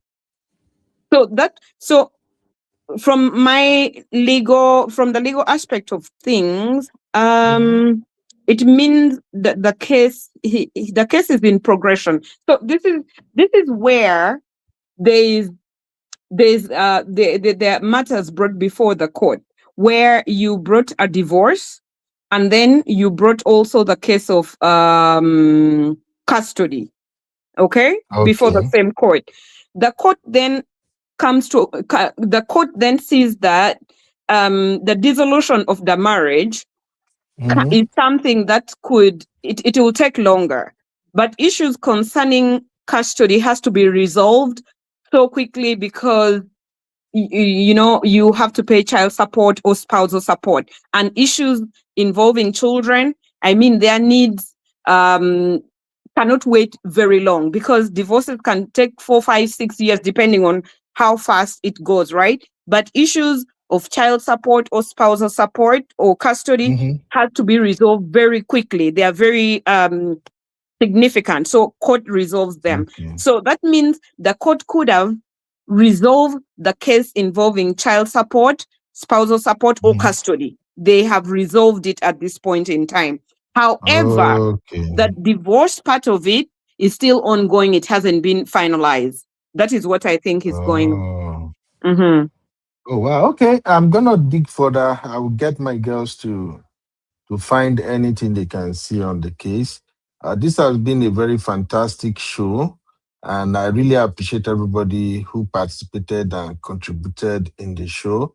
Please do not forget the things we discussed here today. It's very important that fathers are involved in their children's life. And I hammer that particular point because I see how a lot of young boys are making mistake nowadays. Grave mistake. I saw a video yesterday. It actually happened right here in America. And I feel so sorry for the young boy, but it is what it is when boys grew up without establishing contact with their dad or having a father figure to guide them, especially when they are from teenager to adulthood. They need that because as soon as they get to age of 28, 30, it would have been too late and they'll be making mistakes. I want you to watch this 30 seconds video and we will close with this. This is what happens at times when fathers are not fully involved. Ring cost $18,000. You were being judgmental on the rings, Miss Williams. I just wanted the best of the best. I'm used to the finer things in life, and he knew that since the beginning. Oh, it's gorgeous. My goodness. When he gave you this ring, Miss Williams, were you pleased with it? I was. I'm not going to lie. I was super over the moon, and I was really ecstatic about us actually going through with the engagement. What happens to the engagement? I called it off. You called it off? Yes. Now, why did you call it off? One day I was checking the mail, and I saw a letter from a fertility clinic. He was donating his sperm for money. To buy the ring. To buy the ring. It just hit me. I got $400 a week. I would go 2 times a week to the sperm donor, just and put $1,000 each paycheck. You were upset that meant that he had been at the sperm bank. Yes. And you didn't know about it. Yes, Your Honor. I feel betrayed. I did deserve to know. I just can't sleep at night knowing that there's a bunch of random potential children running around. Like, it doesn't fit my lifestyle. I just felt disgusted by the whole donating sperm behind my back. How much did the ring cost? $18,000. You were being judgmental on the rings, Miss Williams. I just wanted the best of the best. I'm used to the finer things in life, and he knew that since the beginning. Oh, it's gorgeous. My goodness. When he gave you this ring. So, do we all get what happened here? This young man right here, he went out, do everything possible to get $18,000 engagement ring for his girlfriend. And the girlfriend, after collecting the ring and everything, discovered that dude has been donating his sperm at sperm bank. He actually made the $18,000 from donating his milk. And now she said, I can't continue with this marriage. So the problem now, she don't want to return the ring, and dude want the ring back. And that's how they end up in this court. But how does this tie into the conversation we'll be having all along? You can tell from this situation that this is a young man who the absence of a father in his life or a male figure to guide him, teach him the rudimentary of adulthood has impacted. So he made these grave mistakes. And that's why I kept saying that sometimes when you are raising these boys, you sometimes have to look beyond what their father might have done to ensure that they have somebody to guide them. Because they make a lot of stupid, silly mistakes like this these days. They are smart, they are intelligent, they got a great job, You see them, they look handsome, well put together, but they keep on making stupid mistakes. As we're living now, Misty, before you go, let me quickly ask you, or you and I will finish. Let me ask Uncle Phil. Uncle Phil, does this really fit into the argument we were having earlier about women allowing fathers to be involved in their son's life? Yes, it's very, very relevant in a way because it takes a village to raise a kid, and the village they are talking about is it's not just one set of people. It's a combination of people, old, young, those people who are seen ahead of us, those who are experiencing it right now, those who has made that mistake, gotten their fingers burnt and all that. Those that have been to the bottom of the pot, lake take clean, and they know they've been to the fire and all that. You see, all these vices, all this village of experience comes together to help shape whoever that is that God put in our life to help them through the journey of life.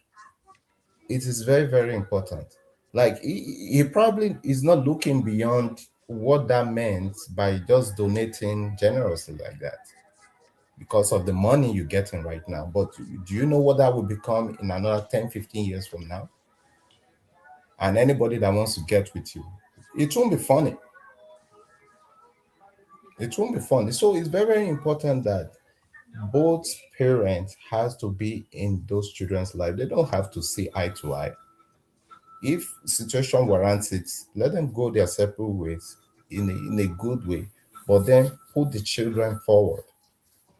Right from the get-go. Don't use the children do basketballs first. then now in a reconciliatory way now become to no, you have created an avenue where those children will now want to take sides. It's whatever mommy says, it's whatever daddy says. No, it's whatever both parents say. It's very, very important. So God will help us. We don't know it all. We don't know it all. Even all of us, we are talking now. If we begin to write our scorecard, there will be one place, one area that one person will be able to start and say, Philip, you too, you know doing well this way. You too, doing well. That's to say that we are not all perfect, right? We cannot use one indices like this to say you are a good father or you are not a good father, or vice versa. You're a good mother, you are not a good mother. It's God that is just helping us. Look at what happened in the Bible. Well, we caught this woman, he was sleeping around and all that and all that. He bent down, he was writing in the sand. And they were like, okay, will you not do that? He said, those without sin should first cast the first stone. And when they all departed, he said, woman, go and sin no more. We all know what is right. We are all just striving. We are all just trying. Right? But that doesn't mean that I will see where my brother is about to, slip and fall. I will not be able to call it out just because I'm imperfect. As the way I'm catching my brother, I expect my brother to catch me as well. And vice versa. That's what we're saying, that as much as men, they are not zipping up their pants and we are calling ourselves out, women too, we should start calling ourselves. Don't you know? Let me tell you something. If there's a concert going on now, if Davido is there and goes to any adult woman now and say, follow me home, come and be my day, she will follow him. Knowing fully well that Chioma is there. That is the thing I'm trying to, that amazes me. You know this guy has Chioma. You're going to start a whole lot of drama, but because it's Davido, you don't care of the drama. Thank you, sir. Wow. Uncle Phil, this is the longest you've been with us on our show. The longest. Okay. We're going to be diving into more of this matter so we can learn. Thank you very much, Uncle Phil. Uncle Phil, you are in Canada, right? I am. Okay, stay away from Misty. Misty is in Canada too. May no can go sue you for Canada. I know Trump will not allow Misty to come and sue me here. So, but have a very good night, sir. Thank you very much. Thank you very much. Yes, sir. Uncle Dio. Thank you, Uncle Phil. You're such a headache, and I suspect you're in my province of Ontario. You speak like one, we will so I find know. each other. Don't worry. Have a good evening, sir. It's okay. Have a good evening. Yeah. Nice, sir. Uncle Dio, your final take in the video that I played last, sir. Boy selling his milk, make $18,000 to buy engagement ring for a girl that is now saying, I can't marry him because he was selling his milk. Is that not wild? Uncle Beno, I actually feel pity for the boy. Because I believe the law over there says that you cannot, if you gift out something, you cannot take it back or something. I don't know. And I'm sure the judgment will go in favor of the girl. The guy cannot get back that ring. That's why I feel so bad for the guy. He actually thought he was doing everything to get the love of his life. But for the same reason, the same risk that he took to be able to get what obviously was above him for the woman that I think he loves, the girl have to let him go like that. To me, it is sad. But what I'm saying here is that the boy actually did not grow up with a father figure in his life. That one is obvious, because if not, somebody would have guided him and kind of advised him contrary towards that. And also, looking at it now, we have a lot of guys like this in our society as of today. And I don't want to put the blame on the mothers per se, because let us call it what it is. Sometimes it is the mother. The mother did a good job. What I'm trying to say is that for the father not being in his life, I don't want to put it on the mother per se. Okay. It is mother that prevented the father from being in his life. We have some men that are just not accountable. They are just not father figure, so to say. Because even though the mother happens to be somebody that is open, wanted the father to be in their life, we have men that once they give birth to their children, they abandon both mother and child and they go their way doing whatever they want to do. So either way it is, we have them and we can see the product of their actions playing out. Maybe this young handsome guy is one of that. But back to the issue that we are talking about here, whatever it is, let us learn not to allow whatever is happening between parents to affect the child in the marriage. Though it's a difficult thing because when emotions are high, when father is angry, the mother is angry, both parties may not even care whatever is going on. But the thing that is obvious here is that when two elephants are fighting, it is the grass that suffers. When two partners are quarreling like that leads to divorce, mostly it is the children that suffer. But if both parties are cautious, and if they are conscious of the fact that, these children should not be affected, they will like maintain certain boundaries that will not allow whatever is going on between them to affect the well-being of these children.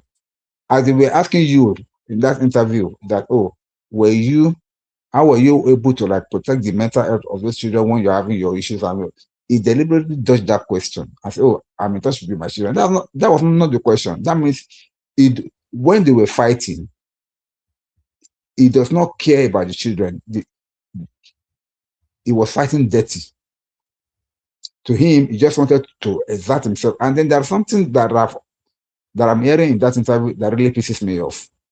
One of the reasons why he abandoned those children was that he always claimed that he doesn't have money. So Kwame has money, she should take care of them. Now, you that claim you don't have money and you are having a additional wife and you are balling all over the place and they're calling you Odogu. Odogu for what? Odogu of poverty? I don't get it. Because if you are an Odogu, why is it that you are not in the life of your children? Now, this makes me want to give credit to Paned.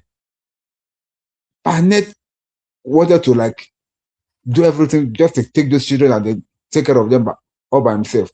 But in this case, you were saying that you don't have money, that the mother has money. So you said the mother should take care of them. Allegedly, that's what I read on social media anyway. I don't know whether he said that, he really said that. But if that is the case, why are they calling you Odogu? Odogu over what? So, but in a nutshell, we should take a lesson from here. All of us that are parents, and maybe somebody that is still going through something similar to this, maybe hearing this, please do not shut out the father from the life of the children, because both of you are not on good terms. And please, as a father also, do not shut out the mother from the life of those children, because both of you are not on good terms, because they need both of you. You cannot be together, but at least let them enjoy the benefit of having the love of both parents in their life while they're growing up, because it goes a long way to formulate them to become a better man and to become a better woman in the future. Thank you. All right. Thank you, Okudayo. Thank you very, very much. I appreciate you being here today, sir. As usual, you bring it 100. All right. Thank you, sir. Have a good night. Say me well to my lovely sister. Thank you, sir. Anytime my sister may no verse, say I don't borrow you today again. All right. Good night, sir. Good night, sir. Good night, sir. All right. So, Uncle Miss T, Beno, thank you very much. Yes, Uncle ma'am. Beno, we're going to start sending you Uncle Dio's invoice. You keep him up and you keep him away from the warmth of somebody very important in our lives. Oh, Jesus. Misty, So, you yes, just want to continue to build me. Why? we have to. No. What's the time in Nigeria right now? And our lovely sister is in bed by herself because Uncle Dio is busy trying to defend Paned. Anyway, Misty, based on the last video I showed, Right. selling his milk to buy $80,000 engagement ring. Do you $18,000. think do you think if this dude has a father figure in his life guiding him, do you think he would have made this stupid mistake? If he had the money, I have no issue with if he had the money though. If he's working, got the money. But for him to resort to distributing his milk all over the place, knowing fully well that he might be a potential dad to over 100 children later in life, just to buy a ring he presented to a lady who now discover how he made the money and say, I can't go ahead with it. What are your thoughts, Misty? So first of all, he was trying to build a relationship based on deceit, which is very wrong. A foundation Right. for a marriage. Secondly, his moral fitness is questionable, according to me, because his conduct would significantly and negatively impact his marriage, and in turn would actually lead to a divorce. Because a man who is well brought up, who has his morals intact, would not be going out to donate his milk in order to buy an engagement ring. You have to know that there are going to be more expenses in the future, things that are more expensive than the ring. How will you sustain that? If he was a proper grounded man with good morals, he would have gone to work, go and perform a job where you can earn honestly to buy the ring, or live within your means. If you know you cannot afford to fund the lifestyle of a woman, then let her be. That's what they always say. Date within your tax bracket. I think Sissy likes to say that. Date within your tax bracket. You don't have to pretend and do things out of the ordinary because you want to impress somebody. For how long will you sustain that? That's not sustainable. So I think he's not somebody who is grounded enough to make decisions that could actually affect somebody so much. Because imagine if they had gotten married and she hadn't discovered that this is what he did to get, to buy her the ring. And then she discovers when she already has her own children that this man actually donated his milk and the other minions out there like him. That's very sad. For such a man, these are men who I pray and hope they are unable to have children. They are not fit to have children. They are very unfit people who shouldn't even have children. Thank you, Misty. You're welcome. Thank you very, very much. We really had a good time today. I want to appreciate everybody for their take. My sister Y2K said, that's if their said fathers have good heads on their shoulders. Otherwise, a useless man will raise a useless son. I agree with Y2K 100%. She also said, I don't, if their dads are into crime, I will not allow my son to be exposed to such. Yeah, absolutely. I agree with you. Thank you, Misty. God bless you very much. Have a good day. Good night rest. Even though I've stressed everybody today, thank you all for being calm and cooperative. I realize you were playing the devil's advocate a lot. You were having fun with that. That's okay. We're going to talk. No, I'm going to call you at some we have point to. this evening. Are you going to go to No work? problem, man. I'm already at work, but I'm free. No problem. Oh, okay. All right, we shall talk. All right. Have a Thank good you, one. Misty. Thank you so Bye, much for having Mama. us. Bye-bye. Love You're you, Uncle welcome. B. Yeah. Bye. All right, everybody. Thank you very much. It's been a wonderful time with you guys. We're gonna come back tomorrow. Next, we examine some other critical issues. This is a developing story, season 5. We will continue to follow up with the season 5. I will look into the divorce to see if the divorce has been finalized and where Uncle Yo is right now and Auntie May. But until tomorrow, bye everybody. Thank you very much. Abby, be good though. Have a sweet night rest.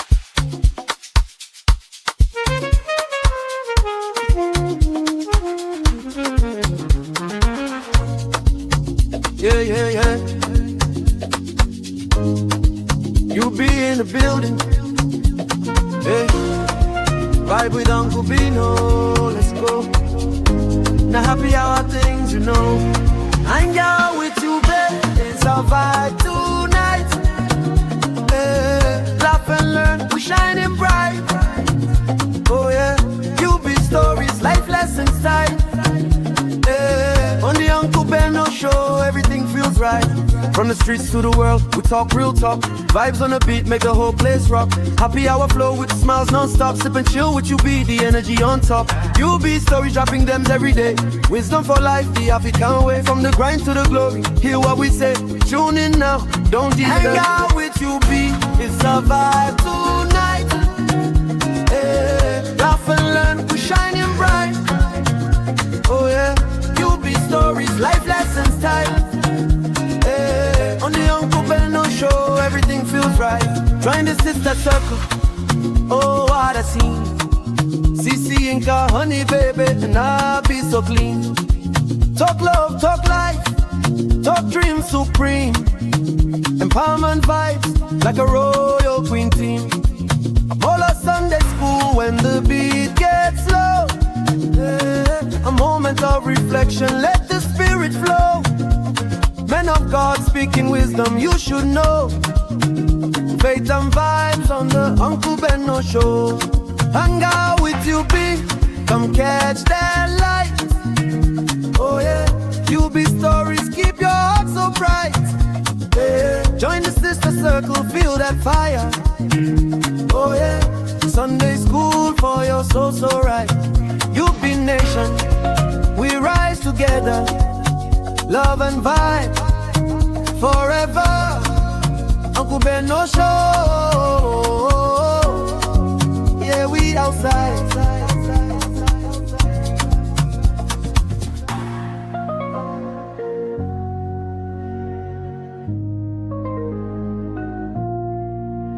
You are watching UB Stories. Like, subscribe, and leave your thoughts in the comment.